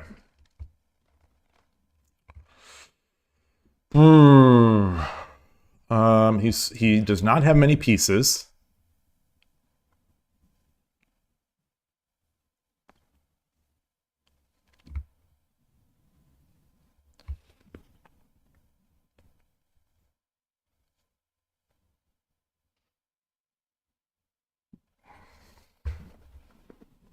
What do I start with? Do I start with a knight? Do I start with a bishop?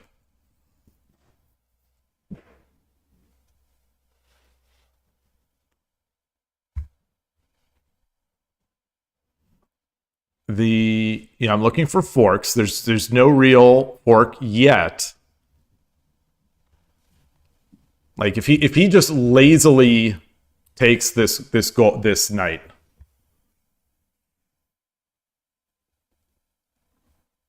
Then what?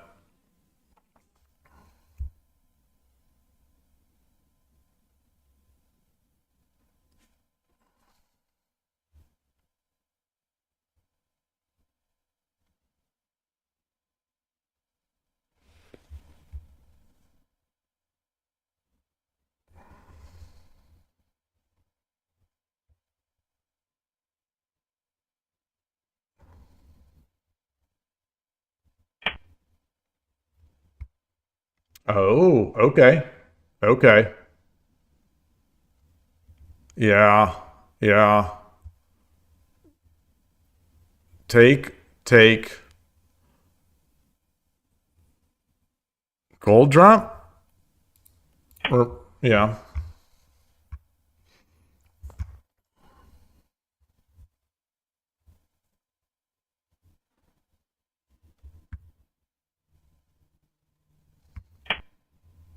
Okay. Okay. I have to have a mate. I have to have a mate. I have two bishops, one. Okay, I'm gonna just make a move. Knight drop. If he comes up, then it's mate. I'll find a mate.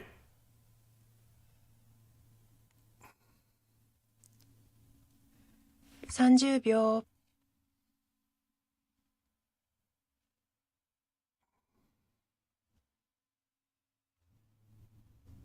40秒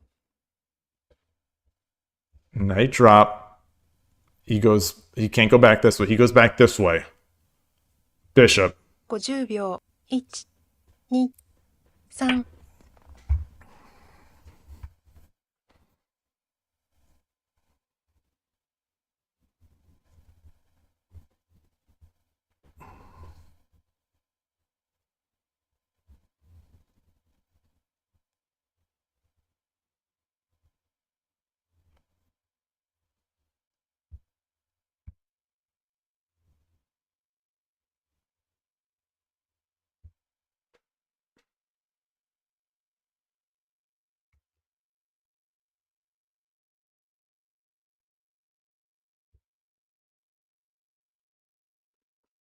Bishop.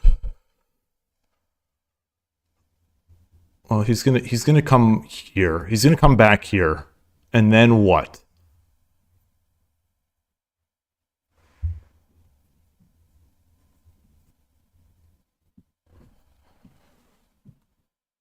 I have no pawns. I have no pawns to drop in these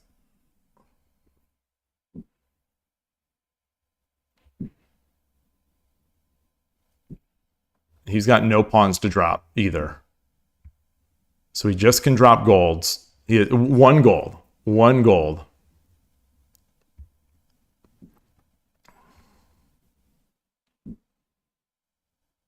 So he's going to go back. And then what? And then what? He goes back. I drop a rook. So I drop a rook. Do I drop a silver?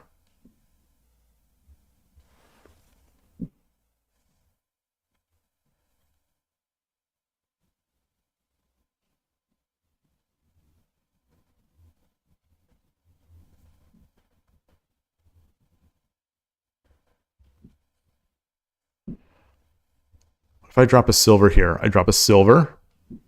30秒 And then a rook.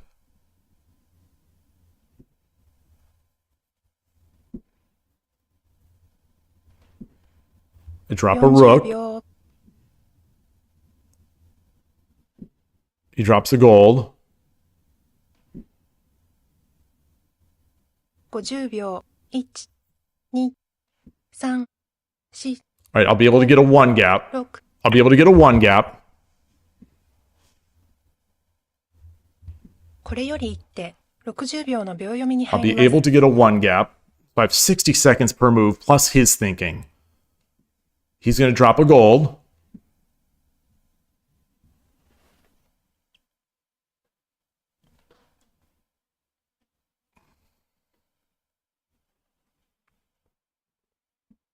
He drops a gold. I drop the silver. He takes. I drop a pawn. 30秒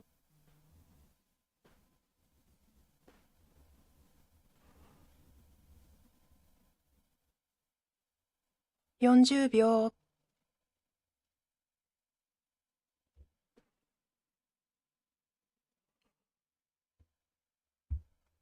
He drops a gold, or do I drop a bishop? Whoa! Oh man! Oh man! Oh man! Pawn drop. Pawn drop. If he takes the rook, I drop the silver, and he runs, and I drop the silver. So pawn drop. Pawn drop. King takes. One gap. 30秒 King runs.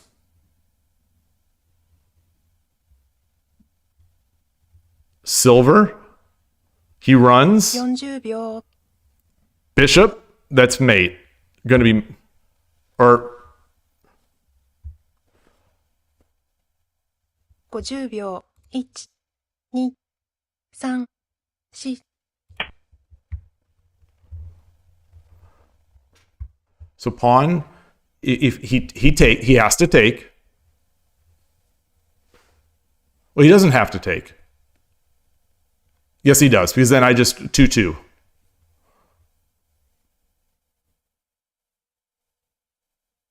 No, it's not 2-2. I drop a bishop. Then I drop a bishop. 30秒 If he runs, I drop a bishop.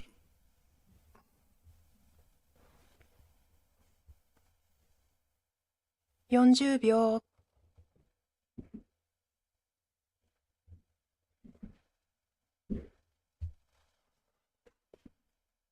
50秒 1、2、3 Okay.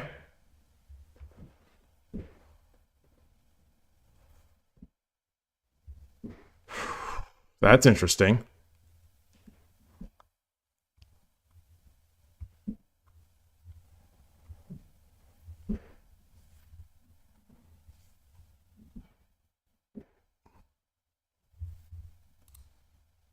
I think I have to drop the silver. Silver. 30秒、 There's no other way to check. There's no other reasonable way to check. Bishop, he just takes. 40秒、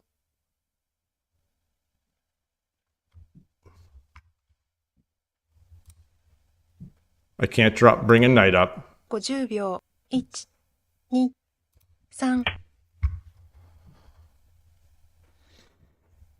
So I'm going to be able to, I potentially be able to get this. Okay, so we do this. What if I push the pawn here? And then push the pawn. We got to take, and then he runs. And then what? And then I get, if he goes here, I get the fork. 30秒、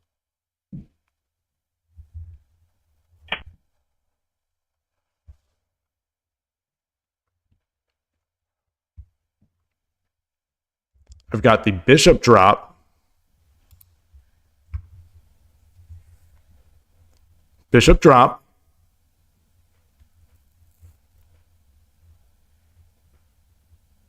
Bishop drop. Whatever he blocks with, I get silver on head. Bishop drop. 30秒、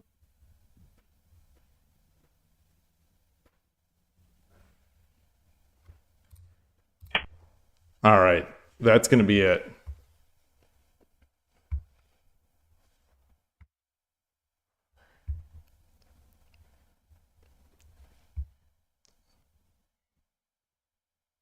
I think the pawn push also works.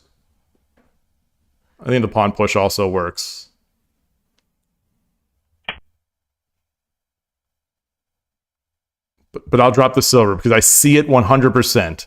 Silver drop, king can't take, gold can't take, nothing can take. And he can't take the pawn because my dragon is protecting it. Nothing can take this silver. Okay. Pawn would have also worked. Pawn push would have also worked. Arigatou gozaimashita. Whew. Boy. Boy. Boy,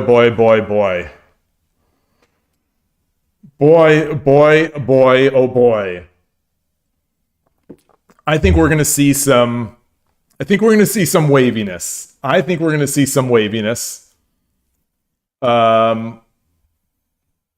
Boy.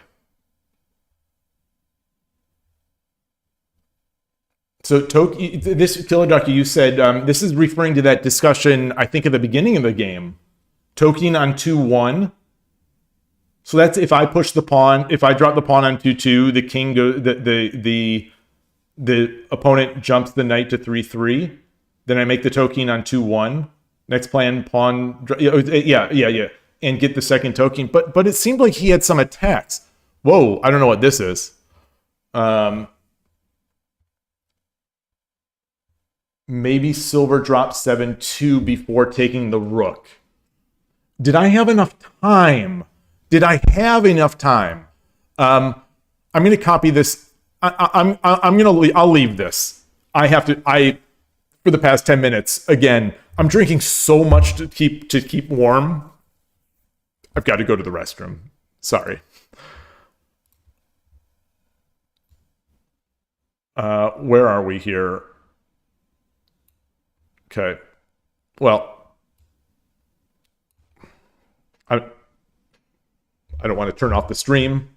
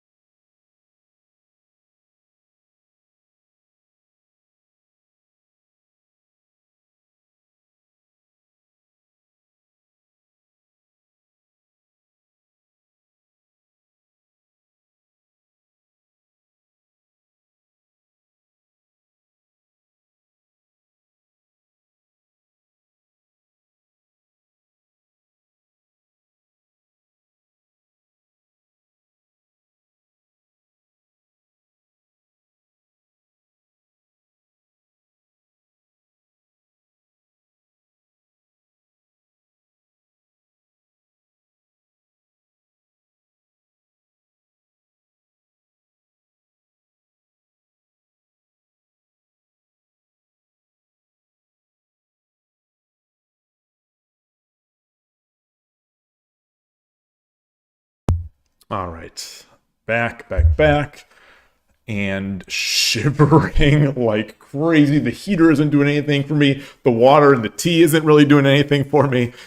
I don't know if it's also just the mental, like the blood going to my brain instead of, or brain, into my head instead of my hands. So that game, oh, this is interesting. I don't know what is this? What does this translate into?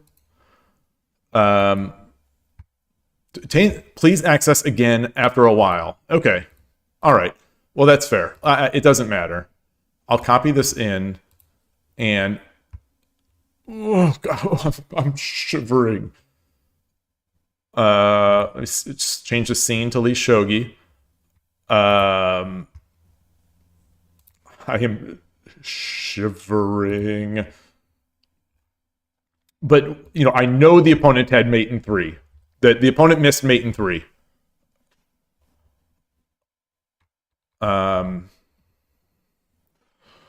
Let me check chat. The Gospel one you were saying. So the first one I want to look at is maybe Silver Drop 7-2 before taking the rook.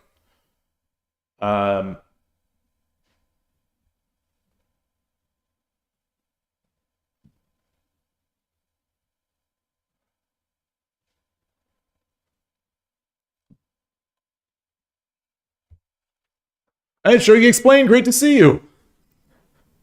Free Dury, you're stressed just watching it. Yeah, I'm stressed sitting here too. I feel like I'm watching, especially that part where I'm just sitting waiting for the opponent to make that one mate.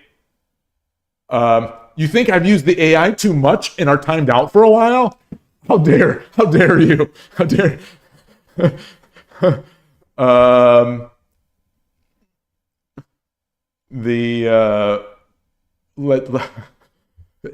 It's possible. Though, like I've played 5 or 6 games. Is it cold in the house? So I'm in Northern California, and you would think that it's warm. It's sunny outside. It's actually not that cold outside, but it is cold in the house. I have the heater on. There's something about my circulation, especially to my hand, like my extremities. It's real bad. So this is since I was like a kid. I actually right when I started working, like I had my first doctor as an adult. I asked, like, in the winter, this is when I lived in Chicago, which is a colder place. I said, in the winter, my hands are always so cold. And I can't remember exactly what he said, but long story short, he said, it's not a not uncommon thing. Yeah, the leaves are still on the trees. They mostly stay on the trees out here, and they do fall. They definitely fall, but we've got a ton of leaves. Everything makes me cold. And this house, the homes, at least these older homes in California, Northern California, anyway. They're not insulated. It's bizarre. But I am cold. I am just really cold. I'm actually colder now than I was yesterday playing outside at the East Bay Shogi Club. I think the sun maybe adds a warmth factor that I don't get in the house. Yeah. So let's see. So wait. So the Silver 7-2. Silver 7-2. I see at least three people mentioning Silver 7-2. Where is that? So is that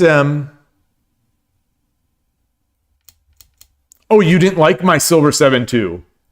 Wait, is that people didn't like my Silver 7-2?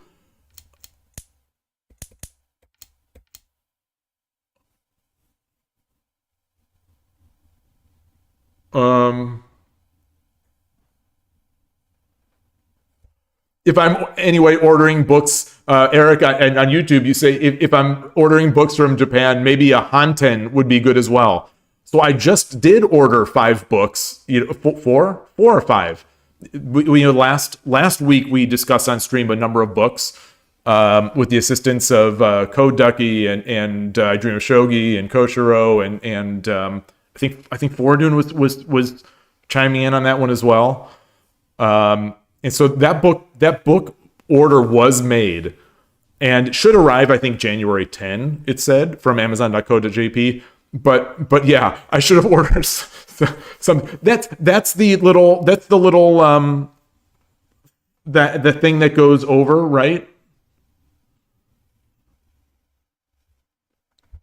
So play Silver 7-2 instead of Horse 9-4.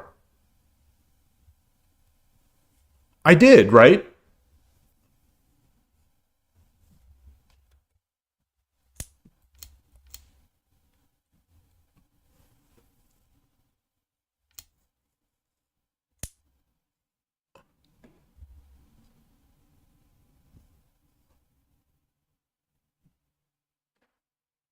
Oh, not here. Not here. Okay.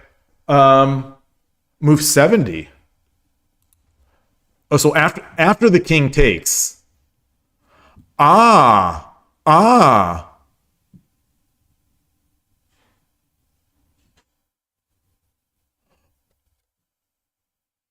Wait, gold now?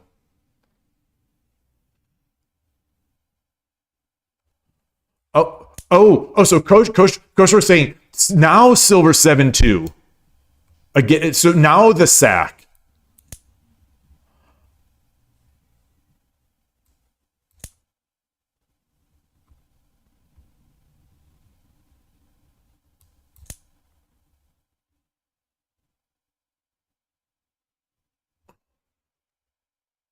Ah.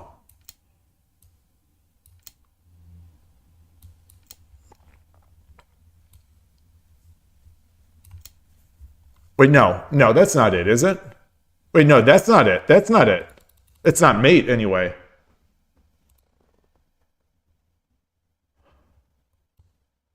Rook. Oh, of course. Oh, I was trying to get this later on. Oh, that's beautiful.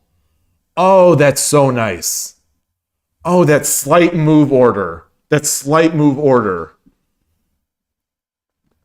Maybe my unconscious brain saw this. Well, I definitely wanted, I definitely was thinking about rook, gold, push it over. I didn't see how to.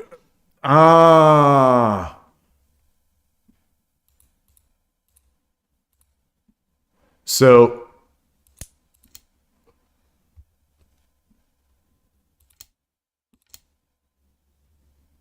Wait, this is not it. Wait,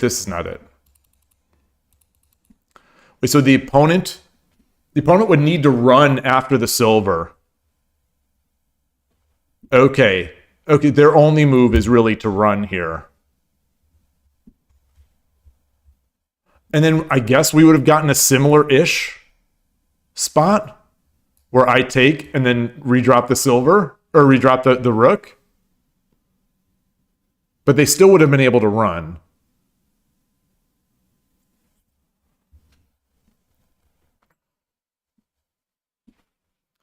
If I play the horse 9-4 first, you present that move to them.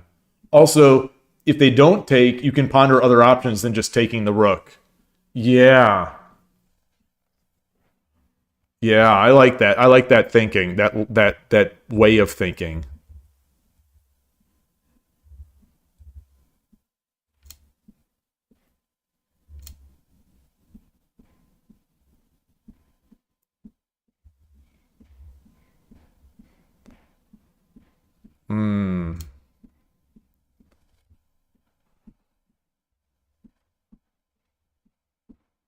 So at that, where is that other line?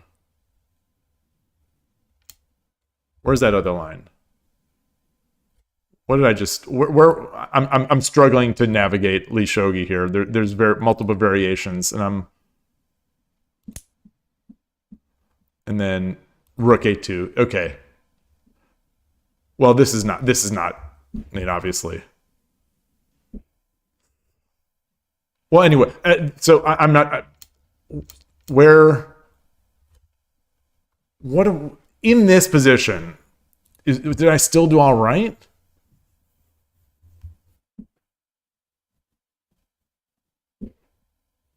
No, no.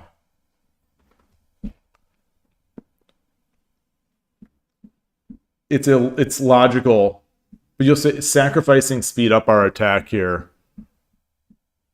Yeah. So one thing I considered, which I see the engine is very much considering. I just flipped that on.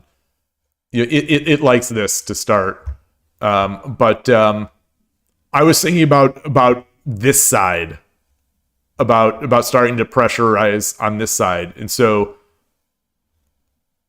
oh, this is weird. This is the second best move. Rook 2-1. Oh, and then boy, okay, and then silver 3-7. Wow. Okay. Well, a lot of them are defensive. I saw the other side of the board in terms of the 3 and the 2, and assumed it was up here.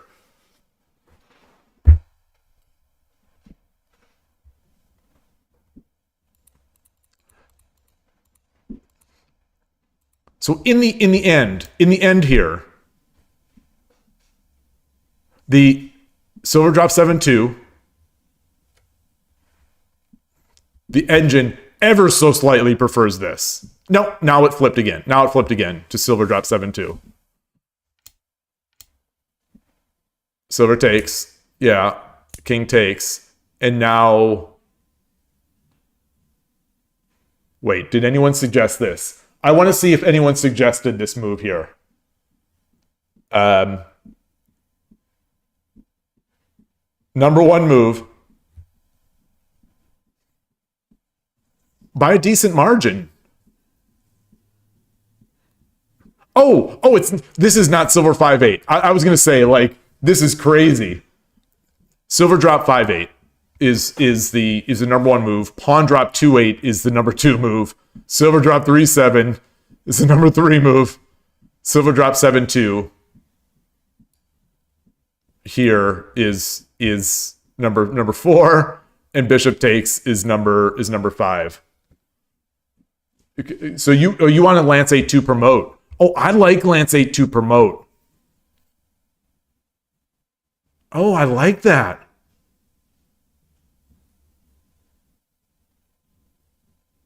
That's pretty hardcore.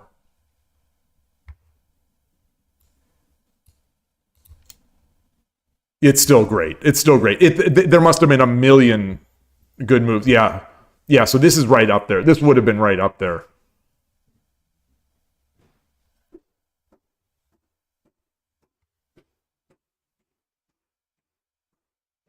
We're verging on only move territory just to maintain not dead lost is rook 4-4.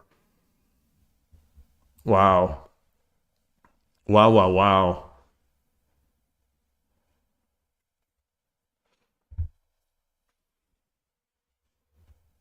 Yeah, wanting the gold is key. Yeah, this is not as good as 8-2. But yeah, it's still very good. And still, the only response again is rook 4-4. Fascinating.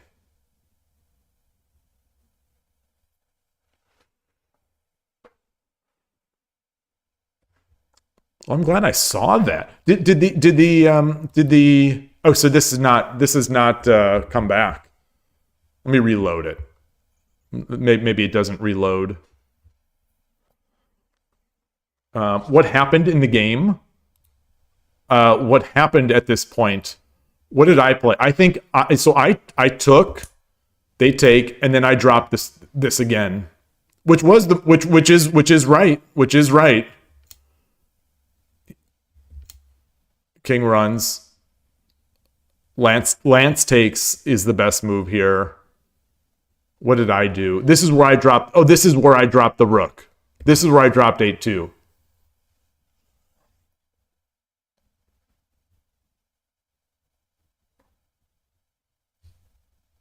You think it's pretty misleading? that they're all completely winning. Well, for me, +9, +8. I don't know if that's completely winning. But yeah, all of those, a lot of those moves were all equally very, very good.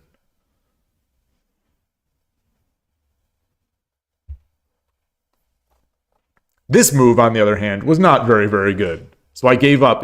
I still have according to the engine, that slight advantage, but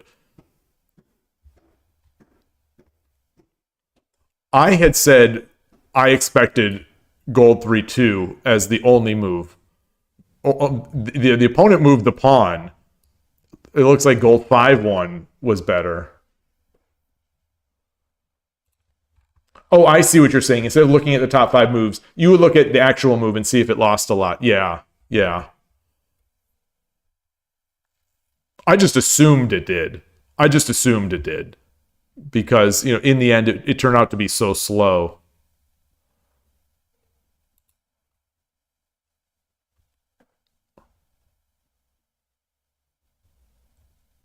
Rook drop 2-1 is looking really good.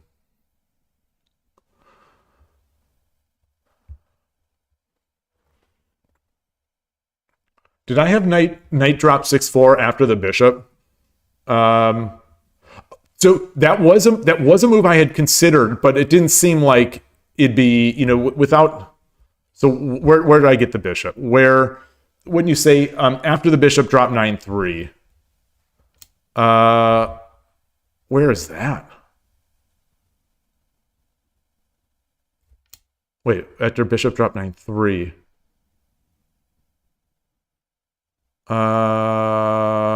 Wait, where is that? Is that at the end? I'm just turning off the engine just to. Oh, bishop drop 9-3. Oh, their bishop drop 9-3. I see.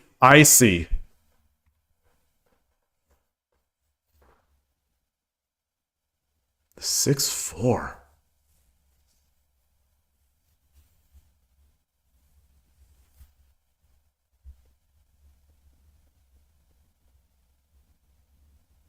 Wait, it can't be here. Because it's yeah. Okay, you say never mind. Yeah, because it's mate on the board. You think I wanted knight 5-5 after pawn 4-4? Yeah, I think I rushed this move, and I think I said after, I could have closed this off.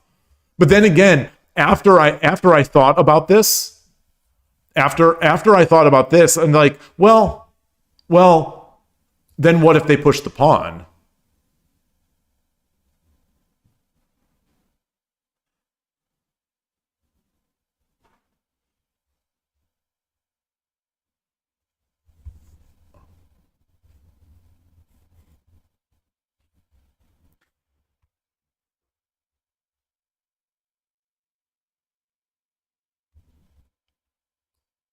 Then this. This is what I did not see. This is what I did not. This move is now what I did not see. The follow up. Oh gosh. Oh man. I'll get there. My visualization is definitely lacking. Because I'll see the 5-5, and it's like, okay, well, there is this square here. There's this square here, but the silver's in the way. In my mind, the silver's in the way, but the silver's not in the way. if I move the silver, oh man, oh that's good.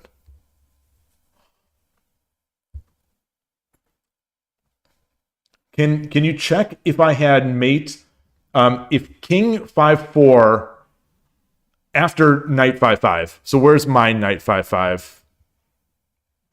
That'll be later on. So here's this. So this piece scared me, but like I think I said in the I think I said during in the chat, I'm going to assume I can mate here. By virtue of a sacrifice and then a bishop drop. So I said I'd assume that I could mate here, and then I started calculating what happens over here. So if the king goes to 5-4, my thinking was silver, take.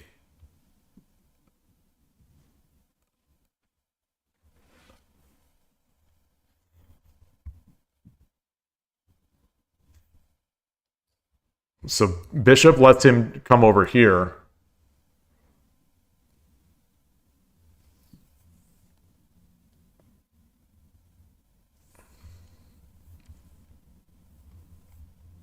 Then I've got another bishop.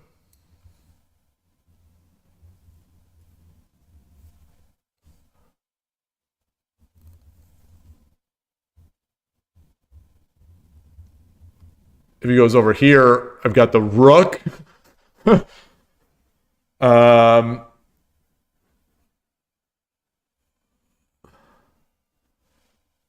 also have a knight jump. Okay, so boy.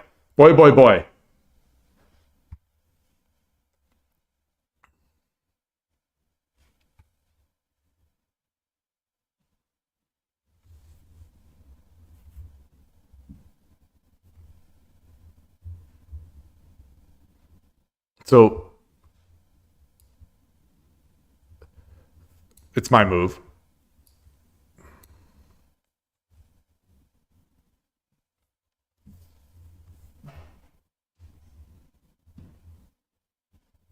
Oh, I said I would drop the oh, wait a minute. If I drop the bishop here, he comes over. He runs. He runs. And I don't think I have a way to pick that up.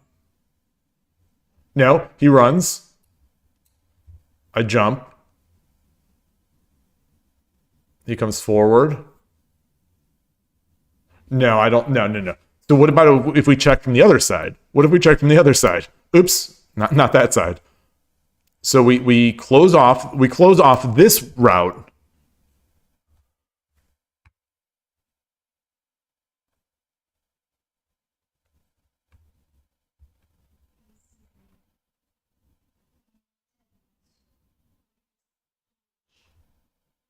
I have a lot of pieces.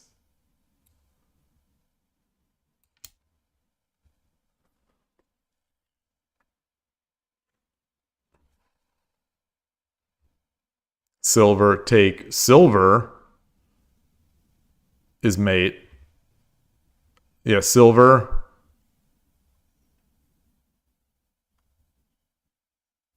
He can't go up because I've got the silver. If he takes, then I drop the silver, and that is mate. Because the silver is protecting here. Well, there's a hole here. And then I drop another bishop.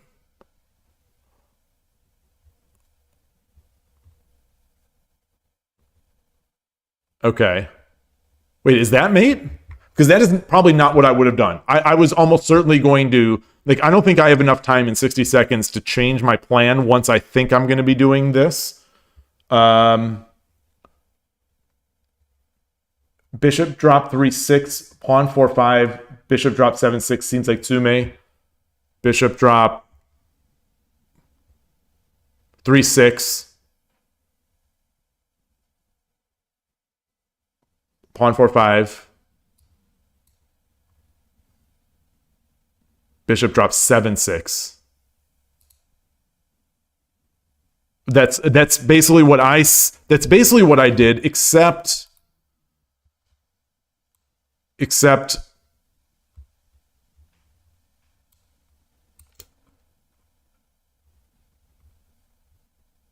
this pawn is here and he can run.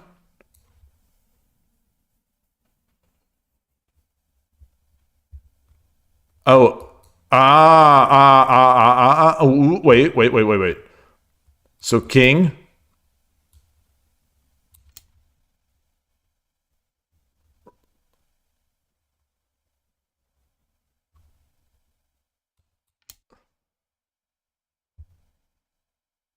So I don't like that.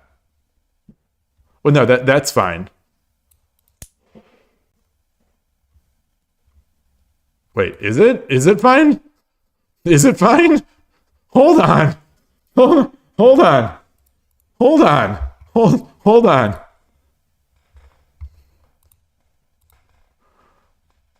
Okay. I'm gonna flip the engine here. I'm gonna flip the engine. Oh, the engine isn't seeing anything yet.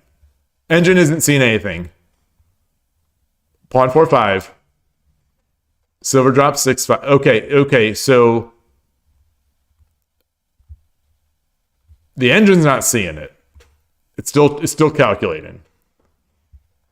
Sente is still advantageous somehow. If it's not mate, how in the world do I survive? So there are 3 moves that will still survive and keep an and keep an advantage. There are 5 moves. What is going on? What is going on?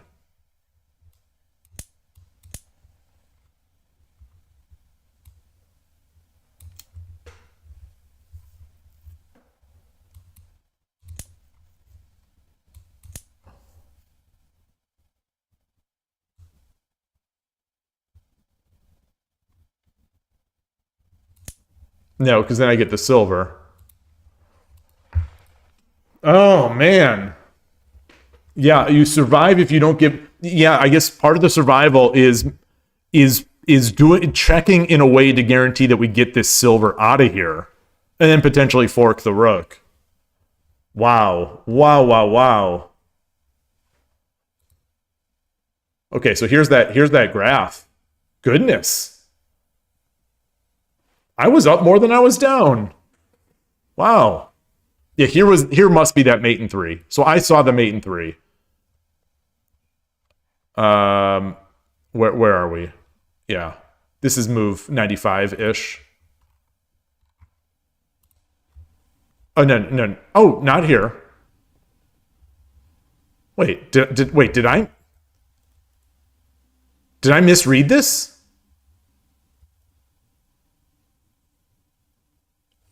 How is silver drop 5-8 not mate? Silver drop 5-8.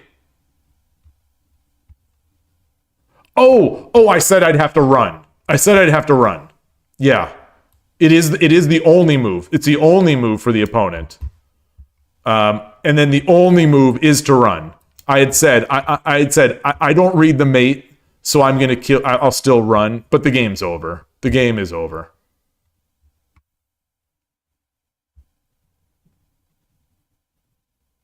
That said, the only 2 moves are silver takes 4-7. That's interesting. Maybe they would have seen that. And then, yeah, like...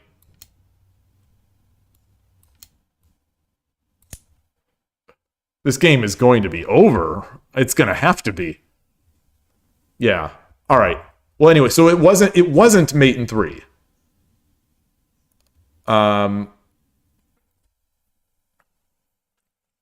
It was worth a 10-minute think during the game.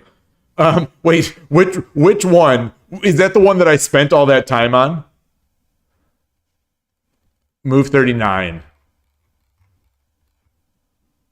Is that the bishop drop? Okay, it is. I think I spent a lot of time on this move. I think. These are the trap moves. These are, practically speaking, these... so Eric, you said it's a winter jacket. The winter jacket used inside the house in Japan. Ah, okay. I'm wearing a hoodie. I've got a Shogi shirt on, but I mostly wear hoodies around the house. But a winter jacket. So the thing is, my body is fine. It's just these hands, especially just the right hand, which is like ice. I'm gonna have some water. So here is that moment. These are those practically speaking, these are the trap moments for people who play with clocks. Like, I don't know if they talk about Grishuk as one of those players who uses all his clock and then has to scramble for the rest of the game because he's looking for the perfect move. I'm not looking for perfect moves. I'm just looking for what because I don't expect to find a perfect move. I'm just looking for good moves. But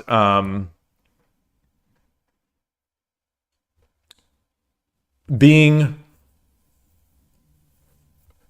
spoiled, I'll say the phrase, being spoiled for choice among a lot of moves that don't differ too much and aren't that good is a huge problem of mine. So, like, let me say that again. In situations where I perceive an advantage, as I did here, where I perceive an advantage, and there are a lot of candidates, and all of them feel good, but none of them feels like great, I end up spending so much time picking between these moves, and in the end, just judging by what I'm seeing here on the side, the engine is still flipped on. There's a lot of good moves. And I think in chess podcasts, I hear people talking about this in the relationship. I think their canonical example is, do I move the left rook to the center or the right rook to the center? And people will just go in the tank over this decision. When in the end, in a lot of these cases where you would move the rook into the center, into the open file, it's a minute difference whether you move or whether you move the A rook over or whether you move where it would be the F rook. If you move FE1 or AE1, 60% moves are good enough. Leave the 100% to pros and AIs. Yeah. So, but for me though, I think a lot of this also is the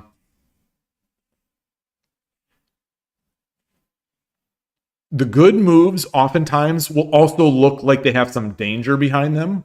And this bit me in the butt this weekend in one of my games, where I got what I thought was a very comfortable spot, and I was spoiled for choice, and everything looked not quite winning, but everything looked crushing to me. Kind of like I was more than happy to cruise to a victory. But the stuff that I liked the most also looked like it could give some counterplay.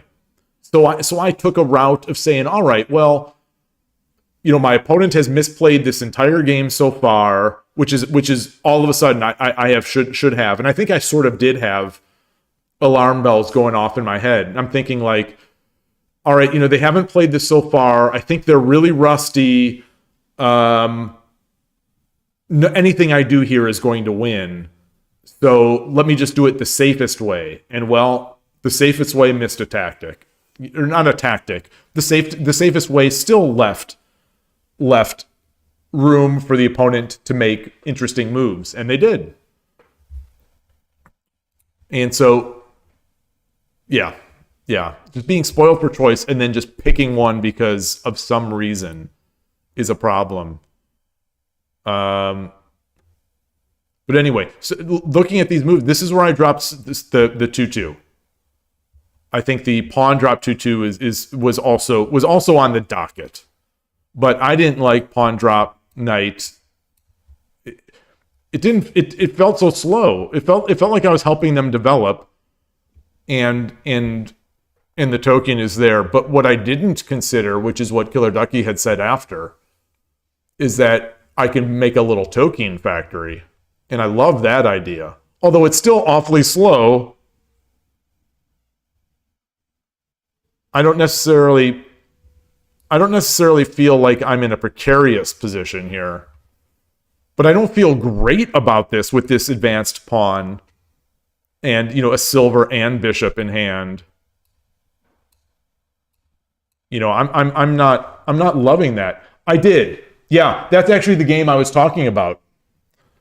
So we played at the end.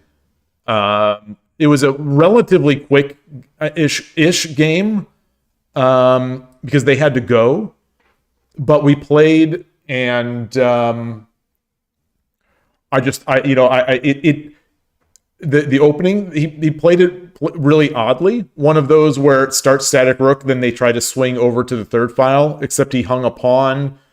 And I was making, and there wasn't much defense on the right side, and I thought I was just going to bash my way in. Like my mindset was, oh, I think he's rusty, and everything I'm going to do here is going to be a cakewalk. Like, and so I tried to make the cakewalk, and I think I left open some holes for an attack, and then I think I misplayed the defense of it. And then all of a sudden, it's real bad for me. And then I flailed and managed to get a really interesting spot, which I think was Natsume, but it was awfully close if it wasn't.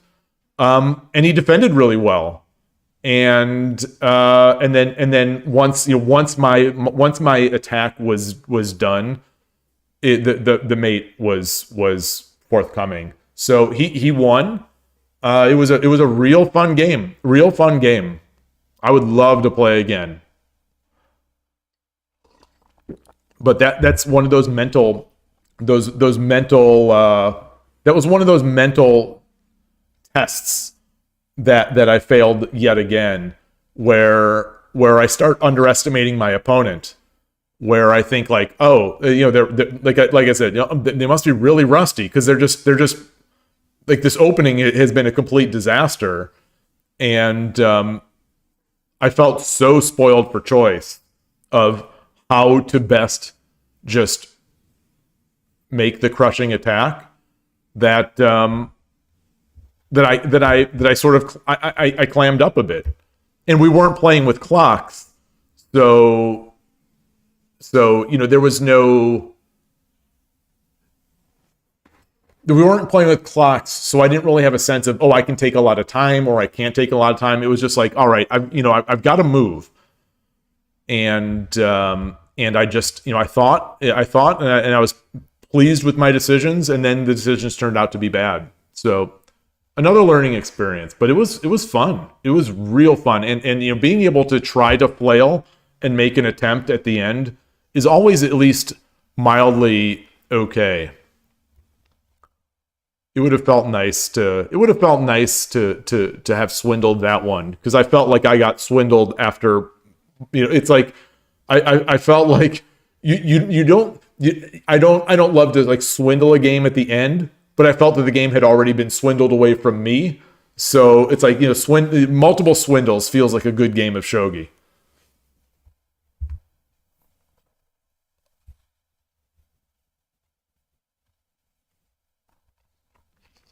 And I also, so talking about over the board play and stuff like that, stuff that you don't get online. I've talked about this semi at length in context of my fourth round match at the U.S. Shogi Championship, where my opponent was emoting a lot. Not that my opponent yesterday was. He wasn't. But like when at the beginning of the game, in some people do this. When you play, I think people do this in chess as well. It's just a natural thing for people to do. But like when people start feeling like they're behind, they start playing more quickly, and they start moving their pieces kind of like quickly, and they sigh maybe, or they do things like and then they just move one as if like it's kind of like it's almost emoting this belief that it doesn't matter. This is the game's over, or it's bad for me anyway. I'll just make a move fast, And he was doing that yesterday in the opening in the middle game. And those types of things, I think affect me more than they should.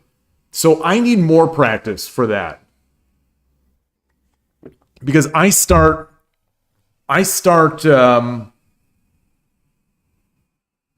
it gets in my head where it's kind of it's confirmation in my mind that I'm right, that I've got like a great position here.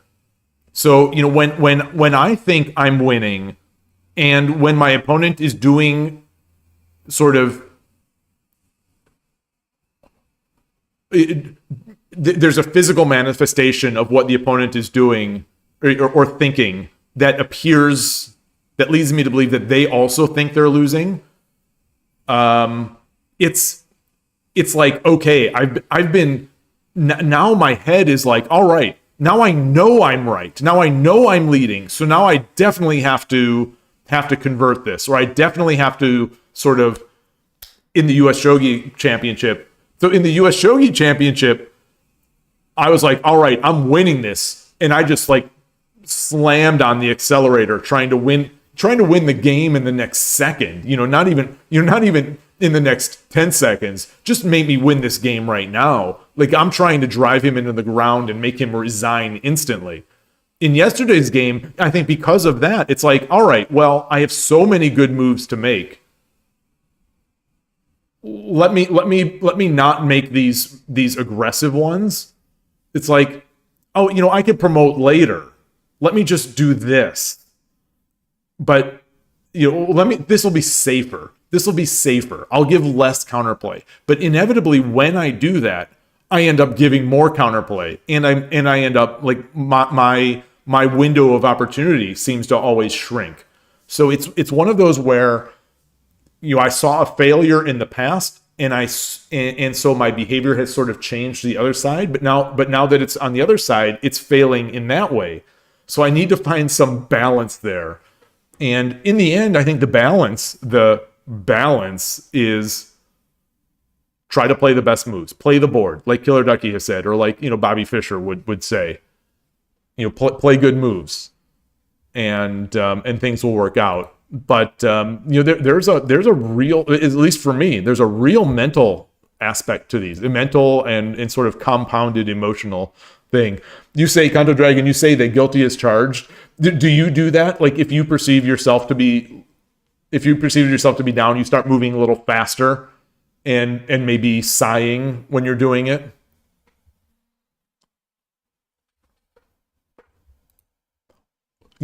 I wonder if I do that. I don't think I do, because I'm trying to keep the poker face a lot of times. I think I usually try to keep the poker face.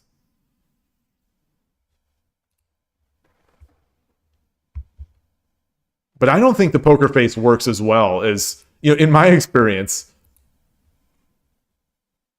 Have I tried telling your opponent just resign? It's one of the good to see you, Transport. You tell it's like Tuya Akira in Hikaru no Go. They're playing the board, and then he looks up and then snaps the fan. Like, that's if I had a fan, that's what I would have to do. I just look up and just like, zing, the eyes light up, and then slap and then snap the fan. Although that was the fan snapping is what the shogi player did, Kaga. Tuya just looked up and then gave the glare, and then the opponent goes, ah! Fucking messed in both situations. I think Hikaru when Hikaru was doing the same sort of mental thing of just resign. I think he tapped. He did something with the fan. I don't know. Oh, okay. So you absolutely move faster and give an impression of just being done with the game. So these things, these practical. I'll say these practical meta choices in a game like I can talk so long about them because I think they're fascinating. Shogi Explained. I know we've had some conversations with Shogi Explained, and both at the tournament and online here, and we talked about some of these mental, not tricks, but mental plays.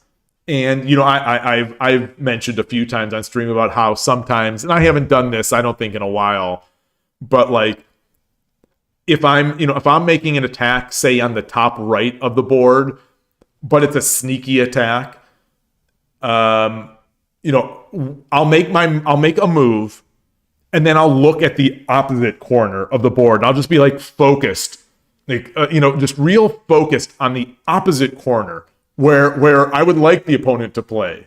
Meanwhile, like it's like if they ignore this spot up here, it's really good for me. So I'll be just like looking and studying the grain of the wood on this left side of the board. These things don't always work, but I try them. When you are not the best player there, like myself, you need every trick you can get. You need sometimes not necessarily a trick, but you need an edge. If I'm playing Gabriel, or if I was playing over the board, I'm just thinking of like Gabriel or I won't even say Koshiro because it's like I don't do these tricks against the US champ because I know they won't work. So like not that it would work against Gabriel, but someone who's much better than I am, but not necessarily a god, I think I might try these on. So like my regular playing partner, we're getting to the point with enough members of the club, the East Bay Shogi Club, that I can't even say anymore my regular playing partner, because unfortunately we didn't get to play yesterday. Because he played Oliver, and he played someone else, but and I was playing the teaching games, and or not teaching games, the couple teaching games and another regular game, and so I didn't play him this week, and I didn't play him last week because it was the rain. We had to turn around in the middle of the drive out there. It was so heavy. But anyway, he's better than I am. So like I don't often use, I don't try, like I don't think he's susceptible to these either. But and I don't really try because those games I really enjoy, and I'm trying, not that this is not an enjoyable thing to try to make mental tricks, but anyway. So you've sniped a king before when you were a kid sneakily. Oh, so yeah, my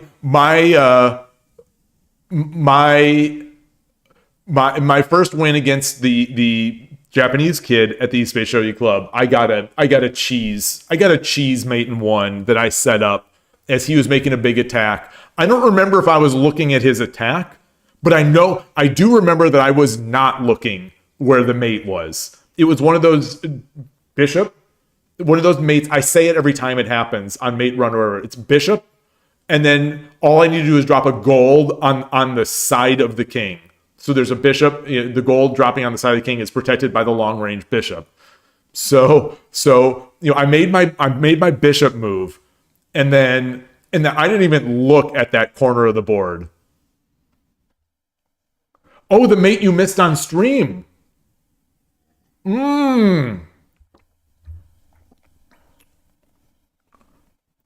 Gato Dragon, you say you once had a rook drop where it was free. Yeah, free for the opponent king, and just one square from being protected by a bishop. So you made the move and tried to play. Ah, crap! I screwed up. Oh, that's dirty. This is the. Now we're talking. Now we're getting closer and closer to poker. I love it. I've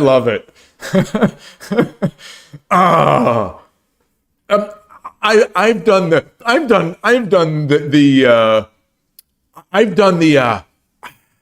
before, the I don't know if that comes through on the mic. The at this SF Shogi Club, especially like the Japanese players, that you might play there. Like they do that, so desu ne, or naruhodo, or those types of things. So I when I know what I'm doing, or at least I think I know what I'm doing, and it looks the move I'm making, I think looks suspect or dubious, but I'm pretty sure it's good. I might be like, I might do that, like where it's like, I don't know about this move, boy. It never really works. Transport, you say, if your OTB opponent was coughing plus sniffling plus sneezing, would you resign or would you accept the virus trade? Well, I'm not so worried about getting sick part, but I'm kind of grossed out by all that kind of stuff. But that's, that discussion comes up in a lot of these chess podcasts, because the constant coughing or the constant fiddling with a cough drop wrapper, or like the tournament stuff, that the stuff that people do at chess tournaments, the whistling, the whistling. I don't know if you count coughing, sniffing, sneezing in there, whether intentional or not. They are disruptive to the opponent and to the rest of the people in the playing hall.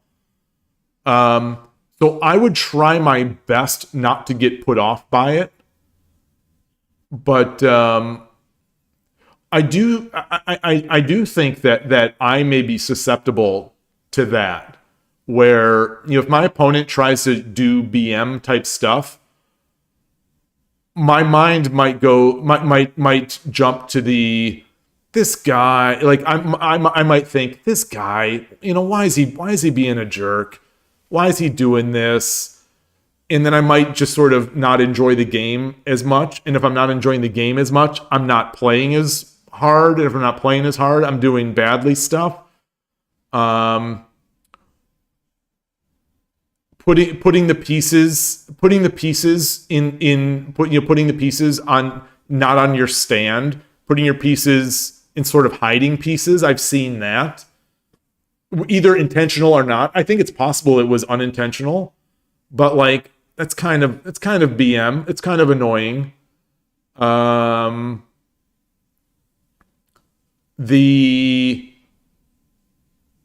think this one again is I think more common. And a lot of times the opponent may not even know they're doing it, or may not be able to control it. We all have our quirks. I have my own quirks. I am front in line with quirks. But the thing that's common, I think, even in Shogi Pros, and I can't remember what it's called. Is it called stimming or stemming or whatever? The constant movement. I think is somewhat difficult to handle. I think it's somewhat difficult to handle.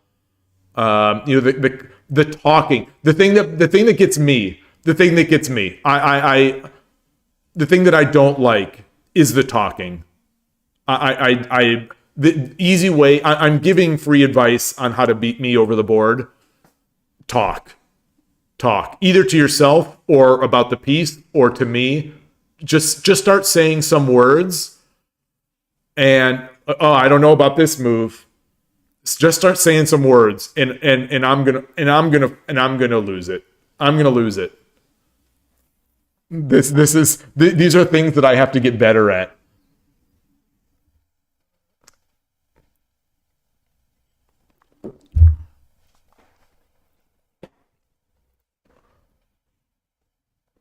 So Foradun, you say players tapping pieces to deliberately interrupt their opponent's concentration. So in shogi, I've seen people do that. Now in chess now, it seems like in the past, I will say in the past 2 years. I don't know if it's actually the past 2 years, or if it's just even more recently, or if it extends back through history.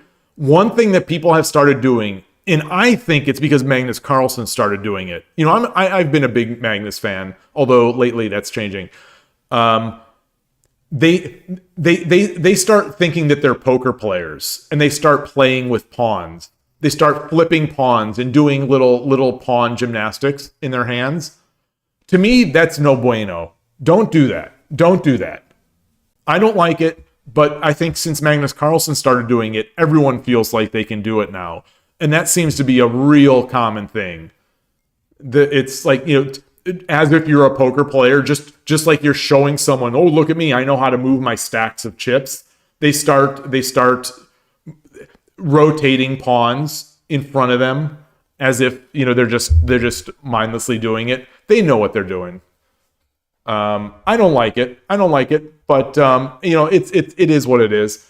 And then you say Takashima-san whistling the Godfather theme while playing, but it's unintentional. Interesting. Well, he wants you to know. He wants you to think it's unintentional. Yeah. He also is guilty of the bad pieces on hand management. So he's got a couple. So that's the thing. As you get older, I think a lot of these things become more acceptable. Because us old and olding guys, we need to stick together. So you whistling, sloppily moving the pieces, leaving the pieces flipped in the promoted side on your piece stand, not arranging the pieces cleanly on your piece stand. I think these are all valid tricks. Like if an older player does that to me, I'll take that as a sign of respect. That they respect me enough to try to cheese me out of some mental concentration. I'll take it.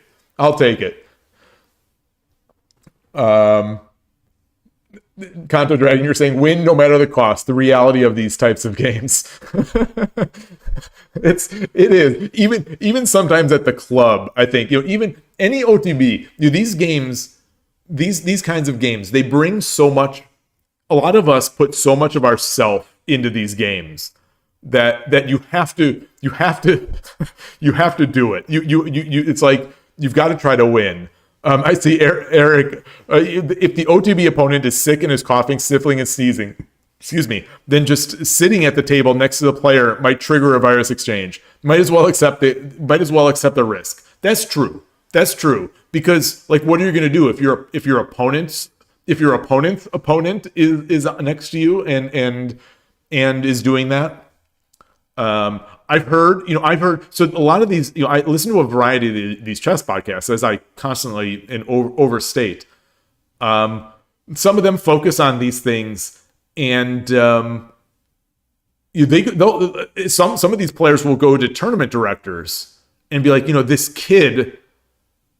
kid will not stop fidgeting in his chair and sniffing and sneezing and coughing without covering his hand, and they'll go to the tournament director and ask for something to be done about it. I pity these tournament directors. They must hear so many complaints, both legitimate and illegitimate, and they have to deal with all sorts of characters, and so I respect what they're doing. But it's a tough decision.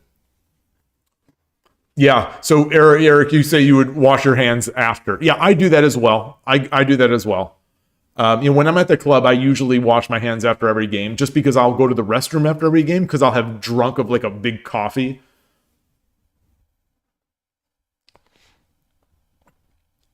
What just resign? This is.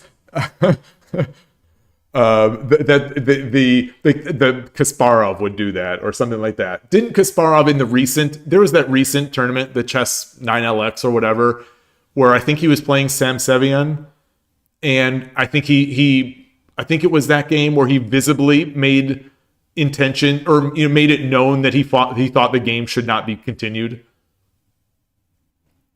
I think that was it. Kanto Dragon, you say, in one of the post notes in Ryo no Oshigoto Night Novel, the author is writing about the Shorakai and how there are players who will play until checkmate and time runs out because what if my opponent gets a heart attack? Then I'll win on time. Well, Shorakai is life or death. Shorakai is life or death. I understand it. Like you've got there. So again, I don't want to criticize the JSA way of doing things, but the way that the pros are so arbitrarily limited by that system,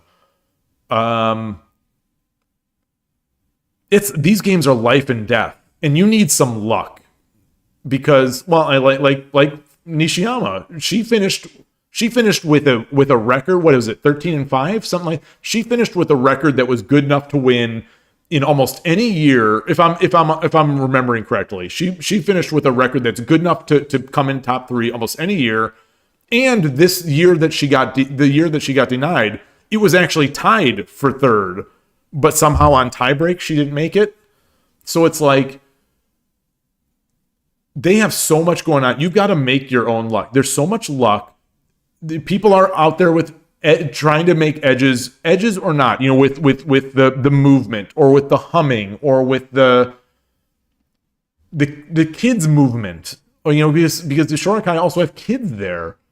There's a lot of stuff that they have to deal with. I from what I gather, and I can only imagine how difficult that is. So trying your best and not resigning. It seems totally valid. It seems totally valid because it's life or death. What are they going to do if they don't qualify? That means they're potentially that their life as a shogi player is over, right? Like you got to make it happen. Deliberately showing up late. Oh, I'm guessing you put this out here when I talked about Magnus Carlsen. Yeah, that's another bad thing. Yeah. You've heard that Kato Hifumi sometimes chanted Catholic songs? Really? Like church songs? Yeah, I was raised Catholic, so I know a ton of these church songs.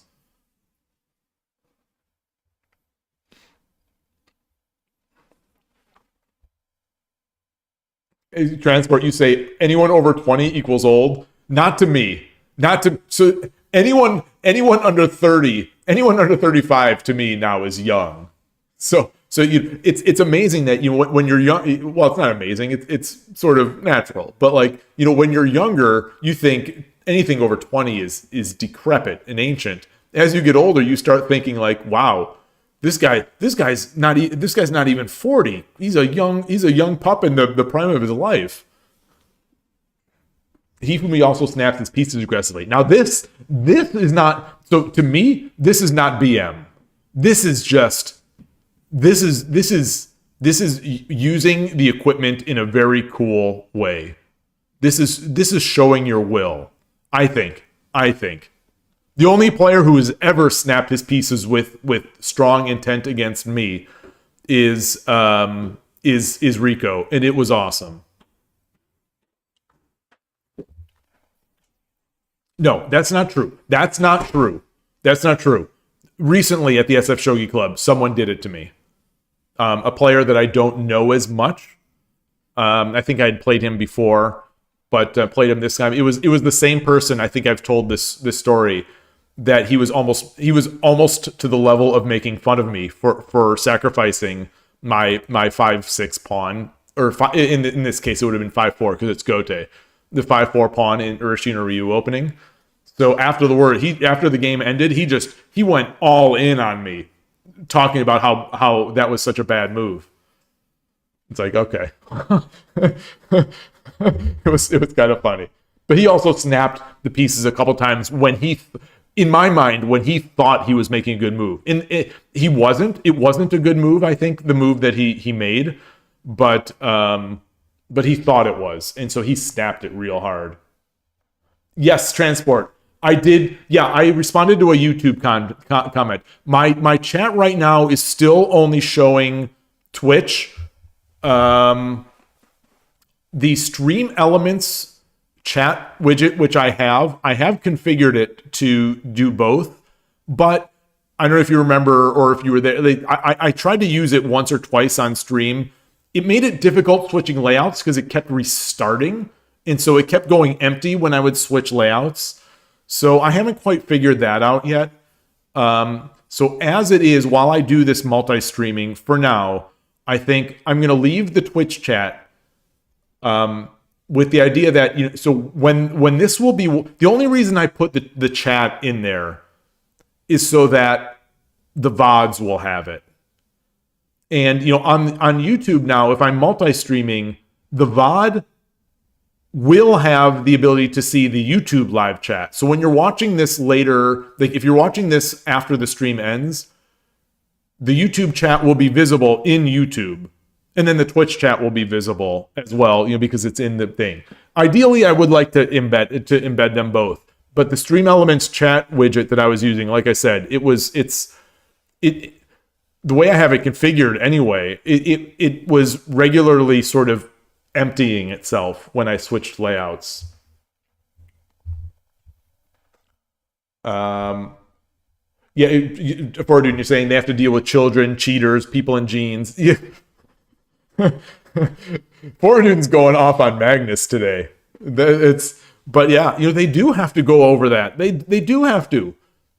And like even in amateur tournaments, it sounds like, at least according to this one New York sort of podcast I listen to every so often, people accuse others of cheating, even in under 1800 events.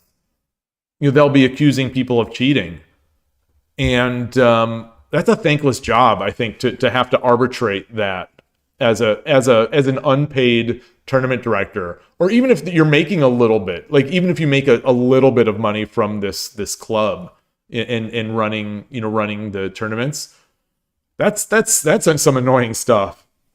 The Kanto Dragon, you say that you're way over 30 and you still think people over 20 are old. Oh man, they're all young. Everyone younger than me is a kid, because I still feel young. That's the problem, is that I still feel young. What were we? Oh, so this is this move here. So we didn't finish talking about this. I think this is the one where so this is the one where Killer Ducky was suggesting 2-2, and this is the one where I played Bishop 2-2 though, Pawn 2. So the number one move that the engine says, this is only depth 20 in browser, JavaScript Yanar O, silver drop 7-6.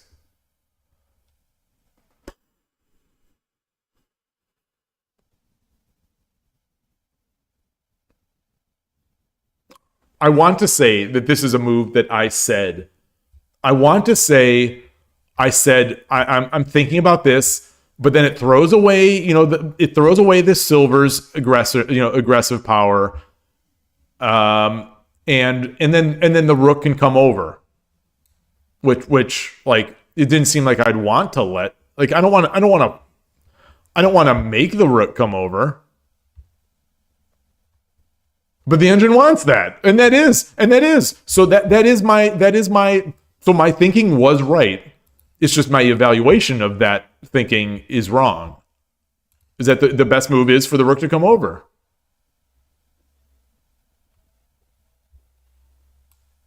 And then I pawn 3-6.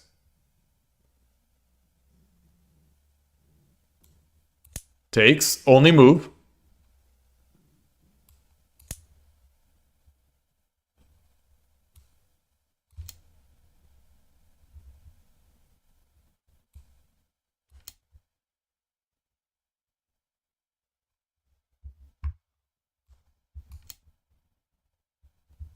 And now and the advantage just keeps growing. Oh, this is not 8-8. Hold on. Oh, it wasn't 2-2. It wasn't pawn drop 2-2. It was pawn drop 8-8.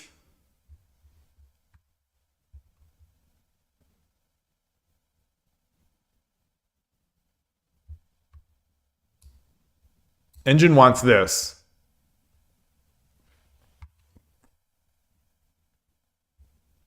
What's the idea? To drop the bishop? Wait, what's the idea here? What is the idea here? So I take bishop drop 3-5.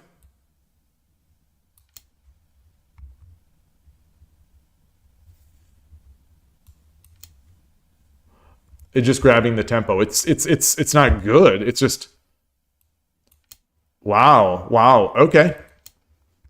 So it let me promote with a tempo, which let him. They took a tempo so that they could defend the knight. Wow, that's sophisticated. I don't know if many of my opponents are going to do that. I think some of them do it.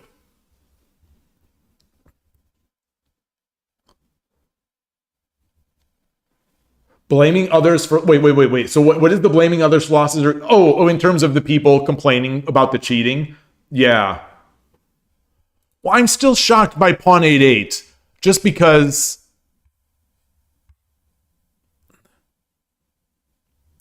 it's so engine-y. It's so engine-y. And it actually doesn't accomplish. It doesn't accomplish anything. I mean, don't get me wrong. It accomplishes something. It prevents just me coming in with and getting a knight. But seeing that is in this very sharp position here, to be like, oh, I'm just gonna calmly drop this pawn over here. It just seems it is still, I think, at above my pay grade. With all this stuff going on, to also consider some rando pawn drop.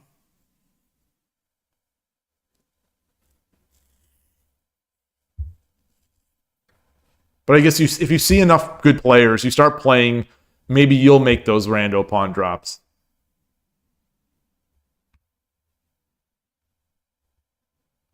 This doesn't preclude us from taking, and it's still a good move.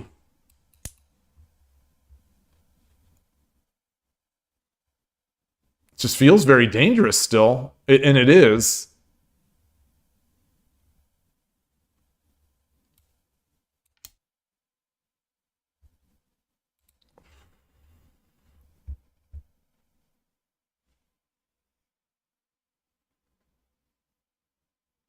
The worst case of pawn 8-8 is that you force the gold to move. Well, it's true. It's true. I mean, it's a good move, and there don't seem to be many downsides, other than the fact that you're in a game of shogi, your opponent is bearing down with their rook into your territory, and your side of the board over here is dangerously empty. Leaving bishop drops, leaving promotions. There's just so much danger on this board that to think like, this is probably fine, just seems to me to be like that's I think this is a sophisticated move. It feels like a sophisticated move to me. A grown-up move. That said, according to the engine, it's basically an only move, which is kind of amazing.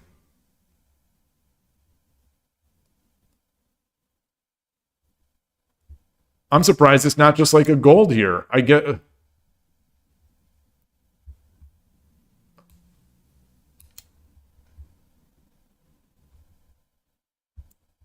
This is too good. I guess this is just too good.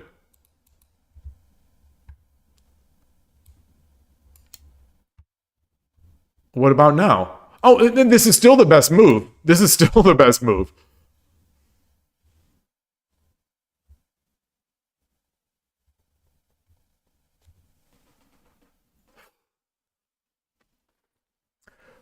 It's not that I don't want to play it. It's not that I don't want to play it. Not at all. I agree that there's zero downsides. But in a game, in a game of shogi which has 100-some moves, at this exact moment to see that move just feels good. Often, especially in the opening, especially in a sharp game, I feel like there are many moves that I've got to consider, and many moves with direct implications. So to be able to just ignore those and make this snazzy, quiet move, I just think is to me impressive. Because when there are two rooks facing into each other's territory, and there's a hanging silver, and there's bishops in hand with plenty of draw points, it just to be like, okay, well, I can drop a pawn. That to me, just I'm impressed with that. I'm impressed with that.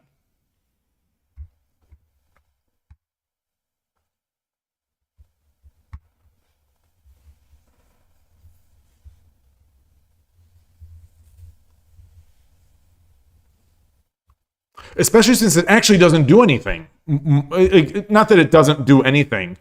Again, not that it doesn't. Especially since it's not even followed up by a big threat.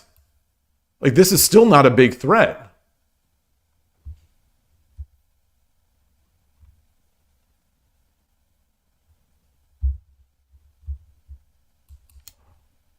Like now, like this, I'd maybe argue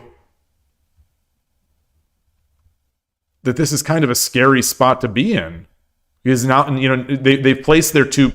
The value of this is contingent on this move, which puts the rook and bishop in a forking position. What about this? What happens here? I just go back, and this is a big advantage for me. So what does the opponent have to do here to maintain this? Oh, it has to get the knight up. It has to get the knight up. Engine also wants to drop pawn again as the second best move. But they're continuing to lose their pawns. That's mate inside. So yeah. Yeah, because the silver obviously. So pawn 3-7.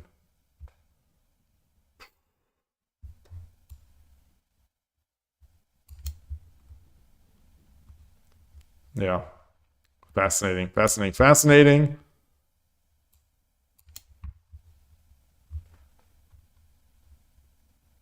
Wow.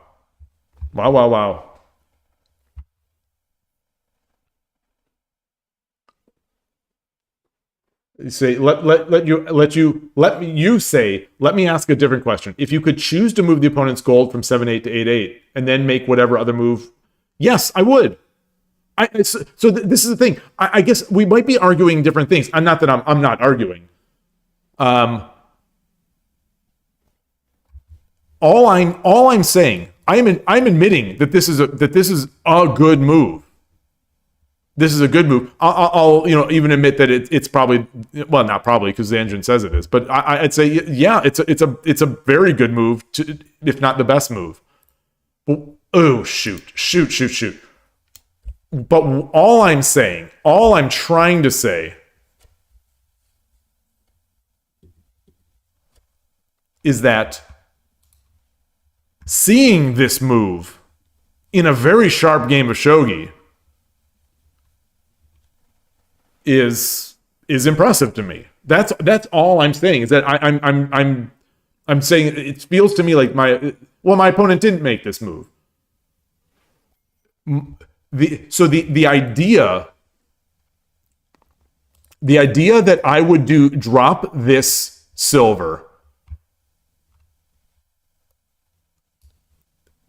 and then he'd come here and then I drop the pawn to lead the rook in, and then the idea that this would be a move in any sort of candidate sequence that I would see on the board when I'm trying to calculate whether or not I can drop 7-6 seems wildly wildly crazy. Because the opponent has to do it to me. So I'm making this move and I'm trying to think, consider what they're going to do.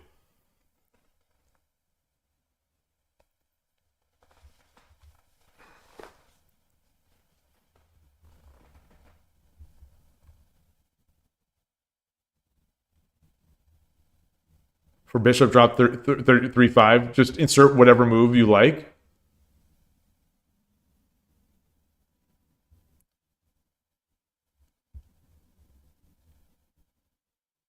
Well, you might be able to play it at any moment if you want to give up a pawn, but in this instance. So just to clarify what I'm trying to say, is that in this instance, it's the only move. It's almost in the only move for the opponent. And this game is very, very, very, very sharp. So yeah, it's usually a good move at any time. But like this almost to me feels like not a anytime position. Like this is a critical position.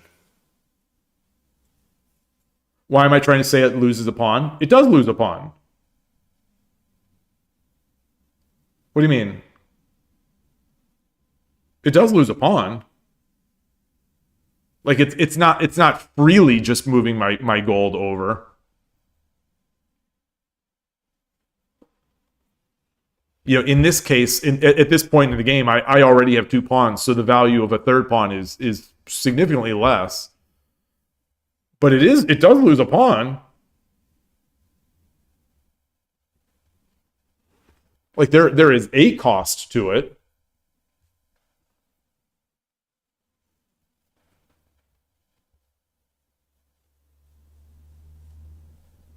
Well, just because something... Well, I think both things can be right. You can be losing a pawn, and that can be a good thing. Like, I mean, especially in Shogi. Like, sacking pawns is common. Like, sacking pawns for your own benefit is like, I mean, like, I don't need to tell you. Like you know that. But just because it's not like it's... I'm not saying that the only result is a lost pawn. I'm saying it does lose a pawn. Like you're making a mild sacrifice of a pawn to move to change my position.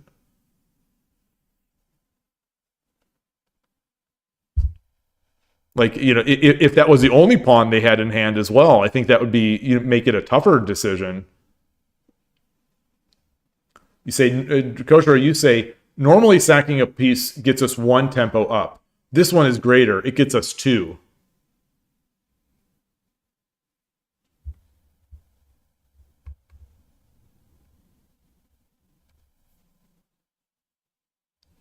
It gets us 2. Well, it's just... Does it get... In this case, it gets us 2? It's just 1, right? So there's no tempo yet. Well, I mean, the tempo is when I have to move it back.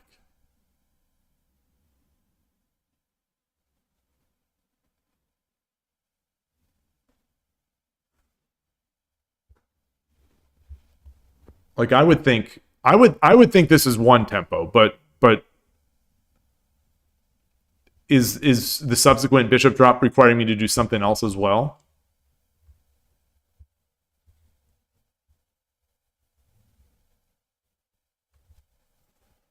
Okay.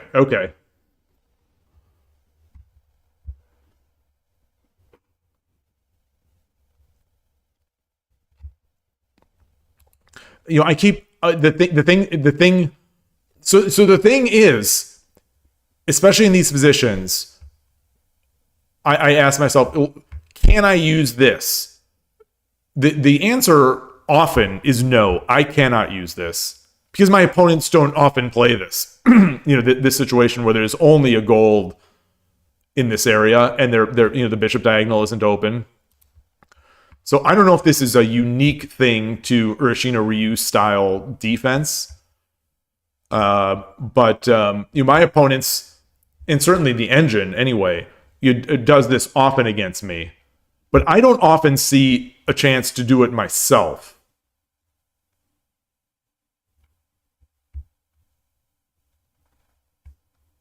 But maybe I'm just missing them. But you know, my opponents will normally have more pieces in a castle, and their king might be over or whatever. You know, there isn't... You know, this gold is so important to my defense that it just being moved a square away is a nice win for the opponent. But you know, my opponents will have other generals in there.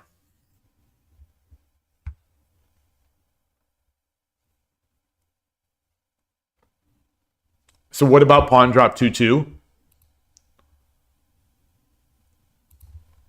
Yeah. Well, so I the thing that I had said, I don't know if you had stepped away, that when you said the idea would be to bring in this, and then maybe make another like a token factory.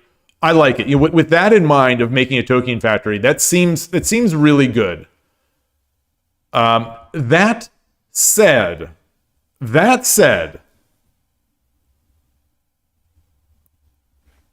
is this like?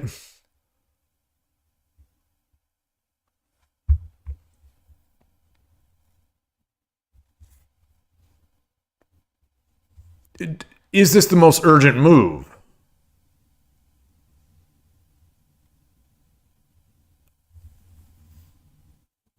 Especially since this is bearing down, potentially bearing down on me.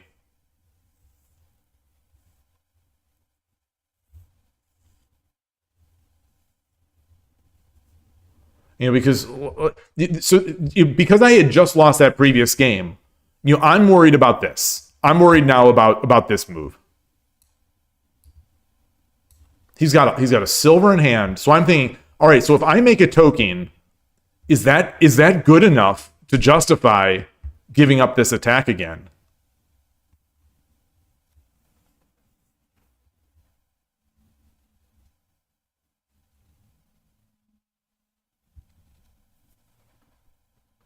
I don't know. I don't know what does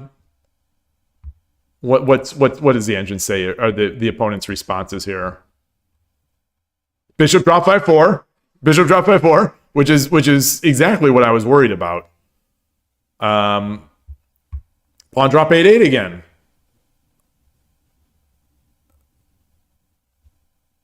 Pawn drop 8-8. The value of that is predicated on the bishop drop 5-4.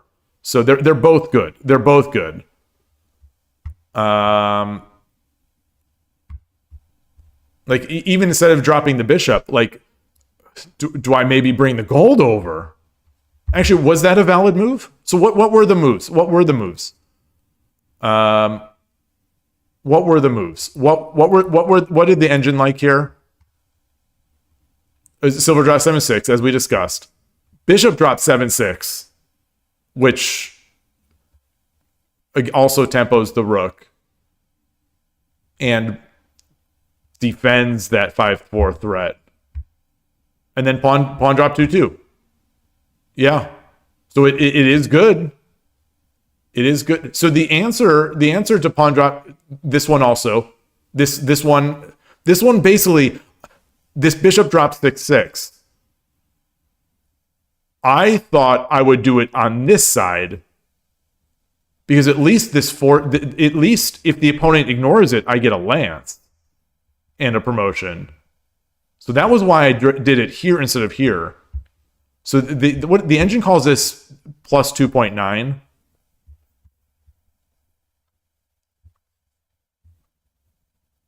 What was mine? What was mine?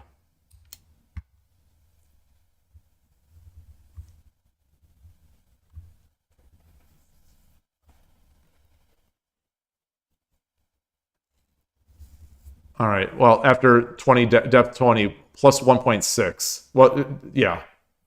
So it's worse. I mean, not dramatically worse for the reason of what the opponent did. But what if the opponent did that anyway? What if the opponent does this anyway?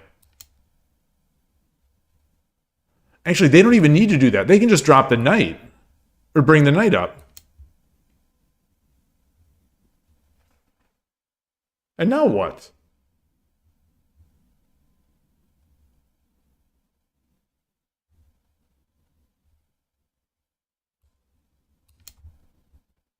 Pawn drop 3-5?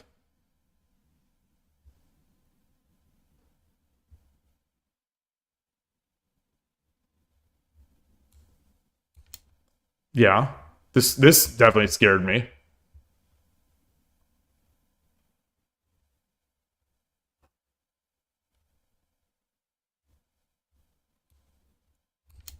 Dang.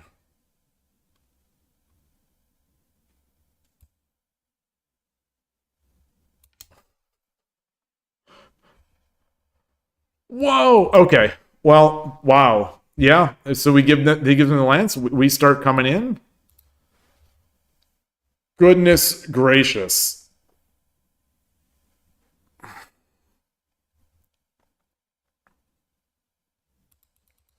I mean, fun. I like it. It's just, it's, see, oops, what am I trying to do here? Where's my, just seems tough. It seems tough. Seems awfully tough.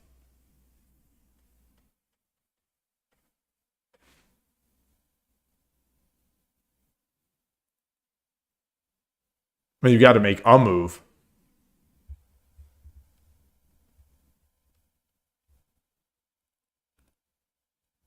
So what was the so what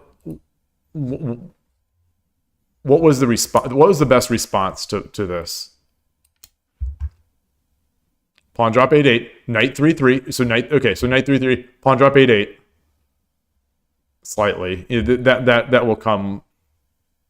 It's not like this is dead because of that.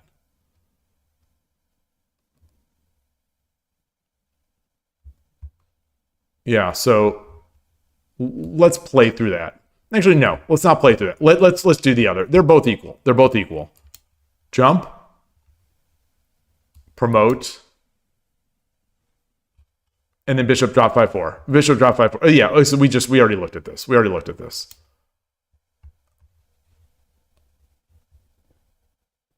And there's no world in which I take this lance? No, of course not, because it's targeting this.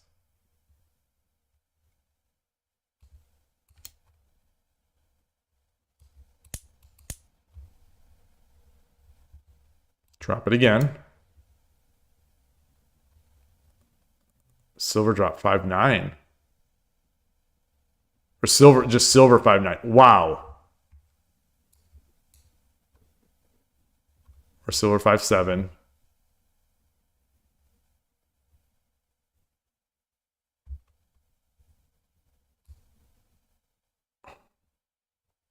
How in the...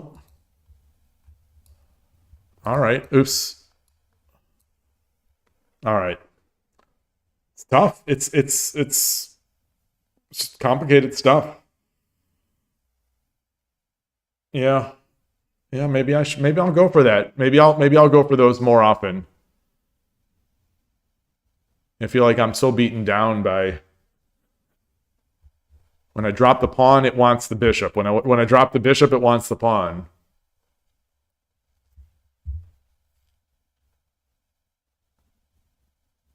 Hmm.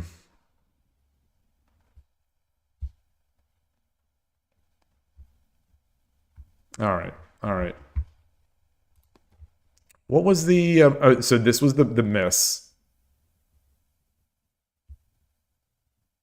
And then all right. Well, I guess I saw it through once I got that advantage. Well, no, because there was this dip. Where was this? This was move 92? What did that look like?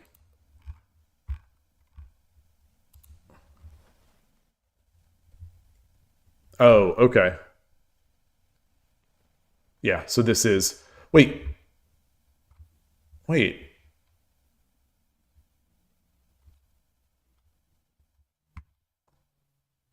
Wait, what? Ooh, I see Adrian Shogi's playing. All right, Adrian Shogi's playing on 81 Dojo. So what am I looking for? Where was...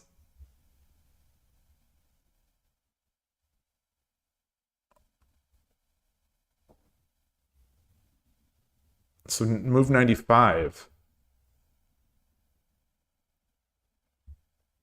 I don't even know what I'm looking for now.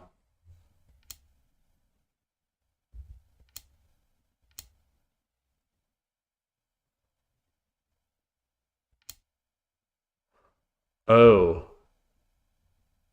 Well, I don't think we looked at this. Or yeah, we did. Yeah, we did. No, we didn't. No, we did not look at this. So this was losing the rook drop.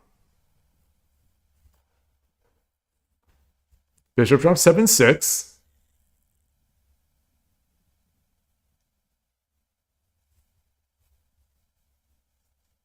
Ah.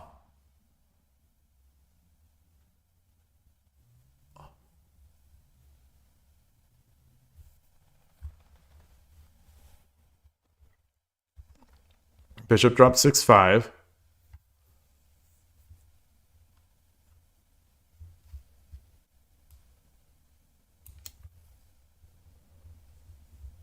But what if he just...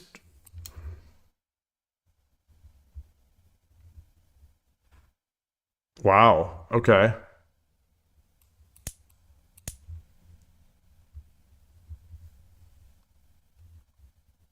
Now rook 1-2. Because I've got the 2 golds? Oh, because now he doesn't have a gold. Oh, oh, oh.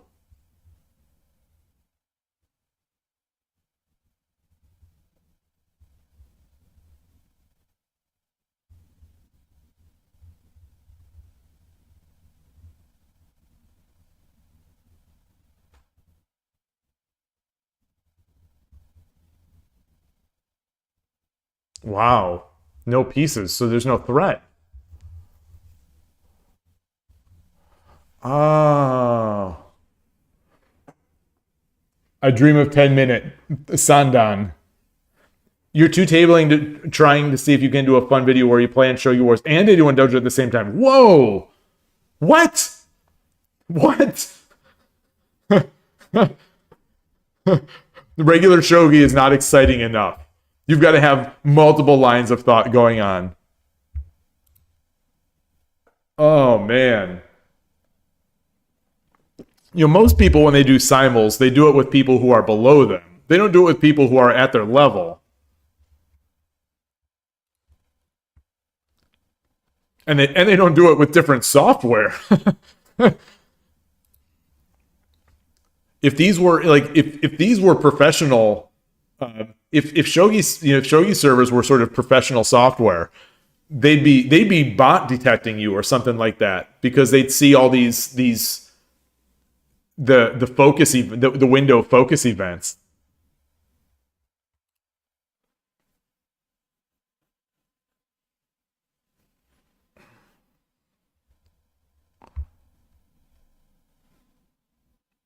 You've done that on Anonymous Lee Chess before?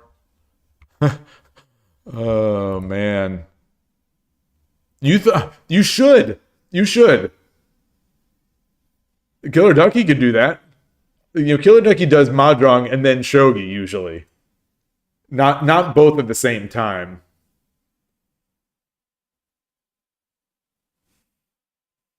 Two or three tabs of bullet. Chess pros don't even do that. That's hard. That's harder as a streamer anyway, because you've got to have a layout that sort of nicely displays all the stuff. But I guess that wouldn't be too difficult to set up.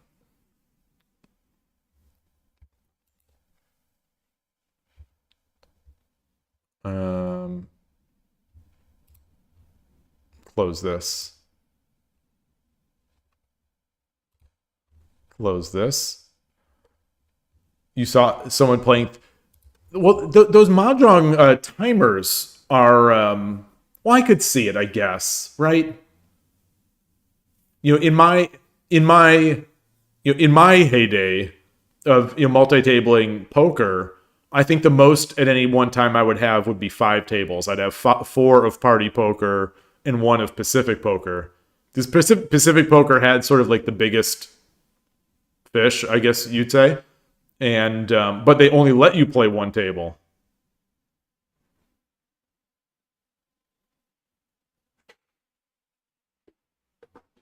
I don't remember back in the day. There must have been a clock for the shogi games or for chess. Wait, you play 2 OTB Mahjong? Wait, what? Doesn't that lose out on this sort of the banter and the fun. Also, how it's easier on one screen where you've got two. You can have two windows. How do you have two? Like, what do you go to table and then turn around? You've got a seat at one table and then you've got another seat behind you for the other table.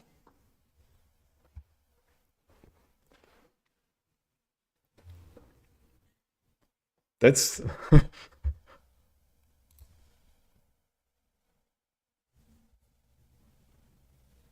yeah, hey, magic based. You sit at 45 degrees. Wow.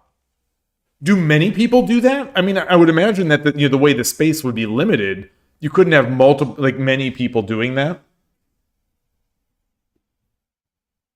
But you're not the best uh you're not the best mahjong player in your club, right? Or are you?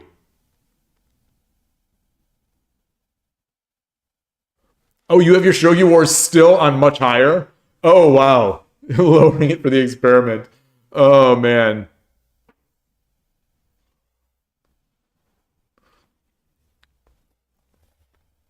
That's tough. I mean, I had it on fairly weak. And those 3 minute games, they were giving me some. Or no, the 10-second games, they were still giving me good people. Better than me. Oh, you're not, but you play fast. Okay. Oh, that's funny. That's awesome. All right. Well, I am, I'm going to keep going with the multi-streaming. I'm going to try this tomorrow. I'll see what people say. So if you are watching later and and you're still here, let me know if you like this. So the major downside to streaming on YouTube, as far as I'm concerned right now, is that it splits up the videos. So it only puts the streams, the YouTube live streams, it puts those under the live tab or under the live view. So like if you go to all my videos and you'll see, Twitch stream, 1 through 300, whatever, these YouTube streams will not show up in there. So either I could re-upload, which is a negative because it doesn't have the chat, or I just use the live, which will show up in a different place. And if people are used to it, they may not see it. I don't know. But anyway, I'm gonna play around with that. I'm glad we've got some viewers on YouTube. That feels good, and we had a bunch today on Twitch, so really pleased. You could unlist your stream and export your live like you usually do. Well, I want YouTube people to view it. I would like to see if we get different new viewers that wouldn't be on Twitch. Because the shogi streamers, they get. I mean, obviously they're better players and they're speaking Japanese, but they get a lot of viewers. And I thought, maybe this is just maybe YouTube might just be the place for shogi.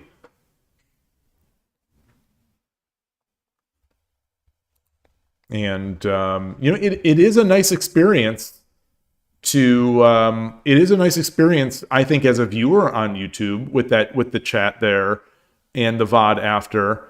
And it's also nice because, my channel's not big enough to get this, but like I noticed that Urashino Ryu channel and Urashino Sensei, his channel, you can join, you can sub, you join them. You pay $1.99 or $3.99 a month, something like that. Similar to a Twitch subscription, but it's on YouTube, and so I think that's nice. That's nice. Like, and I would do that on YouTube, on Twitch. I would enable that on Twitch, except that I don't want people to get all those ads. The Twitch ads are only getting worse. The ads themselves are incredibly annoying, and like sometimes those pre-watch, I think what they call the pre-watch rolls, they make a new user sit there for a couple minutes, 60 seconds to a minute, to a couple minutes sometimes, just to start watching a stream. And I don't know if a Shogi stream can support that. I don't know. That's rough. Eric, you say that for you, it's of course great to interact with you all, but do you do what you feel is the best for the majority? Yeah, well, and that's the thing is I don't know what the majority is, so I want as many people as possible to be able to see, and that's and so if it's YouTube, it's Twitch, I'll try them both. Koshiro, you said you don't watch a stream when you have to watch 30 seconds of ads. I hear you. I have mostly stopped some of those big chess streamers. I would in the past, like if I'm just in front of the computer, I might turn on Naroditsky or Eric Rosen when I'm not subbing to them. I might turn them on and just be like, okay, what's going on, or leave it in as background. But like some of those lately, I have come out and it's been 2 minutes of ads. It's like, no, I'm not going to watch 2 minutes of ads just to start watching. So that's the thing is like with Twitch, you watch the 2 minutes of ads and then you start watching and then all of a sudden there's another ad break. It's like, oh my God, I'm watching more ads than I'm watching chess. And it's real rough. I'm amazed that they seem to still be doing so well, because these are real. I can't imagine there are a lot of people out there that are willing to just do that, but maybe there are. Maybe there are. It's tough. And so that's why I don't monetize my Twitch channel, even though I know I could get some subs, just because I don't want anyone to have to sit through that. And my understanding, again, correct me if you've ever seen ads on my channel. My understanding is that you will not get ads until the channel is monetized. So I am not clicking that affiliate button. But on YouTube, whether or not, what am I trying to say? On YouTube, you might get ads, but ads are skippable on YouTube, and there are ways around the ads, and it's just somehow it's not so bad. Sometimes it's just not so bad. It's not 2 minutes. Like there's never there's never like a 2 minute pre-roll of YouTube ads. So anyway, sorry to talk about ads and streaming, but I'm going to keep doing this at least for this week, see how it goes. And I'm curious, like the having to make a thumbnail and stuff like that. It's not that bad, prior to the stream, and then make a same thing as making the thumbnail after. But that's it. Thank you, everybody. This has been fun. I only got 3 games today. They were 3 good games. But a lot of good discussion, a lot of good review. I say again, I really enjoy playing on Shogi Club 24. Even though I have to pick players, being able to think in Byoyomi is such a luxury. I feel like I'm driving a luxury vehicle or something like that when I've got 60 seconds of Byoyomi. I have to get faster though, but it's just not so frantic. But anyway, thanks again. I will see you all hopefully tomorrow, and thanks again. If you noticed any weird things with YouTube, let me know. I've never stopped a stream here. I'm using this multi-stream plugin. I assume it's going to stop cleanly, but we'll see. But anyway, thanks again. Take care. To the YouTube, all the new YouTube people, thank you so much for continuing to watch, both live and in the VOD. And I look forward to the next one. Take care, everybody. Thanks again. Bye.